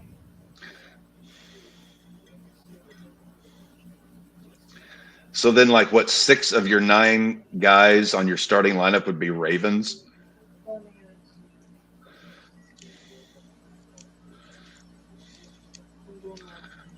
Minshew. Oh, just a bit outside. Tried for the corner and missed. Colts field goal, though. Matt Gay, 57 yards. Field goal. 13-3 Colts going into. And I did not start Mr. Gay. 1st and goal, Philly on the Dallas 10. With 64.65 to their 53.7. I am a 120.25 to 47. Fuck. Oh, Jerry's kid just passed to Hunter Renfrow for a 19-yard gain. 1st and 10 for the vicious Vegas Raiders. I'm glad we didn't trade Hunter. He's not a great wide receiver by any stretch of the imagination, but he's worked his ass off for this team his entire time he's been there. He's serviceable. He's not a I mean he's a on any team in the league he's a number 2, number 3. He's a number 2, number 3 receiver. Has his days and has his bad days, but he's been loyal and good for the organization. For a 13-yard gain. 1st and goal on the Giants 2. Aiden O'Connell is 6 of 7 for 72 yards. So it's not like he's playing bad. They didn't blow the whistle. Cowboys have the ball back. I just saw that.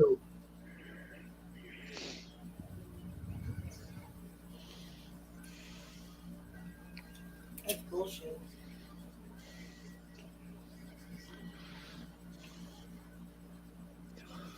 The refs are going to screw over the Eagles.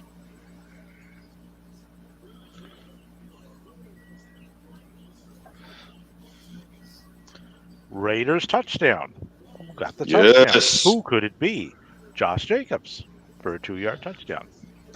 Yeah, Dave, you're still a play ahead of me. Raiders go up 14-0 pending.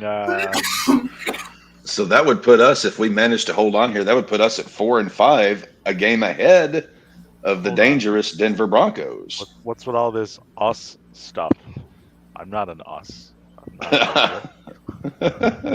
Well, you have the dangerous Denver Broncos, the vicious Vegas Raiders, the pointless Patriots, revengeful Ravens, bullshit Broncos. I was going to say the Baltimore shitbirds, but Well, Dev's team is the only one of the 4 that are actually doing anything. Yeah. I mean, well, I said before the season started, I thought Denver was going to be the only team out of the 4 of us that was going to amount to diddly-do. Yeah, well, anything constructive. And the Raiders have already won more games this year than I thought they would all year, and it's only week 9.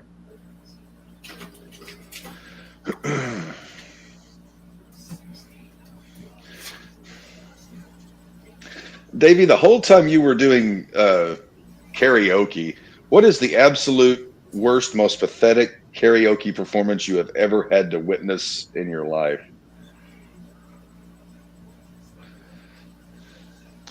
On a consistent basis? No, just like one night, just some particular schmo who just butchered a song so badly that it made the song look bad and him even worse. Oh, it would have to be the consistent I Will Always Love You. Oh, Christ. Dolly Parton or Whitney Houston? Either or. Like nobody, and I mean nobody, could sing it. No, because nobody has the pipes to do it. No, but they just continuously would put their name in for it. No matter how much I tried to steer them away, it's like, you would sound good doing this song. They were having none of it. Sorry. You have to know your range or lack thereof. Yeah, and you can't say to them, it's like, okay, you realize you can't fucking sing this, right? Like to the point of like you make my ears bleed. Like not even the large amount of alcohol that I have consumed 2 hours into this show that we're doing is going to help you sound better. It just wouldn't sink in regardless. So, but yeah, most ballsy that I ever got at karaoke was Queen Fat Bottom Girls, but I also had it was a duet with a girl who could actually sing. And my hope was that we would, split the verses and I would take low parts. She would, and it would work, but it didn't. The guy I used to do it with, like he was the host of it, he did the singing and all that. He would do a duet of Julio and Willie to All the Girls I've Loved Before and do both parts. Oh. Yeah. He was quite good. Because he had a voice similar to Julio. He could do those things. And he had a great falsetto. Like he did, like The Lion Sleeps Tonight. That was one of his staple songs, but he could hit like those really high parts of it.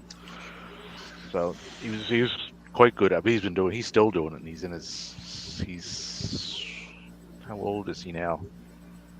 He's 14 years older than me, so he would be 67 now. But he's still doing it all the time, almost nightly.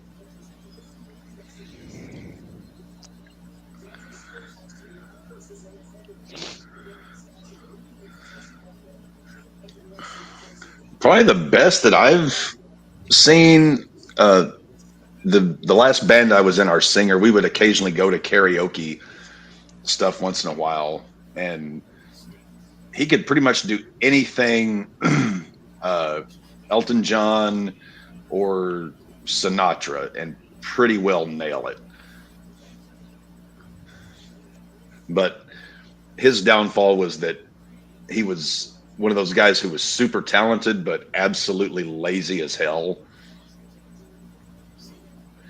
And it was like, my God, like, dude, how can you have a voice like this and just have no desire to do anything except just do barely what you have to do to get by? The bare minimum. Yeah.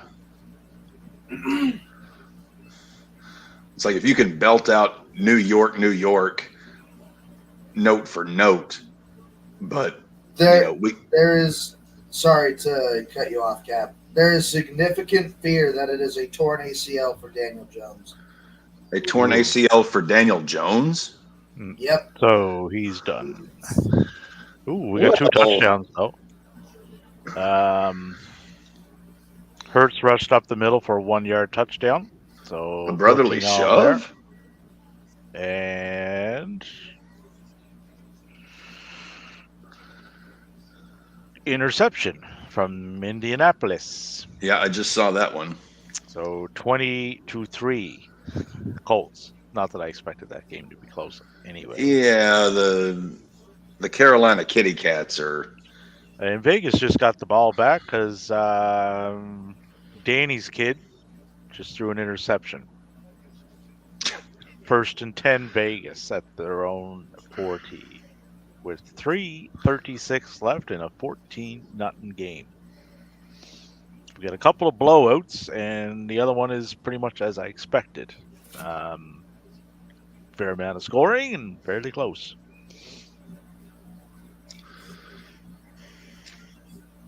It's just amazing to me, as horrible as the Raiders are, 9 weeks into the season, we could very well be 4-5. And it's what's that legal term, force majeure? When you have complications beyond the realm of human capability, acts of God. The Raiders, every win we get is a force majeure. Blood has been shed, Jerry.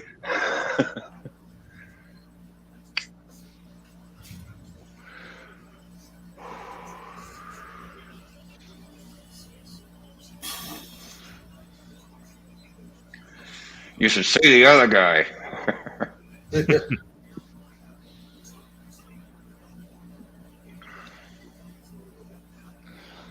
Maggie, for the love of God, my right thigh is about to go to sleep.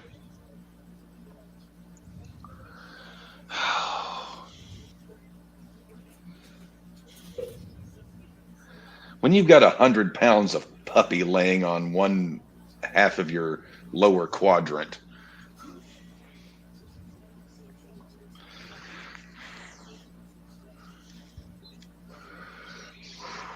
Okay, who's moving what here? Indy, Carolina are at halftime. Philly's got 5 minutes left. Yep, and Vegas and their Giants got 3:36 left. Vegas are on a timeout. If I'm the vicious Vegases, I am doing everything I can to just take this as a gift and kill this clock the rest of the game. Get out of here with a win, and give our new head coach another week to kind of get his bearings. We were just fortunate that in his first game we're playing the New York football vanilla midgets. And I think they will hop over to the Dallas game here. So what's the Patriots record at now? 2-7? And not a record that we can come back from and make the playoffs. As my old friend Buck Ringgold would say, insert name ain't running through that tunnel anytime soon. Tom Brady ain't running through that tunnel anytime soon. No, that would put us at 2-7. And see, I don't think the Patriots are 2-7. I think they're more like 4-5, 3-6 bad. Maybe we were in games. Yeah, like they were in games, but they could have won. They're just not rounded out well enough to put that home, right? Ooh, I think we have movement. We have Jerry's kid passing to Tucker for a 50-yard gain. 1st and goal on the Giants' 10. And CeeDee Lamb is doing things that are hurting me. 2nd and 7 Dallas on their own 43. CeeDee Lamb is 3 catches for 64 yards.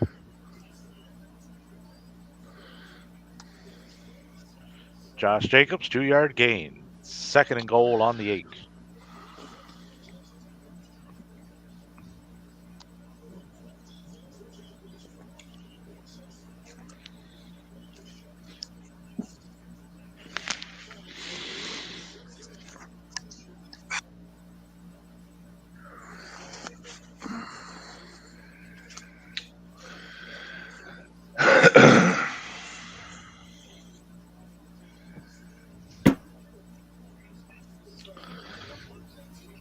Yeah, Jacobs didn't do shit on that one. So Darren Waller's on the IR. Daniel Jones likely headed for the IR. Taylor's on the IR. The New York Giants are not very gigantic. No, it's kind of a lost season for them. Like, it just never, the whole thing never came together, even with Jones there. You knew it from week one when they just got absolutely shellacked by Dallas. Yep. That something was off. 4th and 1 Dallas on their own 49. Prescott to Lamb for a 14-yard gain.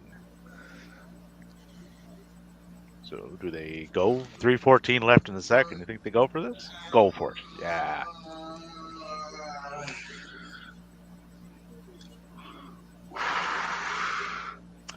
They went for it. Prescott to Ferguson for an 11-yard gain. 1st and 10 on the Philadelphia 40. Prescott is up to 153 yards passing. He's 10 of 14 and 2 TDs. And that is not good for your team.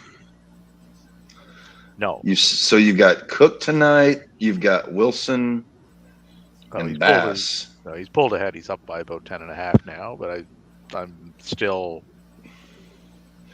And he's only playing with 6 guys because 2 of his guys are out and his tight end spot is empty.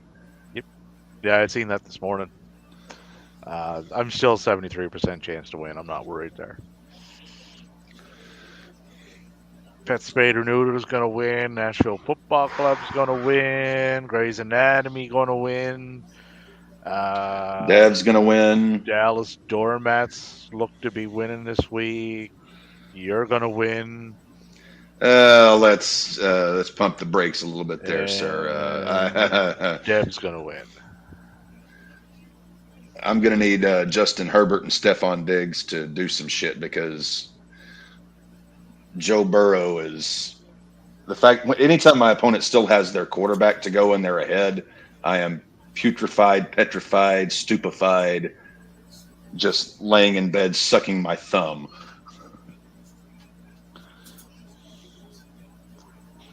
And Vegas 3rd and goal on the 1 at the 2-minute warning. Dallas and Philly at the 2-minute warnings. Warnings everywhere. Football, you get a 2-minute warning. In baseball, you make an error.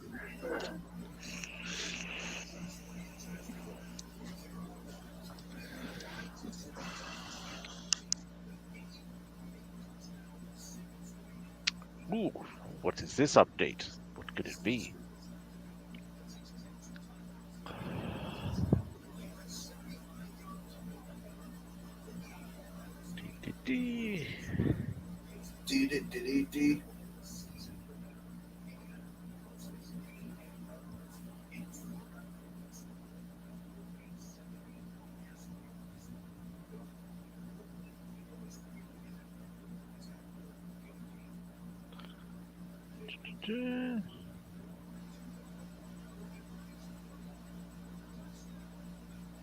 Josh Jacobs, another touchdown.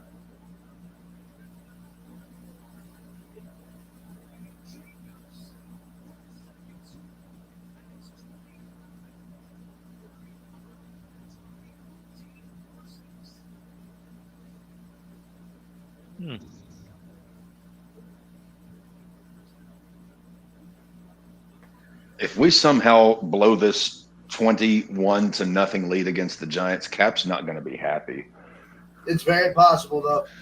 Matthew, just saying. I've been allowing you to bask in your quote-unquote glory for the last 7 days, and I have to sit through it for another 7 days until you guys play someone that actually brings their lunch. No, this is going to push the Raiders to 4-5. Magamo, for the love of God. Still won't get them in the playoffs, but at the very least, playoffs.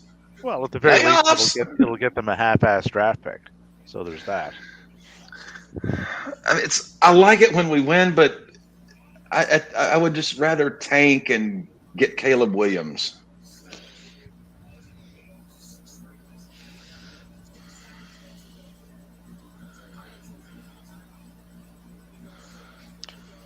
Ooh. Pollard rushed up the middle, 7-yard gain, 3rd and 3 on the Philly 33, but 1:56 to go.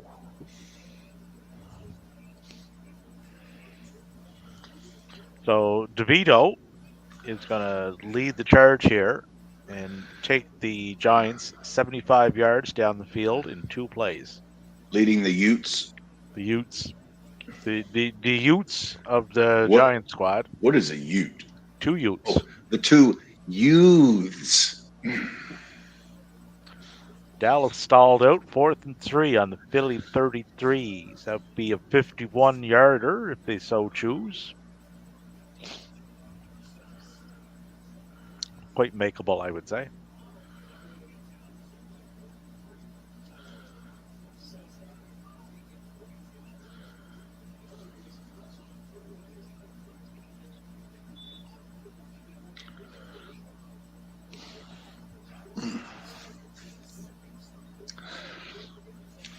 I'd like to see A.J. Brown start doing something for Philadelphia, but I could be wishing in one hand and whizzing into another.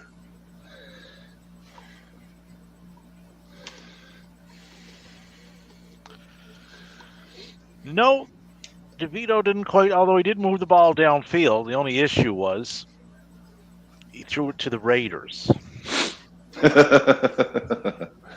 Intercept. So 1st and 10 Raiders on the Giants 25 with 1:45 to go. So they could conceivably be up 28-0 if this all goes to plan. Well, it's nice that the Raiders defense is looking so good, but the fact it's more who we're doing it against than what it is we're actually doing. Well, I mean, you got to take, you got to look, okay, O'Connell's 8-9, so he's not erratic in what he's throwing. He's putting yards up doing it. He got 129 yards passing.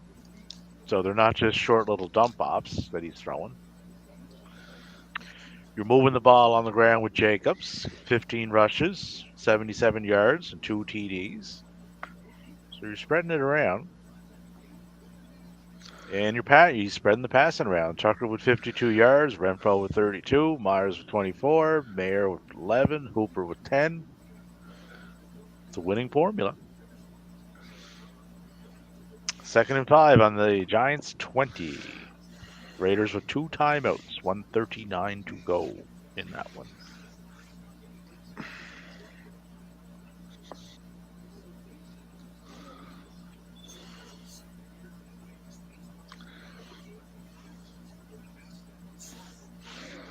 Let's see, what are we looking at?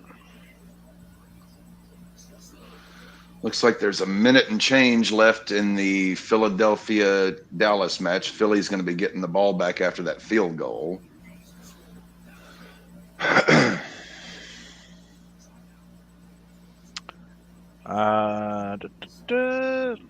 First and 10. Raiders on the Giants 14. Giants timeout. Dallas is 1st and 10 on their own 35. 17-14 Dallas. So they'll be kicking back. Let's see what happens there.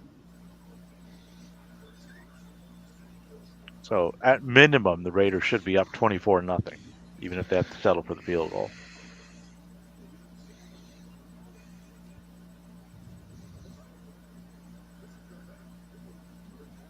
And the Indy-Carolina game should be starting up any second here.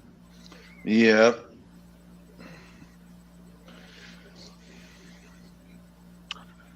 Dallas kicked off for a touchback, so Philly will start on their own 25.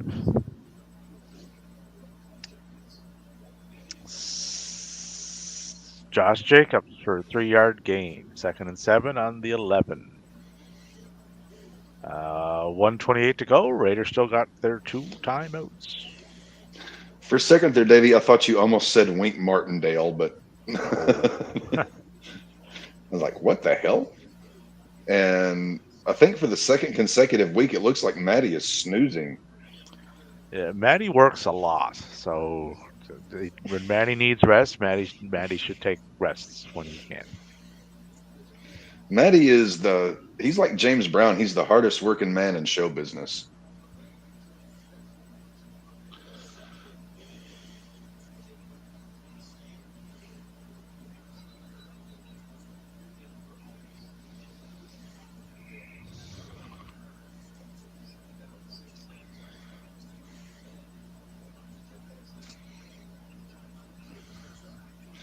Oh, I should have went with Indianapolis's defense, but I don't know why I wasn't feeling it for whatever reason.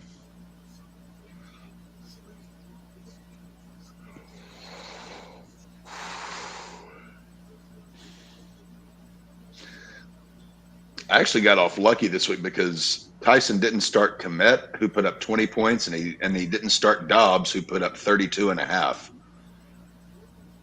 So I caught a bit of a break there. Well, Dobbs wasn't even supposed to start. Dobbs was sitting because I had him in one of my leagues. I had him in a starter, and I looked. His projected point total was 0.00, so I.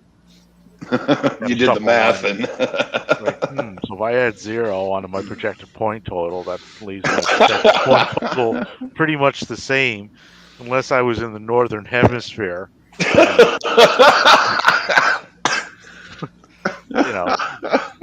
Then that where God doesn't have his compass. Yeah, and then I'd just be, wandering around the Sahara Desert in the middle of the winter. Hypothermia will set in. Lose my toes to frostbite. If you catch frostbite in Arizona in the dead of winter, then either your blood flow is you've headed too far east is the problem.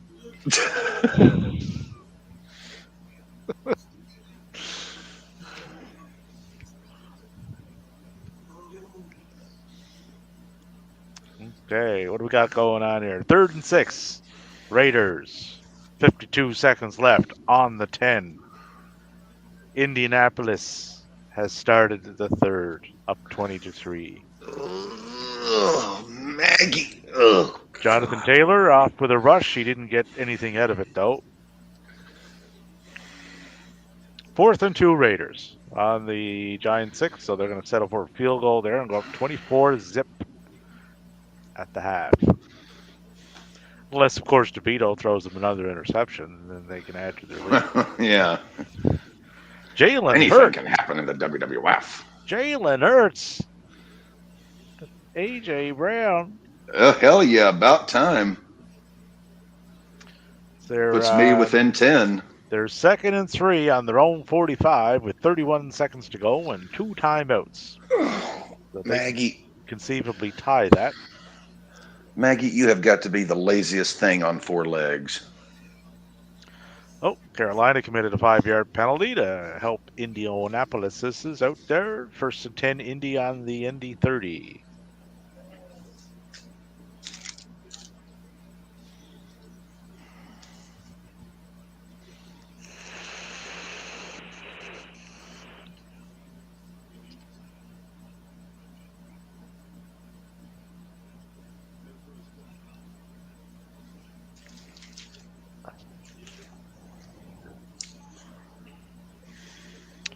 Philadelphia burns a timeout.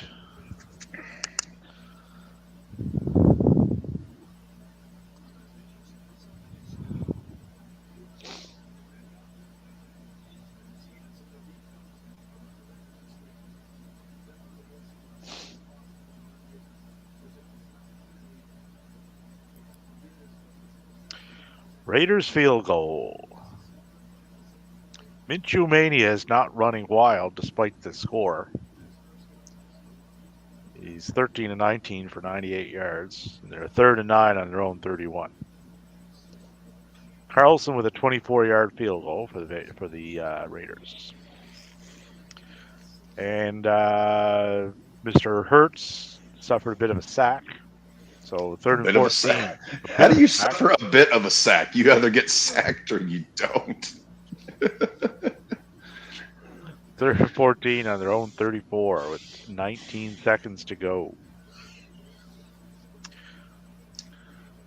Sackitis is obviously catching because now Minshew has it. 7-yard loss. 4th and 16. Sackitis or sciatica? Not sackitis. I've had sciatica. It's fucking horrible. Look, Magamo, you're on TV. Yay. Puppy, puppy, puppy, puppy. Field goal, no good. Or safe, safe, safe.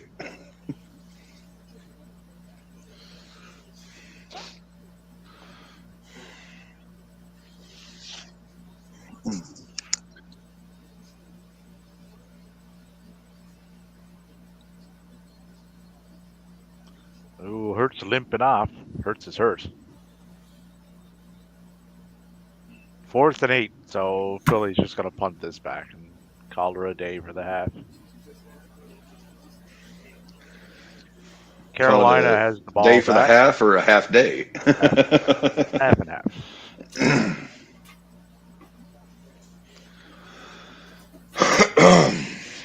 You know what I'd like to do? You know what I'd like to see for an overtime game when they do the coin flip? What's that? Somebody look at the ref and just deadpan it and do the Anton Chigurh line. Call it. I can't call it for you. You have to call it. I can't call it for you. You have to call it. Well, what are we calling it for? Everything. Everything. You stand to win everything. What a villain that was, man. And what's funny is before that, his primary work was doing soap operas in Spain. Yeah, he wasn't that put him on the map, that one. And then I think he was a Spanish soap opera star. Yeah. Well done. You know the other guy I really like too, and he reminds me a bit of him? Mads Mikkelsen. Who? Mads Mikkelsen. I'm not familiar with him. He's the actor who played Hannibal in the newer TV series. Oh, okay. Yeah, he's really good. Very, very underrated. I haven't watched a whole lot of that. I've watched some bits, and John watched the whole thing, but I didn't catch much of it. I love the Hannibal. I've got all the books and all the movies, but I haven't seen much of the TV show. You would like him in that.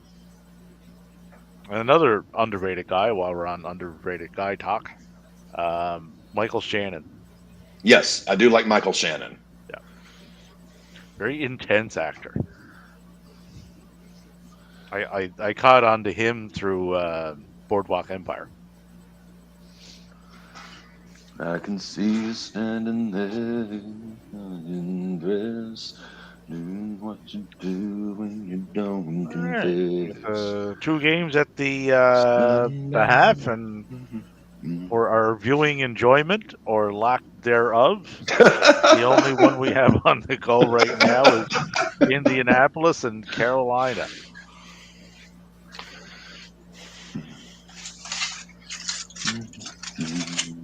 So we flip back over to that game.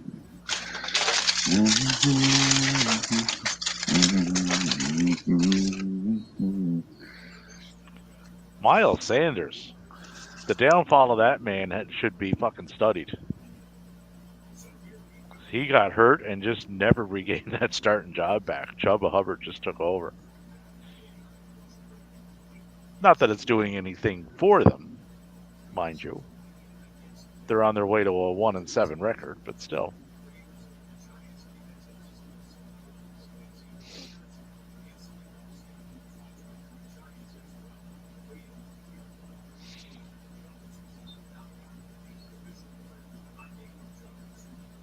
Yeah, even the announcer just said that he has been underwhelming in his time in the Carolinas.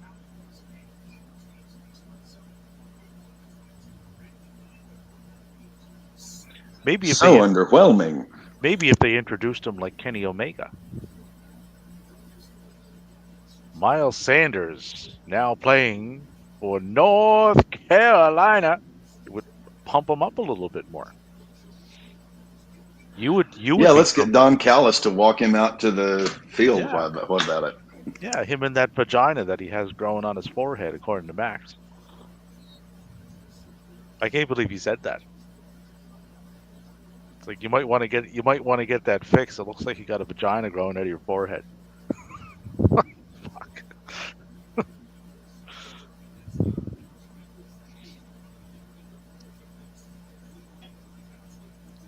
Well, Carolina moving the ball. Young to Thielen for a stupendous 6-yard gain. The stupendous 6. The stupendous, yeah. Thielen with 2 catches for 9 yards. That's not doing it. Granted, Bryce Young only has 41 yards passing through, and we're in the third quarter.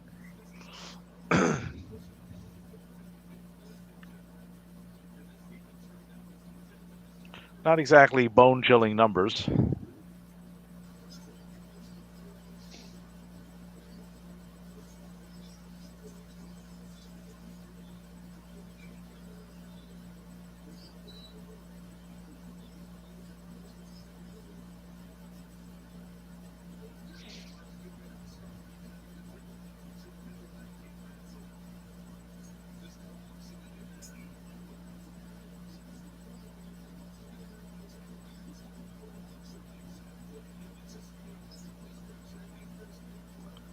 Ooh, Carolina with a first down. Holy, things are moving.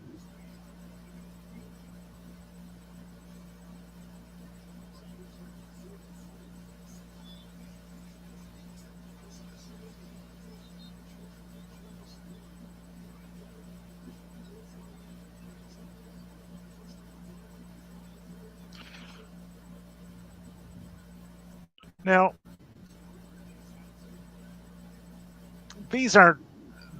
this isn't a drug that I ever really partook in very often. And when I did, it never worked out very well.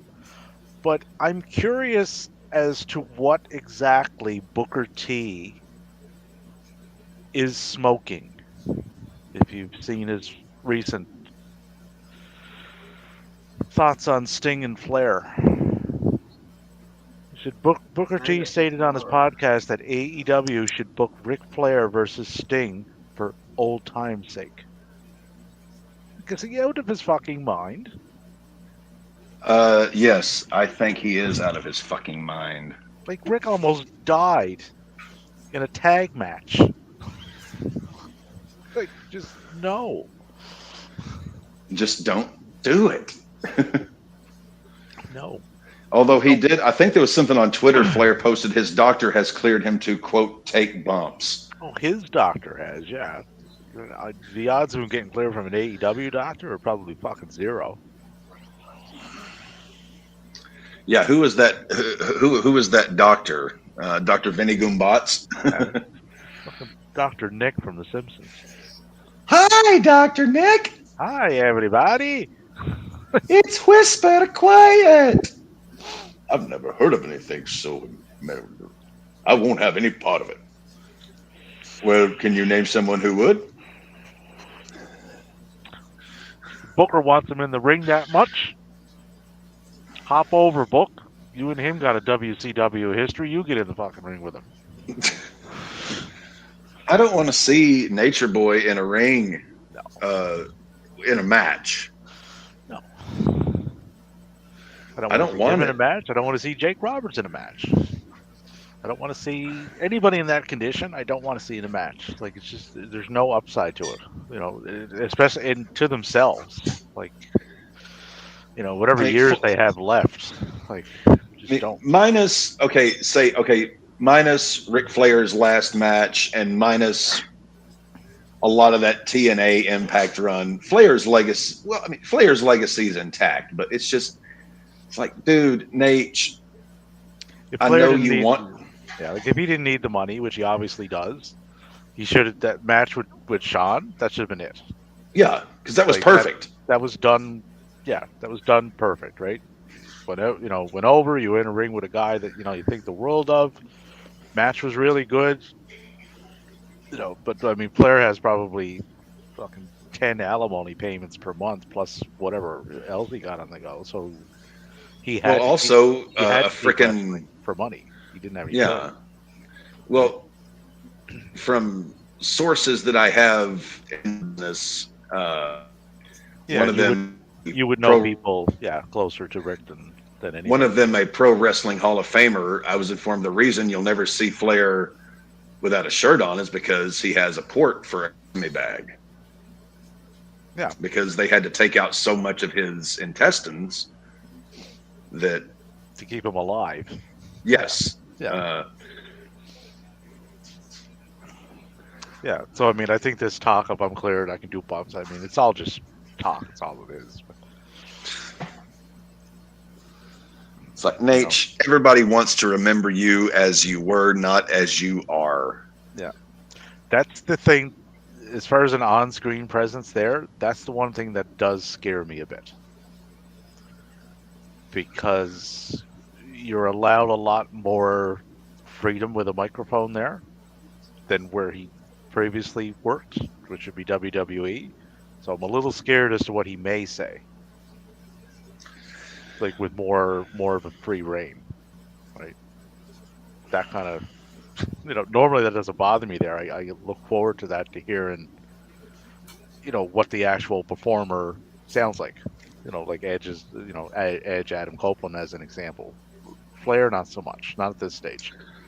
Again, I would have saved Flair. Not that I wouldn't have brought him in for this run, but I would have saved him until the very end, just to save us from Ric Flair and to save Ric Flair from himself. Depends on how much he's on there. Like he's not going to be. There's no point in having him on there unless they're doing an angle specifically for that storyline, which is not going to be every week, right? Because they have other things on. Yeah, we got what, November, December, January, February. So you got 5 months, essentially, at this point to. But they have other things on the go. They don't have to have that on there every Wednesday or every Saturday, or they can pick and choose their spots to insert that in, right? So. Well, and it's a great, sort of, dichotomy there of how Flair handled the last bit of his career versus how Sting has handled his. You haven't seen Sting in a singles match where he's exposed for that. And Flair was still wrestling singles up until the end of that TNA run. Yeah. And as you pointed out, in that just mishigosh of a tag team match against Jarrett and Jay Lethal,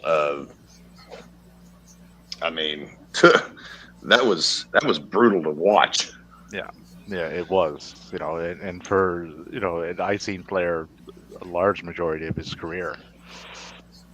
That's not the last memory that I want of him, to stick in my mind. So luckily, I have enough other ones to supplant them. But no, it was not good. But like I said, he needed the money at the time, and he knew that would get him, a good payday out of it, right? I watched something last night. It was just popped up on YouTube, so I threw it on. I think it was like 15 minutes long. It was Stevie Richards, and he was going over how Flair does the figure four, step by step by step by step, and how like all the little intricacies of it along the way, right? Just things you don't pick up on because it's done so fast, but he really broke it down like really well. Panthers touchdown. Young to chalk. 5-yard. 20-10 Colts. But those Stevie Richards videos, they're really good, like how he can break stuff down. Touchdown, Carolina. Yep. Young to chalk. 5-yard touchdown. Barely get in, but he's in. 20-10 there. I don't think the Panthers have a fucking hope in hell of winning that. But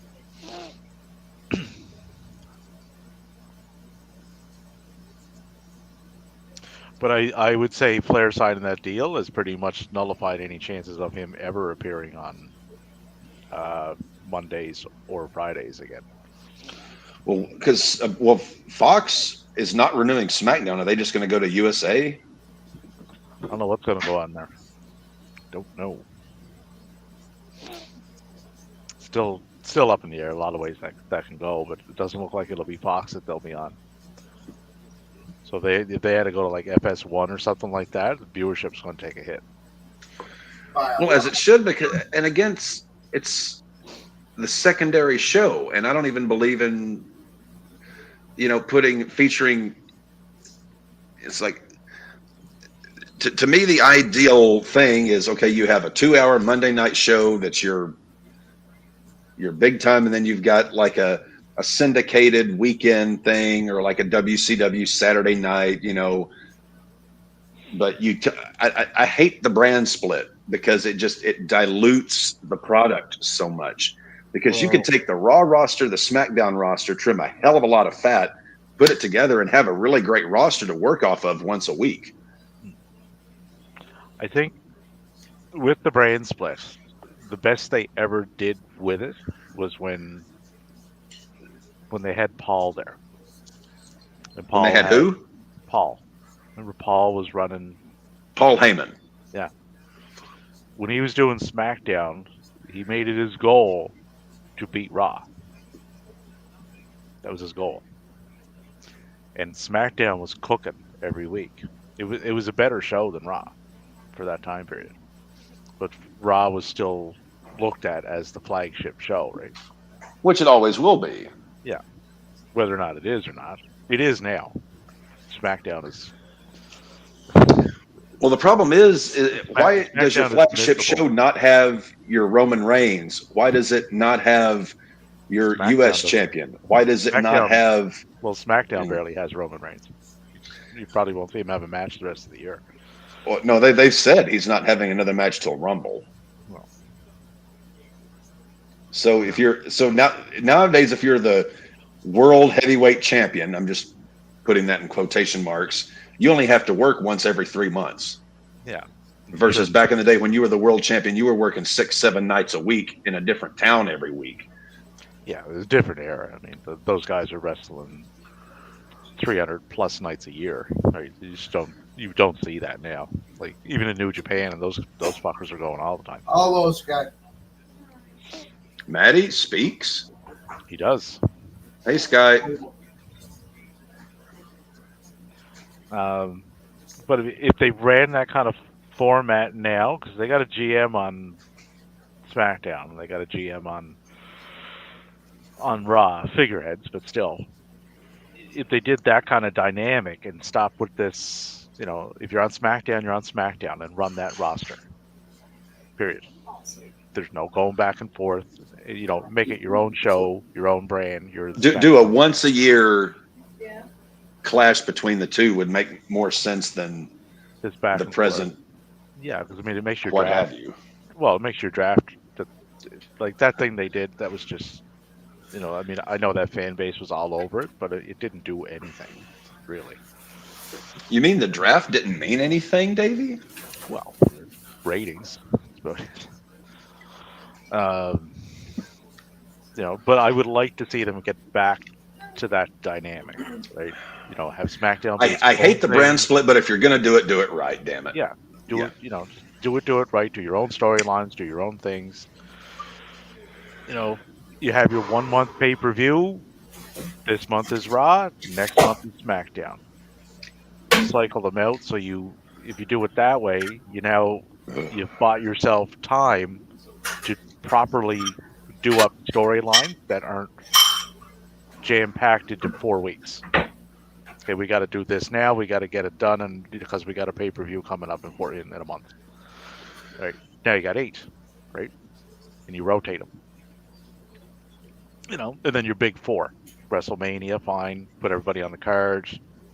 Money in the Bank, or SummerSlam, Rumble. Everybody will be on it anyway, just due to the nature of what it is. Yeah, pick 15 from SmackDown, pick 15 from Raw, and there you go. There you go. And I would say, War Games, pick your best 4 from SmackDown, your best 4 from Raw, and you could do that. And if they wanted to really branch That out, was one hell of a face mask on Dallas. and if they wanted to really branch out, where they love their ratings talk so much, tie that into a draft for NXT. Whoever won the ratings war for the year gets first pick in NXT. Because their fans love that, right?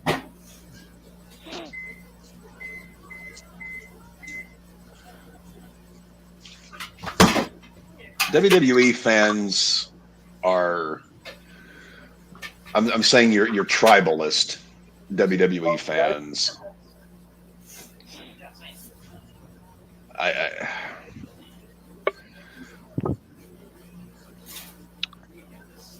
I can't understand it because in their defense, it's kind of what they've been instructed, right?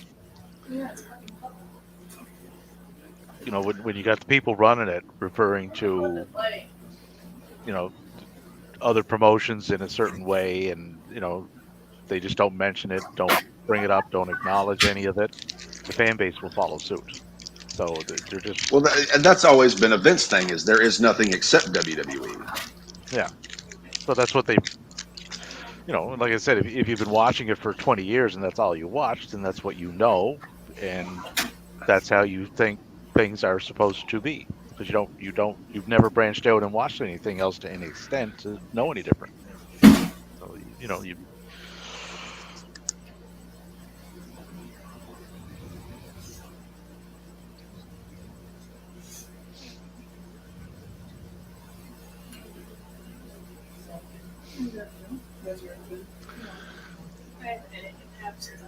It's like, I would love to see WWE be good. I would love to see AEW be good. I would love to see a wrestling promotion flat be good.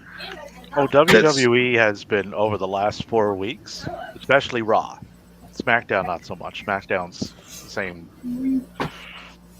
the same kind of format they've been doing the whole time. So, but Raw has been better, right? They're integrating more stories throughout the show. There's not as many constant recaps and replays. The women are getting more time. The matches are getting some more time, but that has slowly rolled back a little bit too each week. So see how that.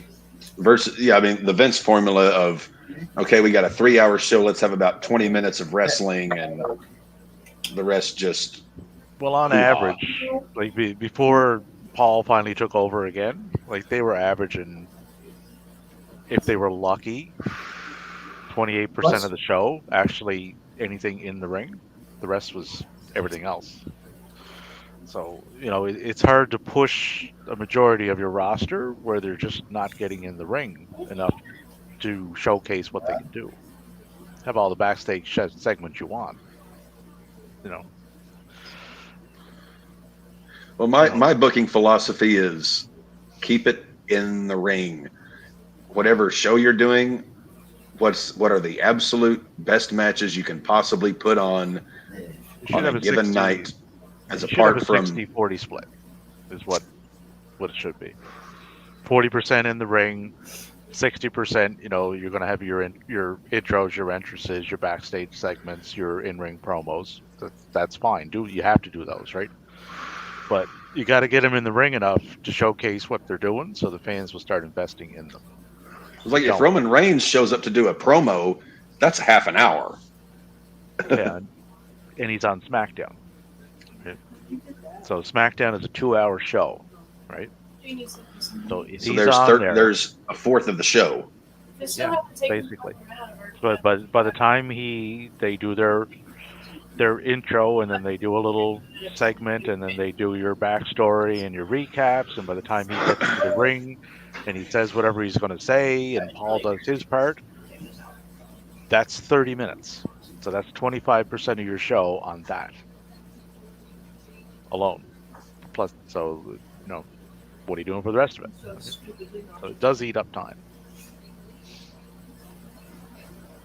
So it's a double-edged sword. If you had him there every week, you're getting that every week, right? When he's not there, those percentages tick up a bit.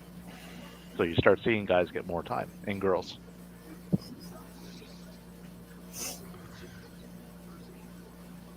Vegas. Vegas not doing much. 3rd and 15 on the Giants, 39. At this point in the game, just get the hell out of here with a W and don't get anybody hurt. Well, you got to keep O'Connell in there because you got to see, especially now that you let go Jerry's of the boy. other. Yeah. Well, I mean, now that you let Garoppolo go, you have to keep O'Connell in there to see what it is you have, right? You wouldn't want to take him out. Which, I mean, I don't know what we've gotten McConnell. We may have something. We may have nothing. It's 14 and 19 for 189, 15 to 20 for 200. You can't just tell your viewers, fuck this one. So he's 4th and 4 on the Giants' 28. So he got him in field goal range again. I mean, that'll put them up 27 zip. Well, and see, here's the thing: is whatever we have in O'Connell, whatever we have in Garoppolo, whatever we have in Who Shot John, it ain't as good as what we had in Derek Carr. And it ain't that Derek Carr is a saint, but he was better than. No, yeah, but you know, at what point are you tired of spinning your wheels, right? Carr's not going to get you there. He never has. Garoppolo, No, he's not. It's Davey, you're right. He ain't going to get you there, but he's not going to embarrass you either. No, but 500. One game over, one game under. How long do you want to do that? Right? You're never going to win the division doing it. If you do get in the playoffs, you're in all fairness, Davey, nobody's going to win that division as long as Mahomes and Reed are in that division. Well, no, not if you never take the steps to, improve in that direction, right? You'll never take the division from them. I unless somehow Andy Reid chokes on a cheeseburger or Mahomes is hurt for an entire season, I don't see anybody taking that division as long as they're around. I don't see a scenario. Chargers could, if they would. No, when the Chargers are going at like full capacity, like if they had Williams in there, Keenan Allen, Everett at tight end, they got Eckler at running back, Herbert at quarterback. They had the talent to do it. Well, you're also forgetting one key ingredient there: a head coach who doesn't piss himself. Yeah, there's elements missing that they have to address. The talent is not one of them. They have the talent. They can match up with anybody. They just don't seem to have, like I said, the fundamentals of the whole thing down, which is their problem, right? And that goes back to what we were saying earlier. Herbert has a bit of Kirk Cousinitis, right? I'm not going to label him that quite yet because he hasn't. No, but there's similarities there, right? You can put up a ton of numbers and a ton of yards, and you put up a ton of touchdowns. And Eckler can do the same thing. He can put up a ton of yards through the air and on the ground. But it's always those one or two big blunders at the wrong time that happen too consistently with them, right? That's Kirk Cousinitis right there, right? In my estimation, anyway. So hopefully they can. At some point, though, fix that. Don't we have to give Herbie a bit of a pass considering his coaching staff that he's. Oh yeah, the coaching staff definitely comes into play with it. If you have bonehead fucking people telling you what to do, and you have to follow suit, then yeah, you can't just point the finger at one person. It's that's rarely the situation. But if Herbert goes out there and starts going rogue, and I'm just going to do whatever I want, fuck the coach. Herbert will be sitting next to the coach.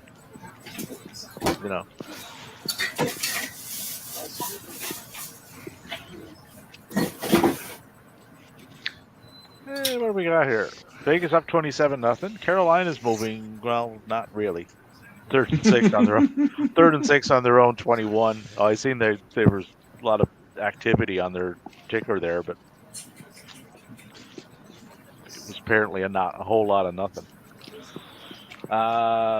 Dallas is now trailing the Eagles 21-17 with 9:03 left to go in the third. Dallas has the ball back, though. 3rd and 15 at midfield.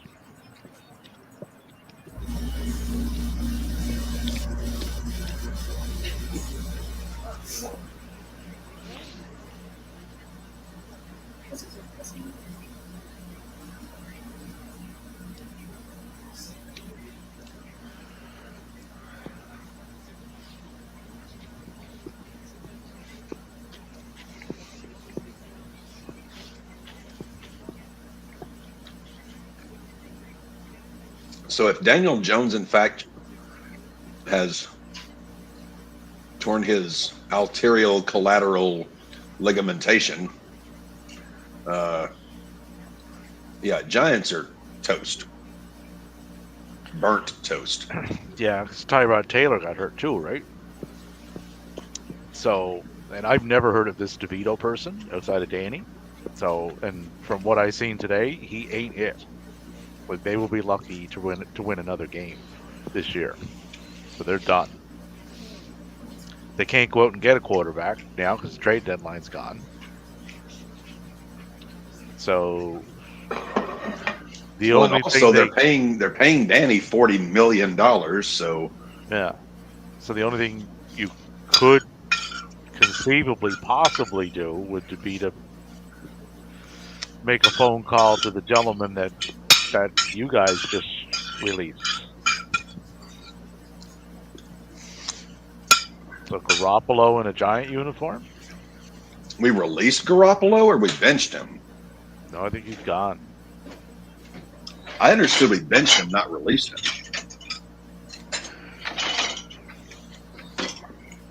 If I understand correctly, or if I understood the what have you, you know.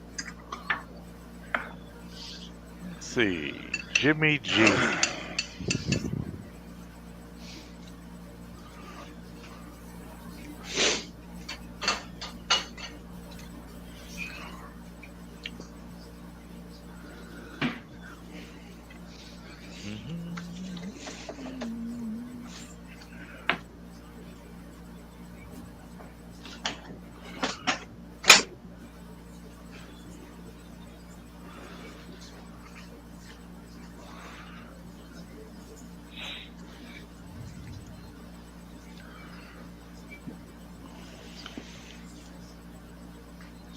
No.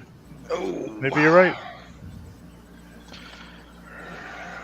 Garoppolo has been demoted from the starting quarterback role with the Las Vegas interim coach Antonio Pierce announcing Wednesday. Okay, so he is still with the team then. So he's basically a lame duck. I mean, yes, we did release basically half the front office, but no, we kept Jimmy G. Excuse me. We kept Jimmy Jesus.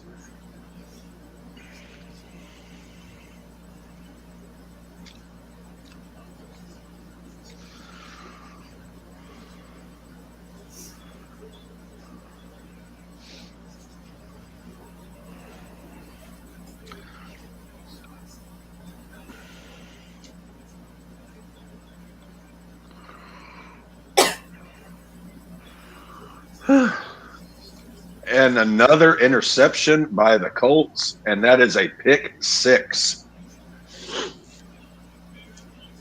Damn. 26-10.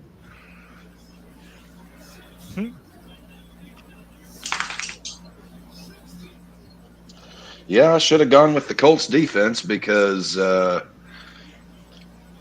looking at what they've put up today, they put up 23.5, and I wouldn't be in the position I'm in right now if I had that. The Yahoo League that I won last year, I was favored to win this week. However, The gentleman I'm going up against has C.J. Stroud as his quarterback. He put up 51 points. And he has Las Vegas as his defense this week. Would you like to know how this matchup is working out for me?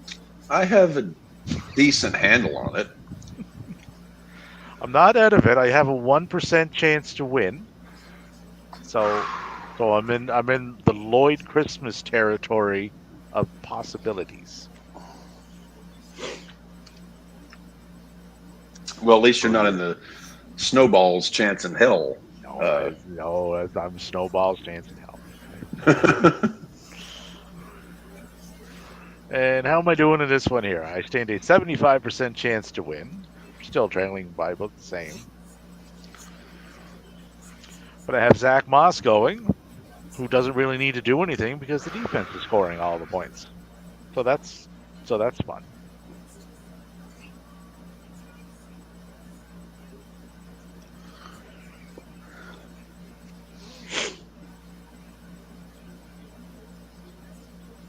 But I should be fine. I have Tyler. I paid $1 Bass going tonight, so I shouldn't need anything else beyond that. Should be the name of your team. I have weeks to go, so I'm sure it's coming.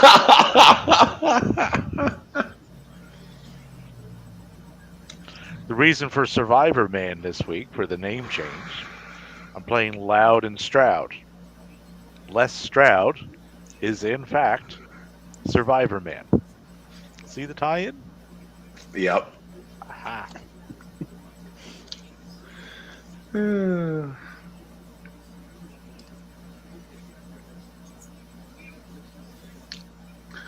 This Cowboys-Eagles game is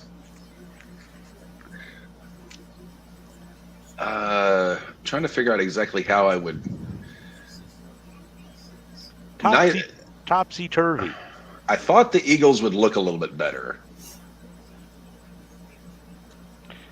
That could just be my bias because I hate Dallas, but I'm still not. I don't know if I'm sold on the Eagles yet or not. I'm definitely not sold on Dallas. I know that. Because you can't be because it's Dallas. Never buy Dallas because Dallas will screw up as long as Jerry is above ground.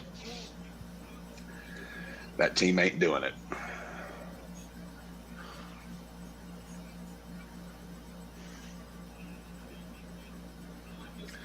Matt, what happened to Dev? We're both just slugging through this last half of games. We don't have our Wag'em. The Raiders have ran 23 of 44 plays from inside Giants territory. That's how you're up 27-0 in the middle of the third.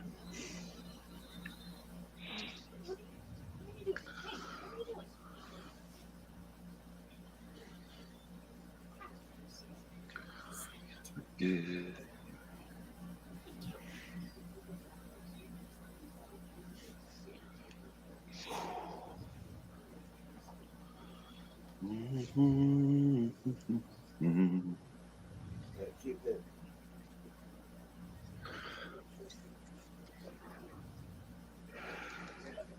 Punch me in the titty.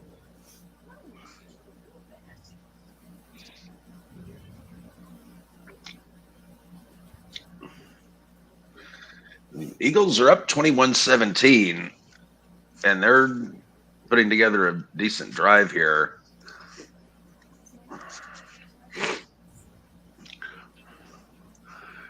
You heading back to work? I mean, I buy the Eagles as either themselves or the 49ers as the best team in the NFC because I'm still not counting out the 49ers. I think it's been one of those strings of, and you've seen this before with really good teams where they have that streak of, 3-4 weeks where they just kind of forget who they are and then get back to being who they are. And like, oh, wow, this team is, they are who we thought they were.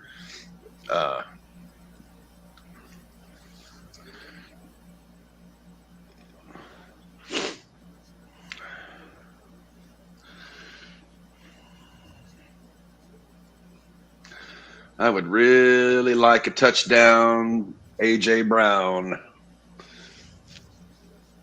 I'd like to go into the Sunday evening festivities either tied or with a lead.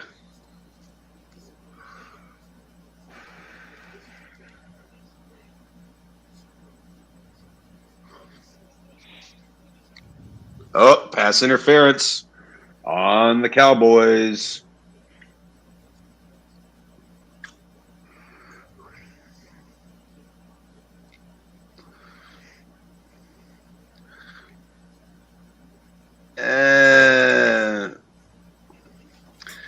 At first, I wouldn't have called that pass interference, but the second bit of contact, yes.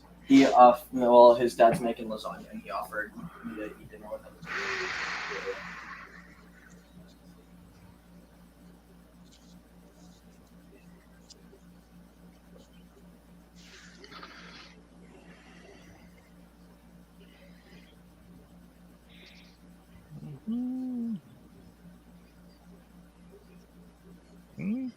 Eagles moving the ball, though. 2nd and 10 on the Dallas 41.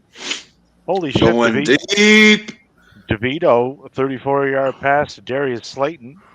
That was an interesting call there, throwing it deep to A.J. Brown in triple coverage. And whiffing it. That makes a hell of a lot of sense. And by a hell of a lot of sense, I mean absolutely none. I thought that was a pick. Oh, is A.J. Brown? He's going to the sidelines. I think A.J. Brown might be hurt. Fuck. Shit. I can't have this.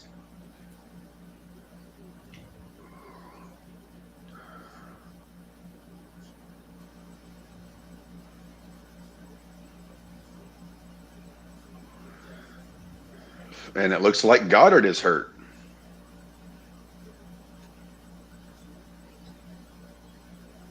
Lovely. Lovely.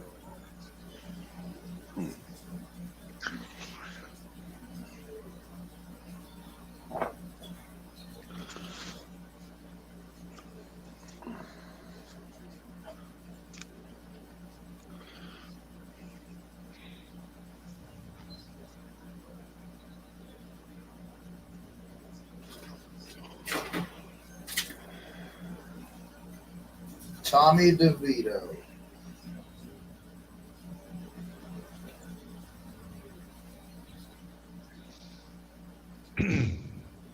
Tommy DeVito got him moving.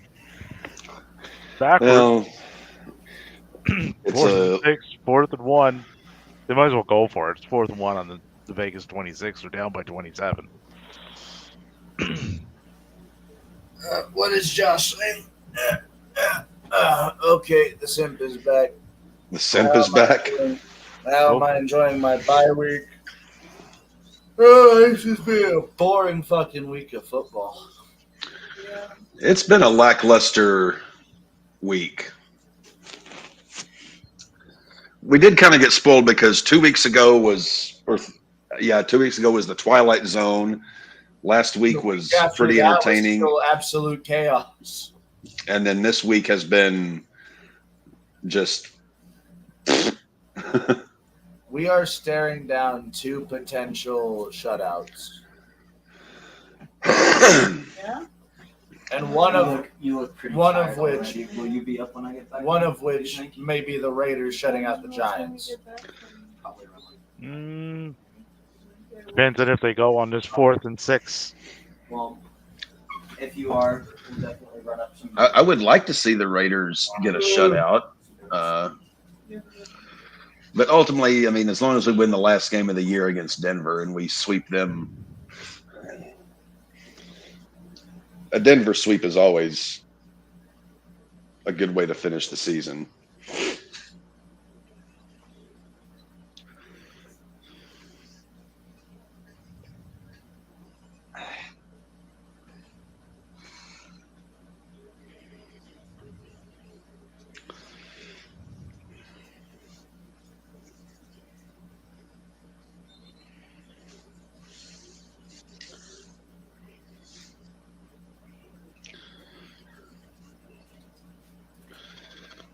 So Goddard is hurt. What's going on with A.J. Brown? Is he back in? What's going on, meow?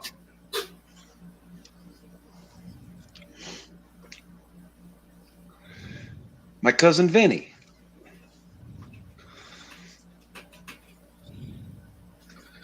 I think AJ's back in.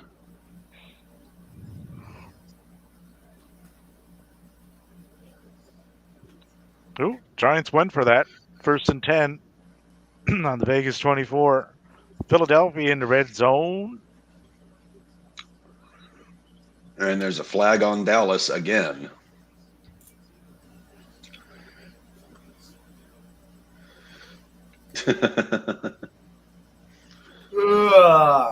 Maddie, your simp is concerned. I'm so tired.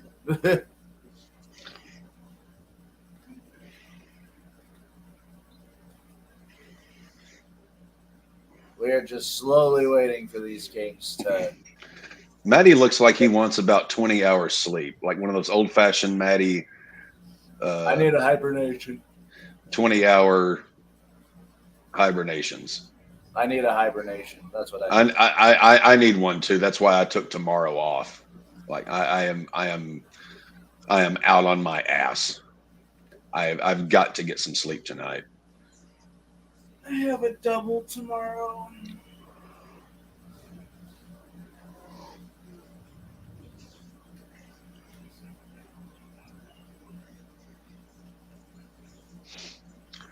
All right, AJ Brown's back in. Thank God. I cannot spare this man.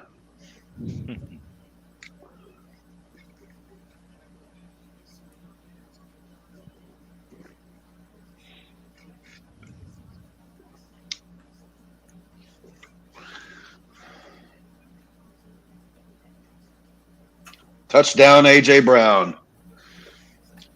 So Yes. did they say like what he went out for? Like if it was a tweak of anything? I know Goddard's out. He just went to the tunnel, and not the good kind, as Davey pointed out earlier in the broadcast. Not the good kind of thing. So that puts Cap 69.5 to Tyson 71.4. What's your guys' win percentage right now between you two? I'm at an 81% win probability, but I still don't trust it because he still has Burrow, and Burrow could put up 40 or 50. He could, but he won't. Well, because the Bills could shit the bed, and Burrow could burrow and burrow into that tunnel.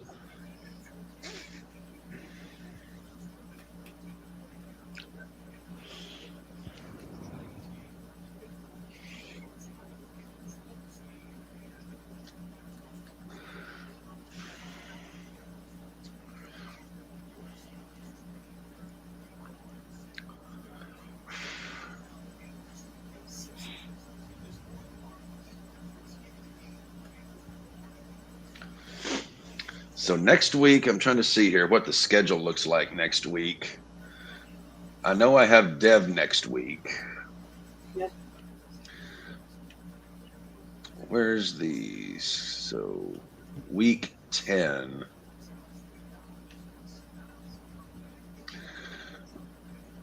Cap and the whole ass grown men. Nashville FC and Pet Spade and Neutered. There's a big one. So basically next week, the top 4 teams are playing each other. Oh yeah. Maddie plays Grey's Anatomy next week. I'm going to get dissected. Davey plays El Chico, a.k.a. Deshaun Watt Sucks.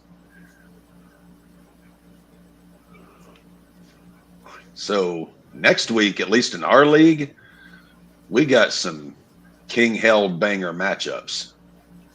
Yeah. Let's see how everybody's doing. Pet Spade and Neutered should win this one. Caesar, he's going to lose again, so John's going to win. Grey's Anatomy's going to win. Maddie, you're hanging on. You're up 63 to 55. Yeah, And still got a lower percentage to win though. Yeah, but you still got 2 guys to go. He's got 3. He's got Josh Allen, which that's kind of the X factor there. Dev is just shoving his shoehorn up Jacob's beehole. Yeah. And then Dave and Loudon Stroud in their slugfest, where Davey is essentially in must-win territory, not absolute, but essentially must-win territory. No, if I lose, I would be like absolute 0. You would have to run the table. Yeah, I would officially be like Mr. fucking Freeze from that horrible Batman movie. Oh, the one mean- where they gave Batman nipples? Yeah, Yeah. and the Well, Batman. well, they gave George Clooney and what's his name, Robin, Chris, what's his name? I forget. They gave them nipples, but they didn't give Batgirl nipples, which was kind of disappointing there. Chris O'Donnell, yeah, they gave him nipples and George Clooney nipples, but no nipples for God, what was that girl's name? Alicia Silverstone. Alicia Silverstone, yes. Yeah, No nips for Alicia. It managed to kill Chris O'Donnell's movie career and Alicia Silverstone's career in one fell swoop. 28-17 Eagles. Well, that's what happens when you let Joel Schumacher take over a franchise that Tim Burton had revived and made awesome, and then allowed Schumacher and McDonald's to ruin. Joel Schumacher turned the Batman franchise into the WWE of wrestling. Yes. Everything is over the top. Everything. Mhm. Villains, Batman, Robin, Gotta be stupendous, pal. I'm like, can you stop making these, please? It's like I rather enjoyed the comic when I was a young fella. Giants with a touchdown, second point attempt. Failed. Oh, there goes the outshot. Yeah, so it's 27-6.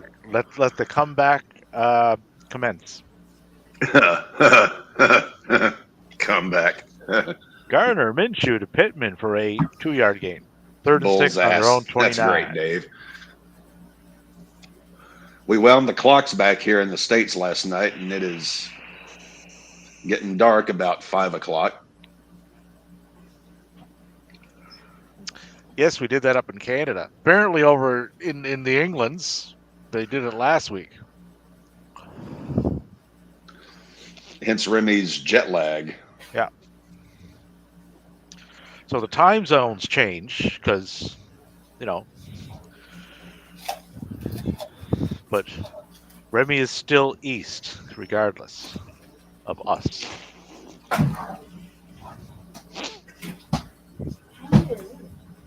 I mean, honestly, Dave, can you imagine our former network, like James and Remy, being on the same panel? No. Remy would eat his ass alive. No, because one of them makes sense and the other one doesn't. That's about as nicely as I can phrase that. Be positive about everything, though the house is burning down around you. Yes, this is fun. Yes, the matches have been bad, the booking has been bad, but aren't you entertained? No! No, you twat. Because the bar for what I consider good isn't lying in the basement of the fucking Titanic. I was going to say the basement of the Alamo.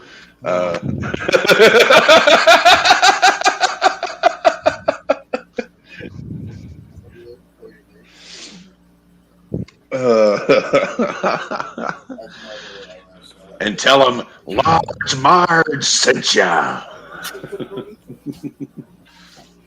Did you say somebody picked up Gallup today? Was that Dev? No. Oh, I know somebody said his name today.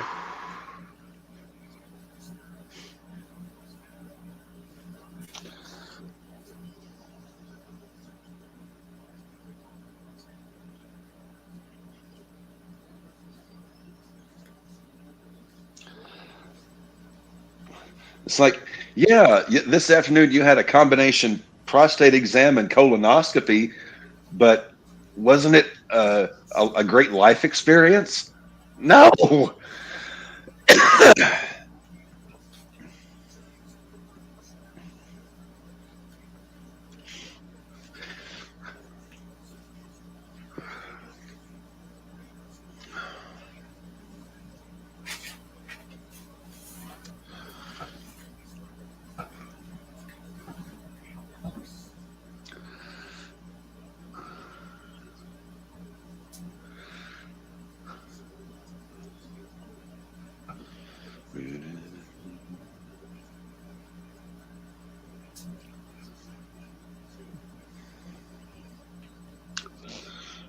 Okay.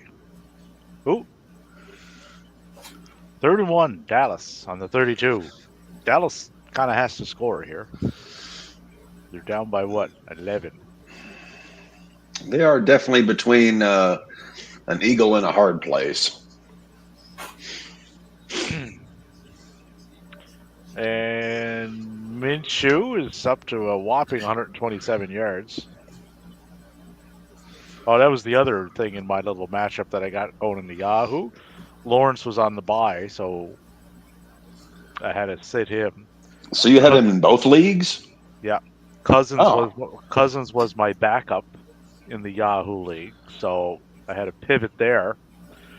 So Minshew was the best of the worst lot. Options. Yeah, the best of the lot. That was, yeah, it was not good.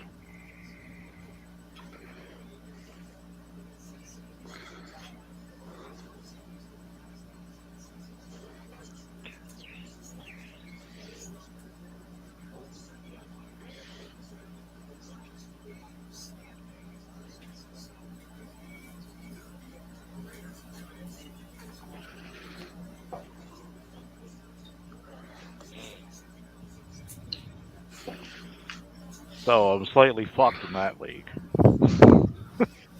This week, anyway. 119 for my opponent, 65.68. Why is it that RedZone, when there's only one game left, isn't allowed to cover it? Well, they just assumed that it would be on some sort of network somewhere. So I think RedZone is more designed for just one specific, like, not designed for one specific game, I would say.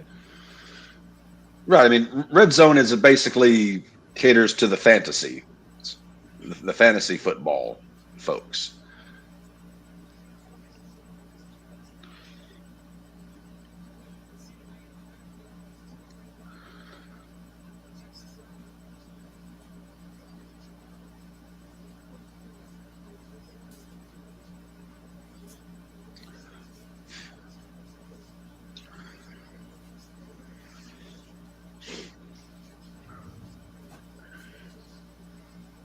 Okay, Dallas getting this in or what? 4th and 1 on the 15.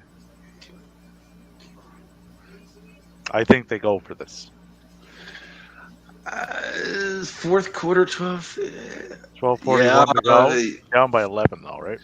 I mean, if you kick the field goal, you still need a touchdown and a 2-point conversion. I mean, I could see either way here. If it were me, I would be tempted to kick the field goal and try my luck at getting a touchdown and a 2-pointer.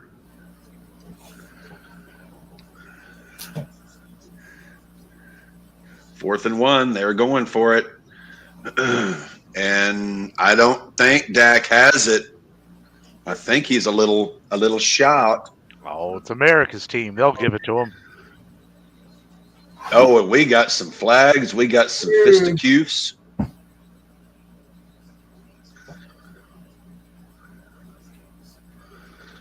Well, with those penalties, yeah, they're going to give it to him. I think I'll throw that game on, seeing as how it seems to be the only interesting game of the lot. Let's see what the penalty is, or penalties. That was a lot of laundry going there. No, I think he got that.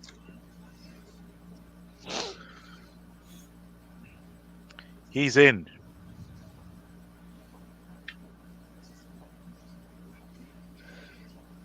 Yep, first and goal on the 7.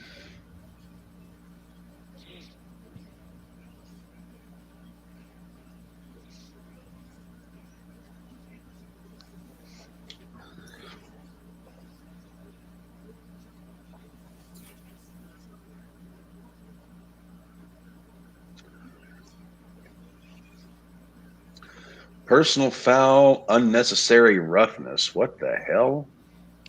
Well, see, that's when you're too rough with someone and it was unnecessary, right? They make you, like go stand in the corner, usually a few yards back from everyone because you obviously don't play well with others. So that's kind of the the gist of what That happened. could be your license plate. Could be. Some acronym of unnecessary roughness. And it looks like, damn it, I'm down by 6 again. Thank you, CeeDee Lamb.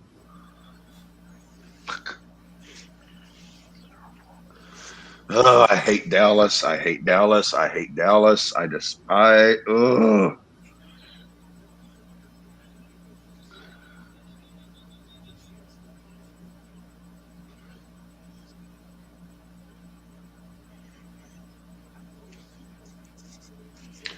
Sirianni throwing the challenge flag.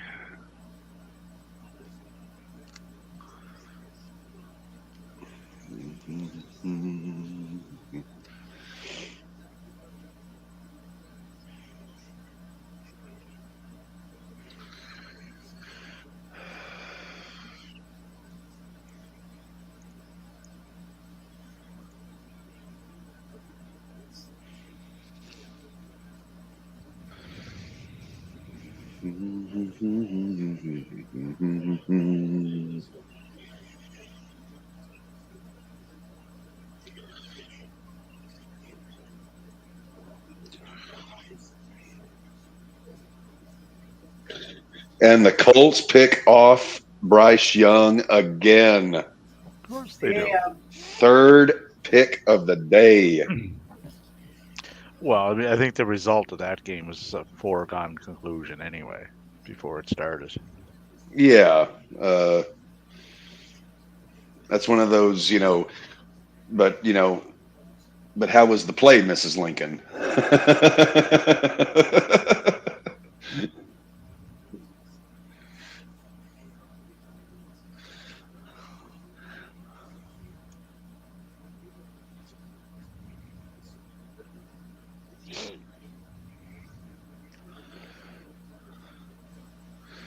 All right, so let's see what the Dallases are going to do here. I think they're still reviewing the review of the review.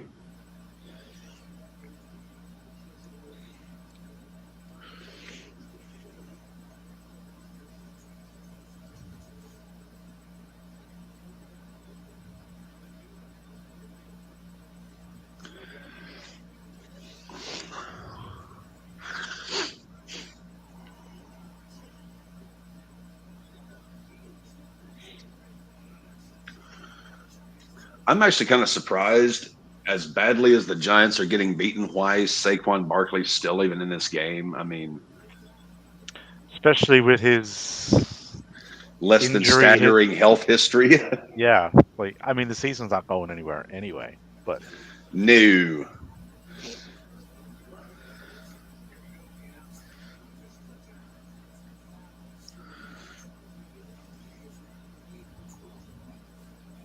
Pat McAfee, very thankful for Bryce Young building this Colts defense confidence back.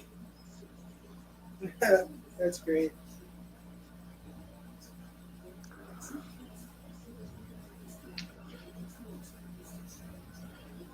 And the ruling on the field stands in the Phila Georgia Bull Eagle game. Cowboys are given the first down plus 15 yards for unnecessary roughness, allowing them to basically just run a touchdown in.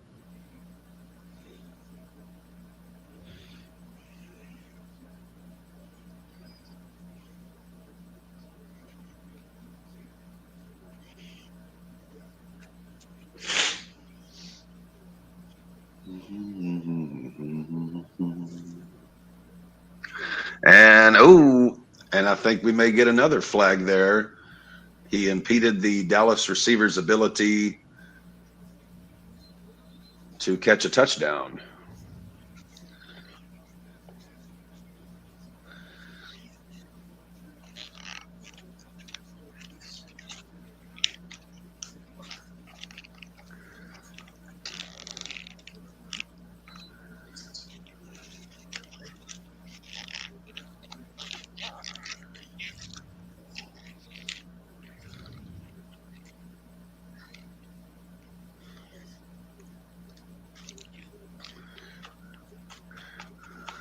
You can almost see the referees at some point, calling personal foul, attempting to tackle a Dallas ball carrier. That's a 35-yard penalty, automatic touchdown.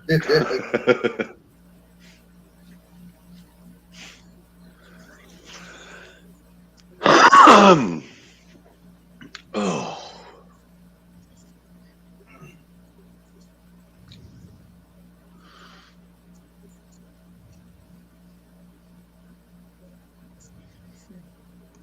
I just don't want the Cowboys to win. Nobody does, but they always seem to. And that's bullshit. Prescott short. It is 4th and goal. What do the Dallases do?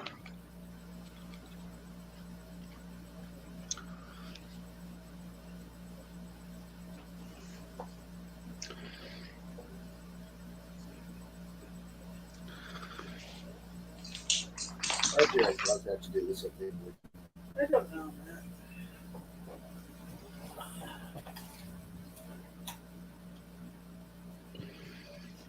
Looks like they're going for it. Touchdown, Dallas. Fergie. Hit a Fergie. No, Luke Schoonmaker.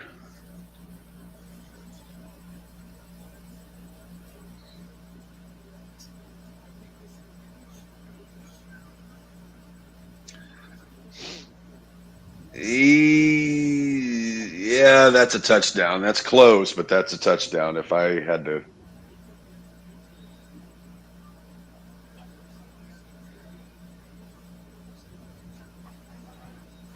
Oh, they're going to review it. It may not be a Dallas tutty.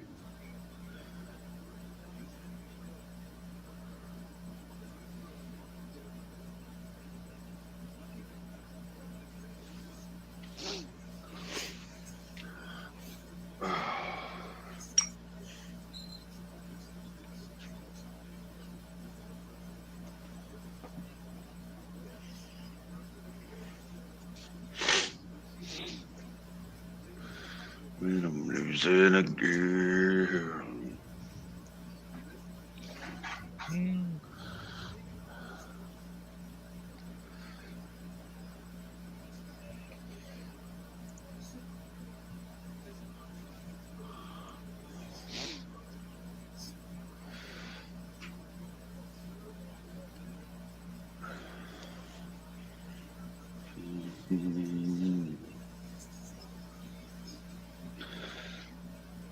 It is 30-6. Vicious Vegas's.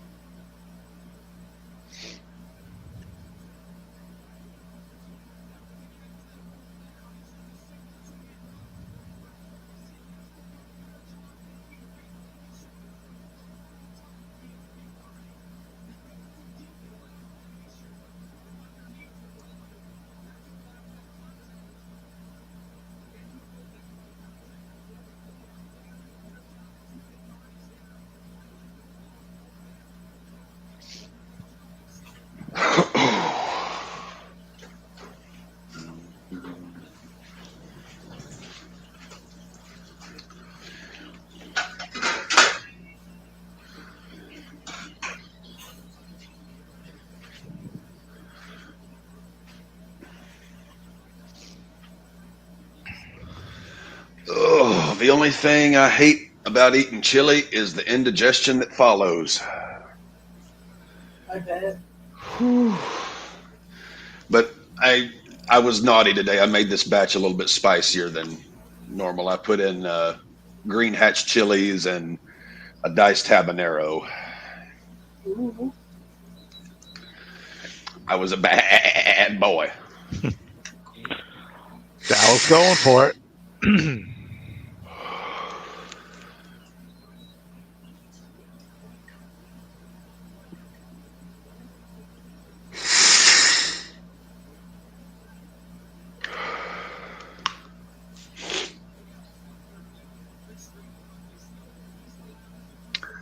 And it looks as if, barring some kind of chicanery, the Dallas Cowboys are going to lose to the Philly, Georgia Bull Eagles.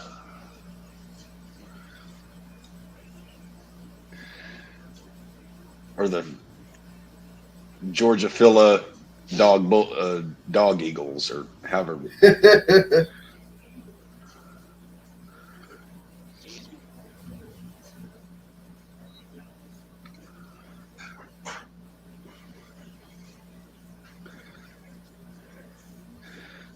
Eagles punt it back, though. Dallas is going to have the ball right at midfield.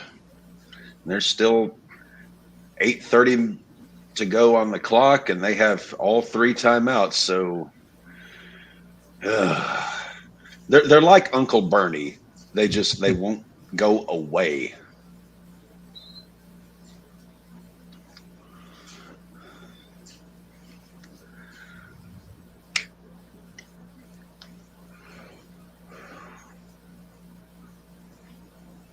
So I was reading a biography of Waylon Jennings a few years ago, and at one point he was going through 6 packs of Marlboro Reds a day plus $1,500 worth of blow. That man was made of titanium or something. To have that kind of a habit and still play 200, 250 dates a year, I don't know how in God's name you do that.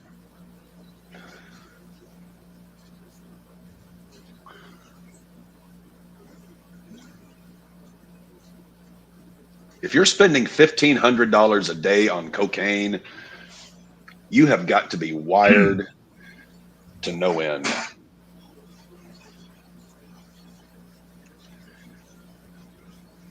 Tommy DeVito just got fucking hit by 4 people.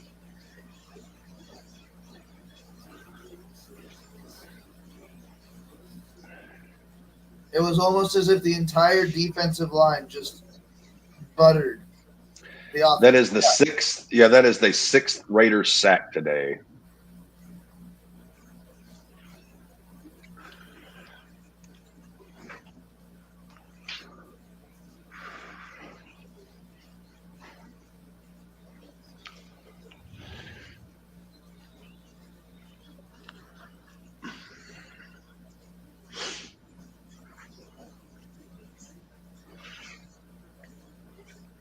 Yeah, I've got some wicked indigestion, and I took 3 of my famotidines, so I'm hoping they kick in quick because, whew, them peppers is kicking back on me.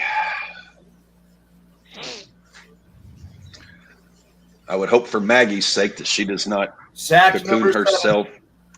Sack number 7. Are the Giants going to set the record for most sacks given up in a season? They are very much on pace. What is the record? It's like, what was it, 79 in one season? I think that was the first year of the Houston Texans, 2000 or 2001. They gave up 70-something sacks.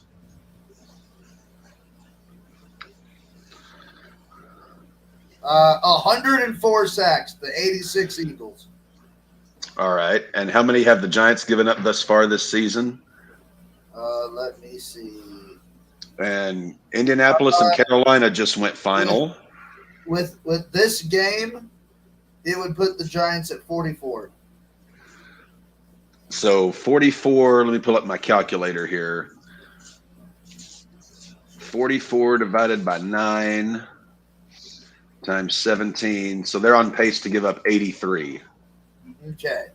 Or have the Giants had a bye week this year? Which would be the second most in NFL history.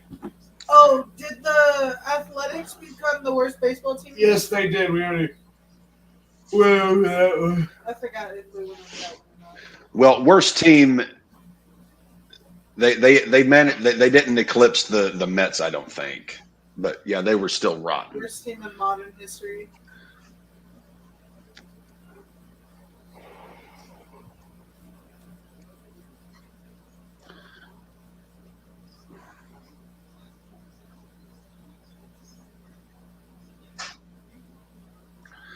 Damn it, Lamb.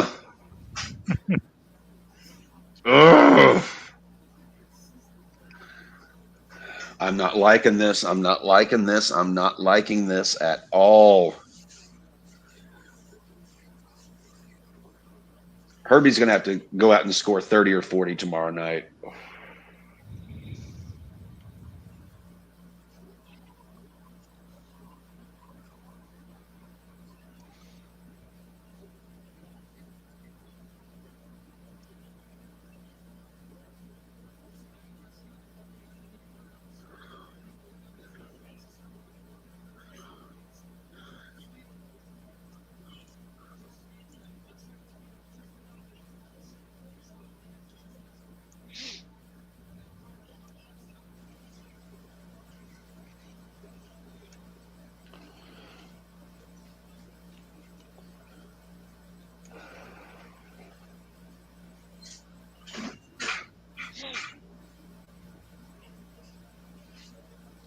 Oh, shit, Dallas almost had another touchdown.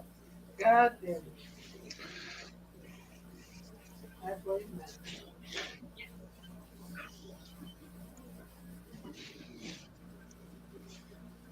Did you read that? Yeah. Yeah, mine's so good. Cool. That just means that my left earbud is... Because that's the one that I use the most. Just got to charge it for a little bit.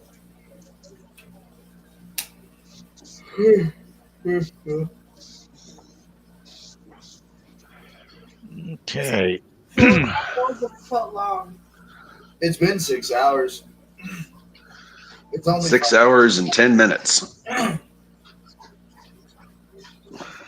What is Dallas going to do, meow? Penalty on the defense. I believe that's going to be a Dallas touchdown for Pollard. Oh, illegal formation on the offense.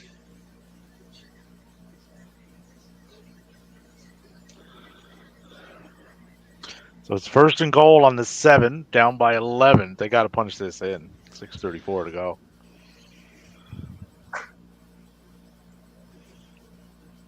And another penalty.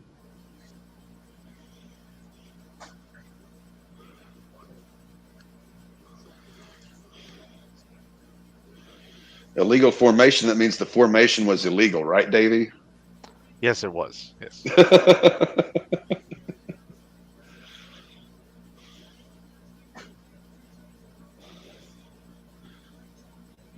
Touchdown, Lamb. No, it's Tolbert. Thank God. Oh.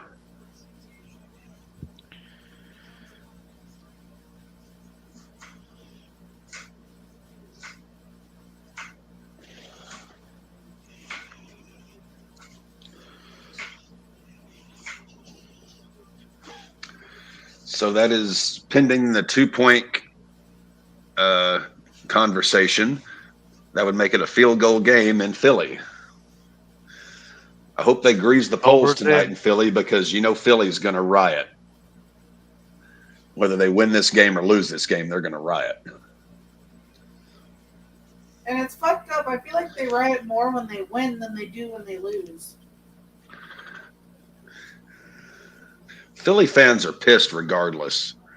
because they wake up and have to live in Philly, and that is going to be a successful 2-point conversion. It is 28-25 Philly with 6:23 to go. Dallas still has all 3 timeouts. Fuck a duck. I hate the Cowboys. Oh, he stepped out of bounds. Dak stepped out of bounds. Yep. That's going to be no good.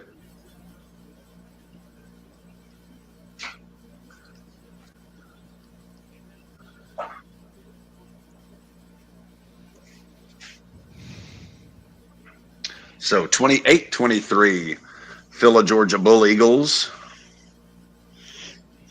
Oh yeah, he's way out. The whole front of his foot is out.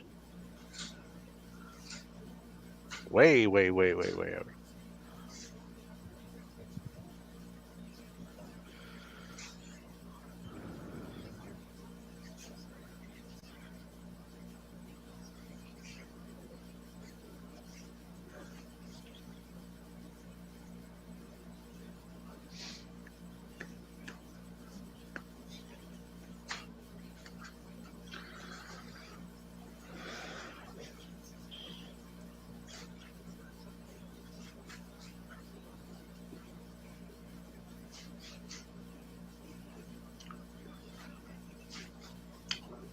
How much time is left in this Raiders Giants shithole?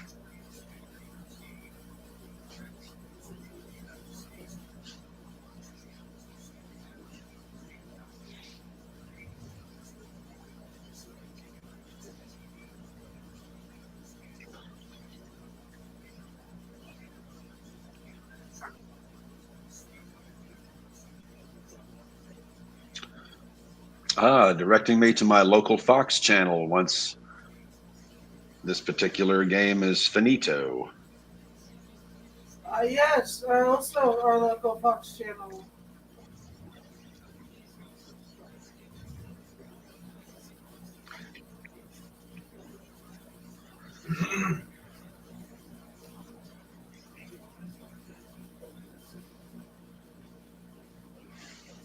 Charge my earbud for a couple of minutes. Hopefully that gets me through the rest of the stream.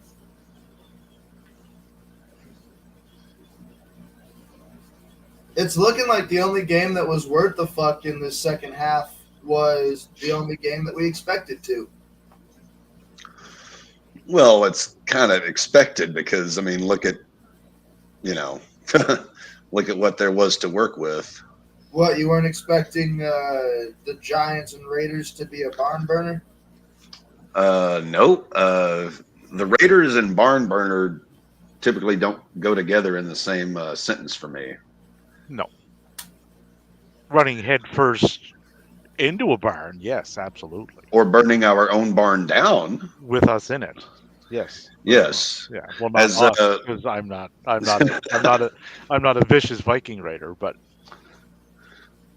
as Lewis Black said about the election of George W. Bush, when Bush got elected, I gave him some rope, a lot of rope, and then he hung all of us with it. The Cowboys have the ball back with 4.5 minutes to go, and they're only down by 4.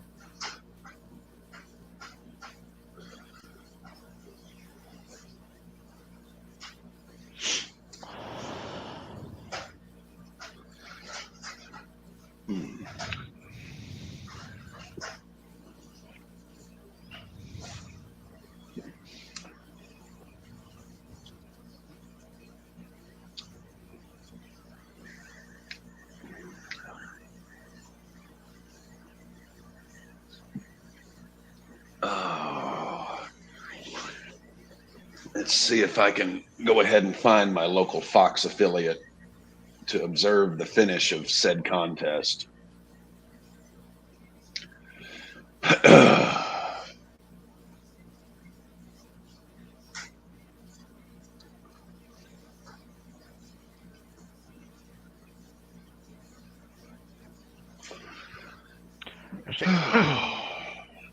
I got a TV link here. I'll have to send you. Well, I mean, I've got like local television. Oh no, this It's just a gives matter you- of this. angling my antenna appropriate lie. No, this is a streaming one. Like, remember I said I was jumping back and forth between all the games today, except that Green Bay one. That's what I've been watching them on. Like, they don't buffer or nothing. NFL RedZone's on there, NFL Network, MLB Network, NHL Network, Cinemax, HBO. What about my nudie channel? No nudie channels. Oh, no nudies. No.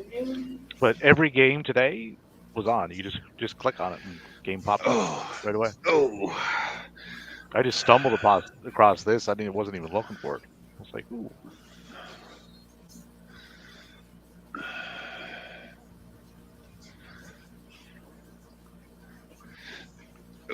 well, what sucks is our local Fox affiliate, the antenna is right downtown where I live.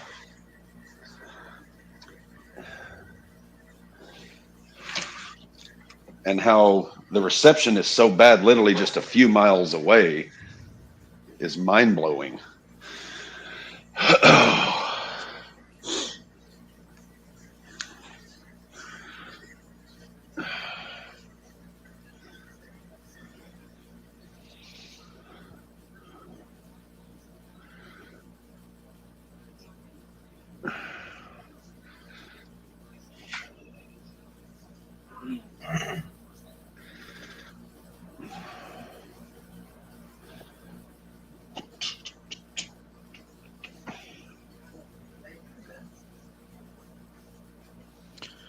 First and 10 for.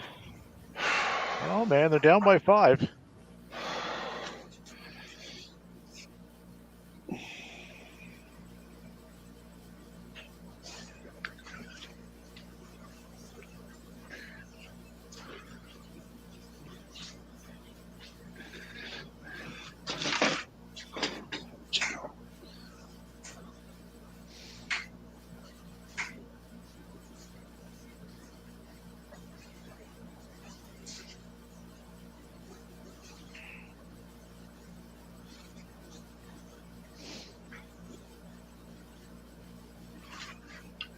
I swear to God, if Dallas pulls this out, I'm going to be pissed.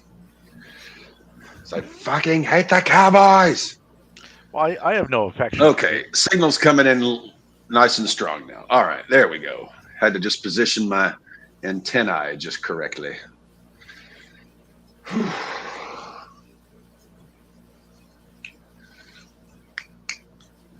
I have no affection for either one of these teams because I've just never liked the Cowboys, and I'm still bent over out of shape on the Eagles.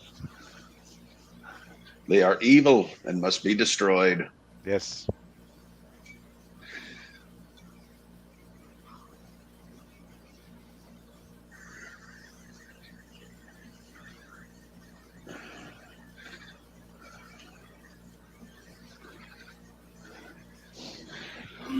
Ooh, Mega Mo, don't hurt Daddy.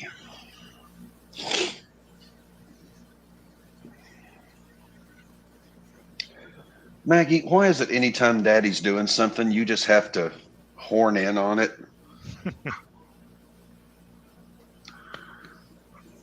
Maggie, you are built like a brick shithouse. You're built like Nia Jax.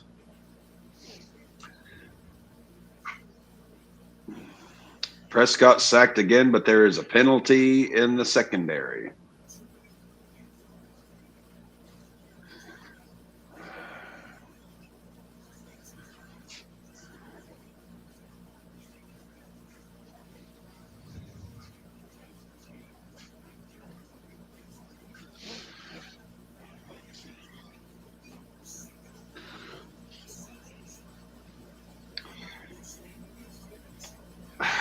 Maggie, oh, you big galoot.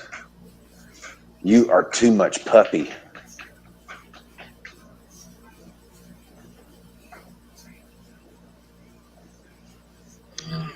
For you boys who are actually still watching the game, how's it going? Well, we're waiting on a penalty decision.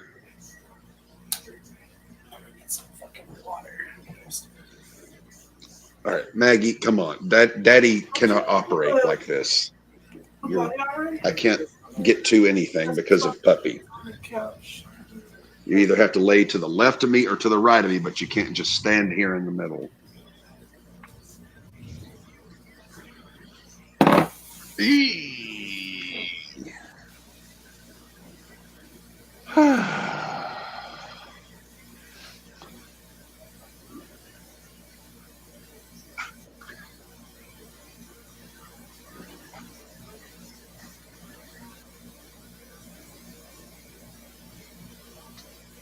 Maggie, you need puppy therapy.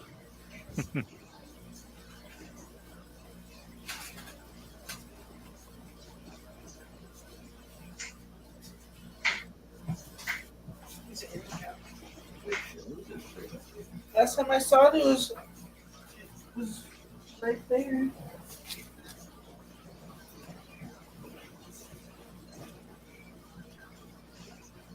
It actually.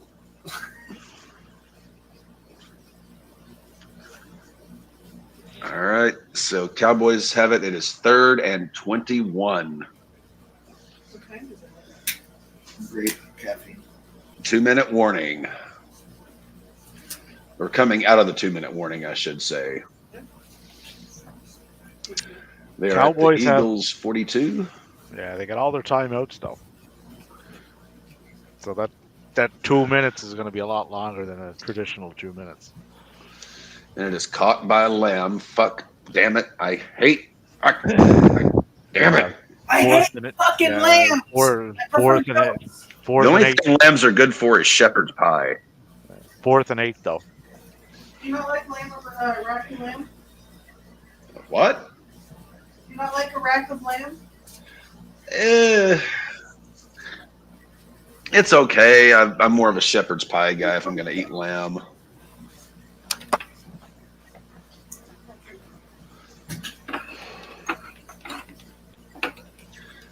So Cap is going, as of right now, Cap is going into the final 2 games of the week. I'm down 81-69.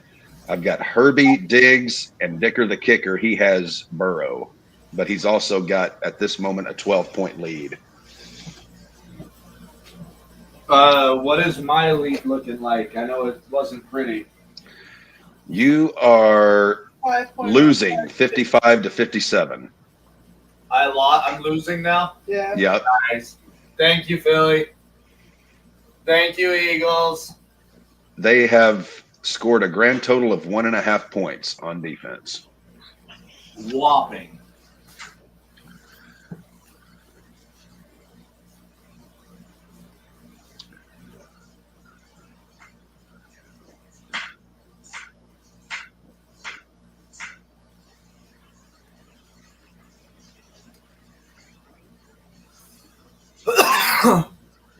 So 1:22, 4th and 8 for the Cowboys. I would have, I think, Dominant. not even just that, but I think I would have had the most points ever in the season for a fantasy First and 10 And of the 29. incomplete.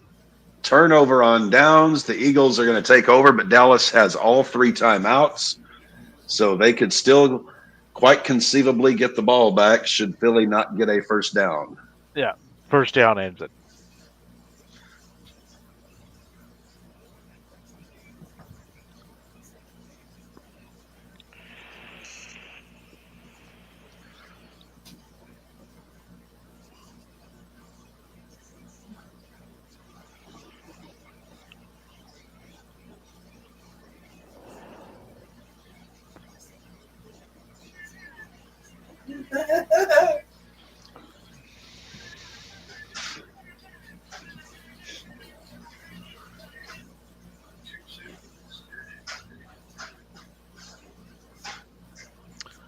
All right, here we go. So Cowboys lose. They go to 5-3.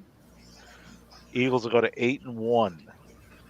We got a timeout by Philly or a delay? Oh, Philly took a timeout. So Philly's got the ball back? Philly has the ball back, but Dallas has all 3 timeouts with 1:22 to go.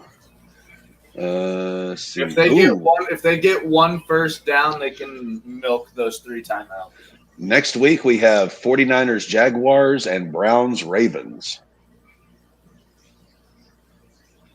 That's going to be a tough one for Dev. Does he start his defense against his own team? You're damn right I do, and I've done it before, and I'll do it again. So Washington's. My goose is looking to be pretty cooked this week at this point. Because Devin's sitting there going, yes, we're going into it tied. well, he's got too much of a lead with still Burrow to go, and I don't trust Hurrow, Diggs, and Dicker to score 12 plus outscore Burrow. So let it be known, MetLife Stadium's turf has taken, 3 ACLs this season? Matthew, Yes. don't finish that thought. Yeah, Matty got a 26% chance to win, so that doesn't look like that's happening. Captain got a 70% chance to win, so you are going to win this week. No, I had a 90% chance at one point, and Right. he has totally fizzucked this whole thing. If he didn't have any other players going, I would feel all right. But with his quarterback still to go, Diggs could goose, Dicker could goose. No, but you got Diggs going tonight. Diggs tonight, and then Herbie Hancock and Dicker, but he also has Burrow going tonight. So he's up by 12 right now, so he could conceivably be up by like 40 going into tomorrow night.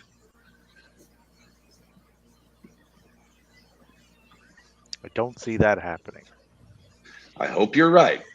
But I'm almost Dev's chances of winning this week positive that you will win this matchup. Well, let's just hope Herbie can sling about 4 touchdowns and 300 yards. That would be fucking insane. I'm down by 25. No, more than that. All right. Well, with this being basically the end of the show, any thoughts on this week other than how weirdly bad it was? My Baltimore kicked ass. That's about the only good thing that happened. Raiders kicked ass, so Yeah, we kicked ourselves because we continue to take ourselves out of the Caleb Williams sweepstakes. After what I'm seeing out of USC, I don't think Caleb Williams is going that high. And DeAndre Swift fumbled the ball. Are you fucking kidding me? Dallas is going to get the ball back with 1 timeout and 50-something seconds to go. Oh, my God. The Dallas bullshit continues. Dallas could win this. Wait, no, Philly recovered. Oh, okay. Let's take another quickie look here. Oh, yeah, Swift ran into his own guy. Does a fumble count if they recover it themselves? It's still a fumble. Yeah. Now it's 4th and 8 though. on their own 31, so they got to punt that back. Yeah, with So 47 seconds left. So Dallas is going to get the ball We've with seen about 40 seconds to go. We've seen some games today. Minnesota, Atlanta being one of them. Yeah. With a comeback. Tampa Bay and Houston. Yeah, Washington barely hung on there. New Orleans and Chicago were touch and go. Yeah, Houston, Tampa Bay was another one. So, this does not necessarily mean this is over. Especially No, with Blake not by any taking the ball. means.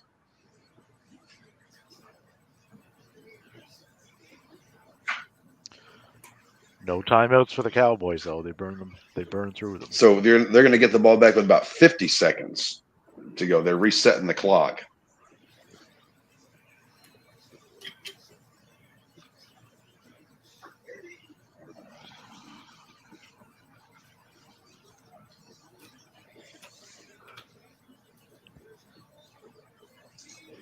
So it's going to be Dallas ball at their own 14-yard line with 46 seconds to go.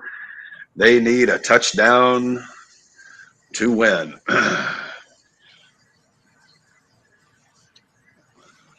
And if there is a God, they will not.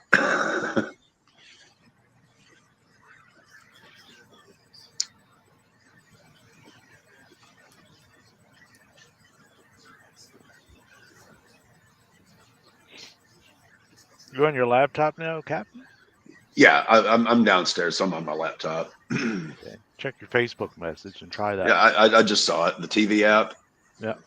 Works amazingly perfect. Oh, we got pass interference on the Eagles. They interfered with the Cowboys. No. It's 112 channels on that. Holy smoligans. Plus your live games. Like right now, I'm looking at in the NBA, Phoenix Suns, Pistons, Raptors, San Antonio, Golden State, Cleveland, Charlotte, Dallas, Memphis Grizzlies. All you got to do is click on the game and it plays. NHL. Ooh, that did not look good. The knee's not supposed to bend that way. Oh, we had another play like that? I don't want to hear that, Cap. Okay. Yeah, that's what we just had. And Philly committed a 36-yard penalty on that for pass interference. So it's 1st and 10, midfield. Need a touchdown, though. 46 seconds to go. Yeah, you have to allow the Dallas receiver to catch the ball irregardless. Otherwise, it's going to be a penalty.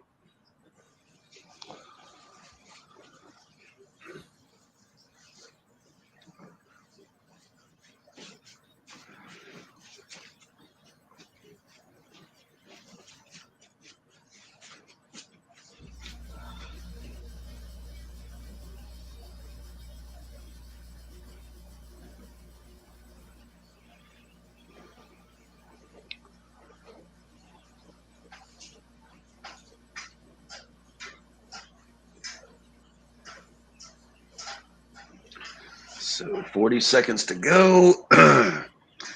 Dak takes the snap. He drops back, scrambling, throws complete to Schoon Ferguson, who the hell ever.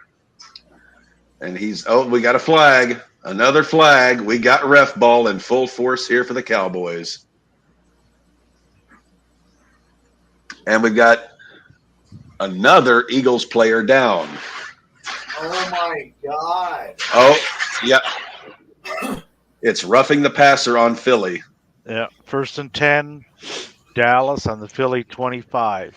So that is now 36, 46. So that's about 50 yards worth of penalties on 2 plays on this drive for Philly. They hit Prescott after the throw. Well, and by hit, I mean they breathed on him. Prescott takes the snap, drop back. He throws complete to fucking Lamb down to the Philly 10. Oh, my God. Dallas is going to fucking do it. This was ref Dallas ball is what we do, personified. isn't it? This whole drive is fucking ref ball.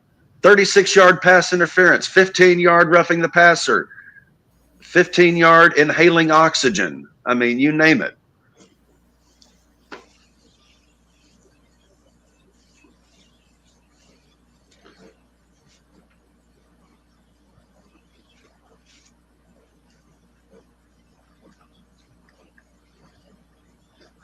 Dak take. Oh, we got to.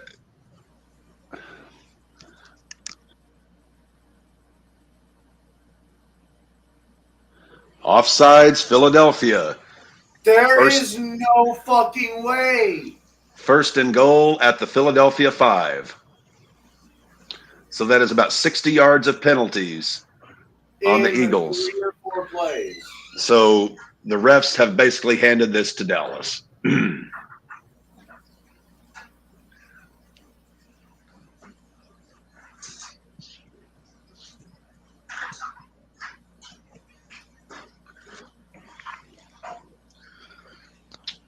Dak, no running backs in the shotgun. There's the snap. He's running up, quarterback draw. He is sacked, and we have a flag. First and 10, false start. False start on the Cowboys. There is 24 seconds remaining. So it's going to be first and 10. First and goal from the 10.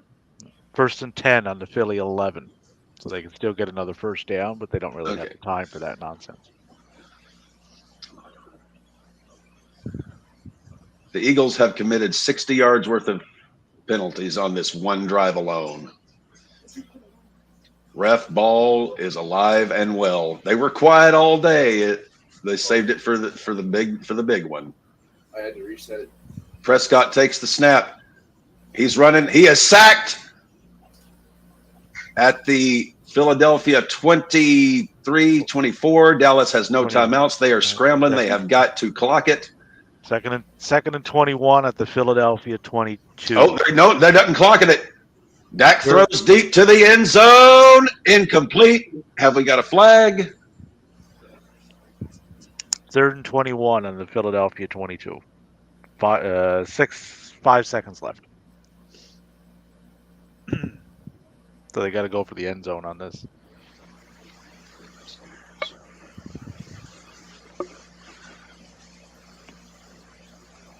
I'm surprised there wasn't a roughing the passer on that one.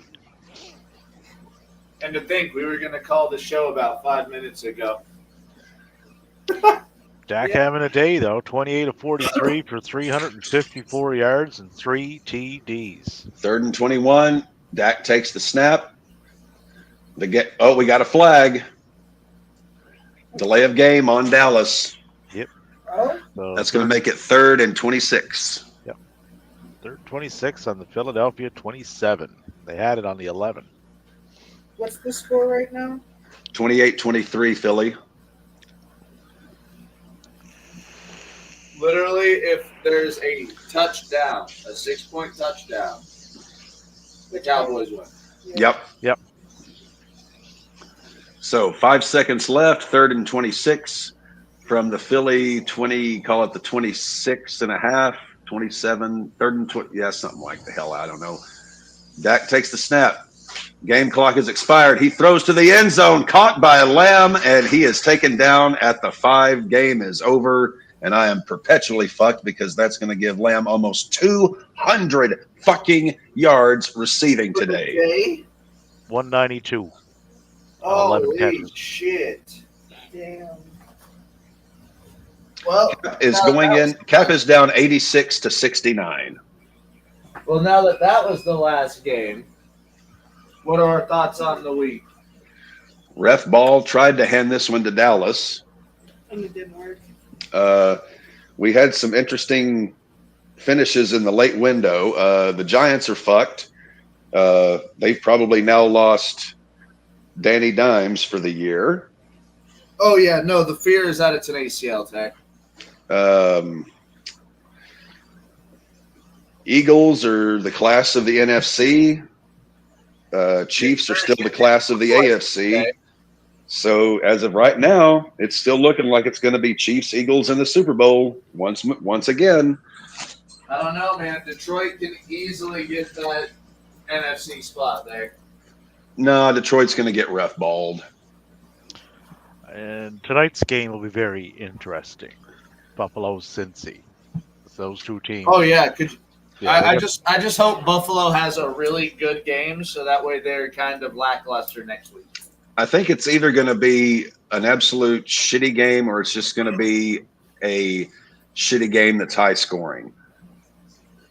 Either way, I won't be watching because I will be asleep. Even though I have tomorrow off, I am still going to get some sleep because Cap is running on fumes. Oh, all of us are. Yeah. Well, boys, is there anything else that we want to plug or say before we get off of here so we can all go to bed? RAWBall Tuesday coming up in 48 hours or less than 48 hours, I should say. November 18th. It is the final showdown between James and myself. Wrestling Legion, Wrestling with Your Thoughts. The big booking competition. It's going to be booking from Crown Jewel to Survivor Series of this year, Starrcade 97 and the final Nitro. Remy will be my guy, and whoever. It's going to be the same judges, if I'm not mistaken. Yeah, same judges.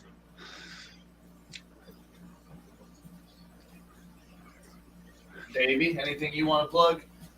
The weekly recap on Tuesdays with the RAWBall crew. I don't know my schedule yet, so I don't know if I'm available for that one.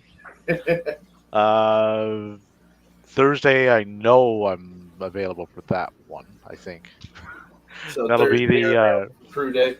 Yeah, so that'll be the crew day recap, wrestling related, but we kind of filtered into a multitude of topics there last week. So That have absolutely nothing to do with wrestling. So tune in because you never know what you're going to get there.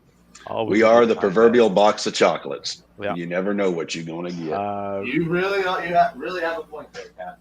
And no WWE or Impact or AEW pay-per-views coming up this week, but there is a New Japan one, so keep an eye out. We may do one for that. I'm sure that'll be discussed throughout the week. And in terms for me, RAWBall Tuesday, Greg Cherry on Wednesday. I'll also be doing a trivia tag team match on that Wednesday night as well. For Lights Out Trivia. Crew Day on Thursday. Hopefully nothing for Friday and Saturday, and then back on for Sunday. Matty is the hardest working man in show business. That he is. Say that, but I would like to be. But with all that being said, this is the point in the show where I remind you all to stay safe, stay healthy, stay hydrated, don't get arrested, and we'll catch you all on Tuesday. Come Tuesday. Come Tuesday. Night, guys. More Ravens. You'll have a good one. And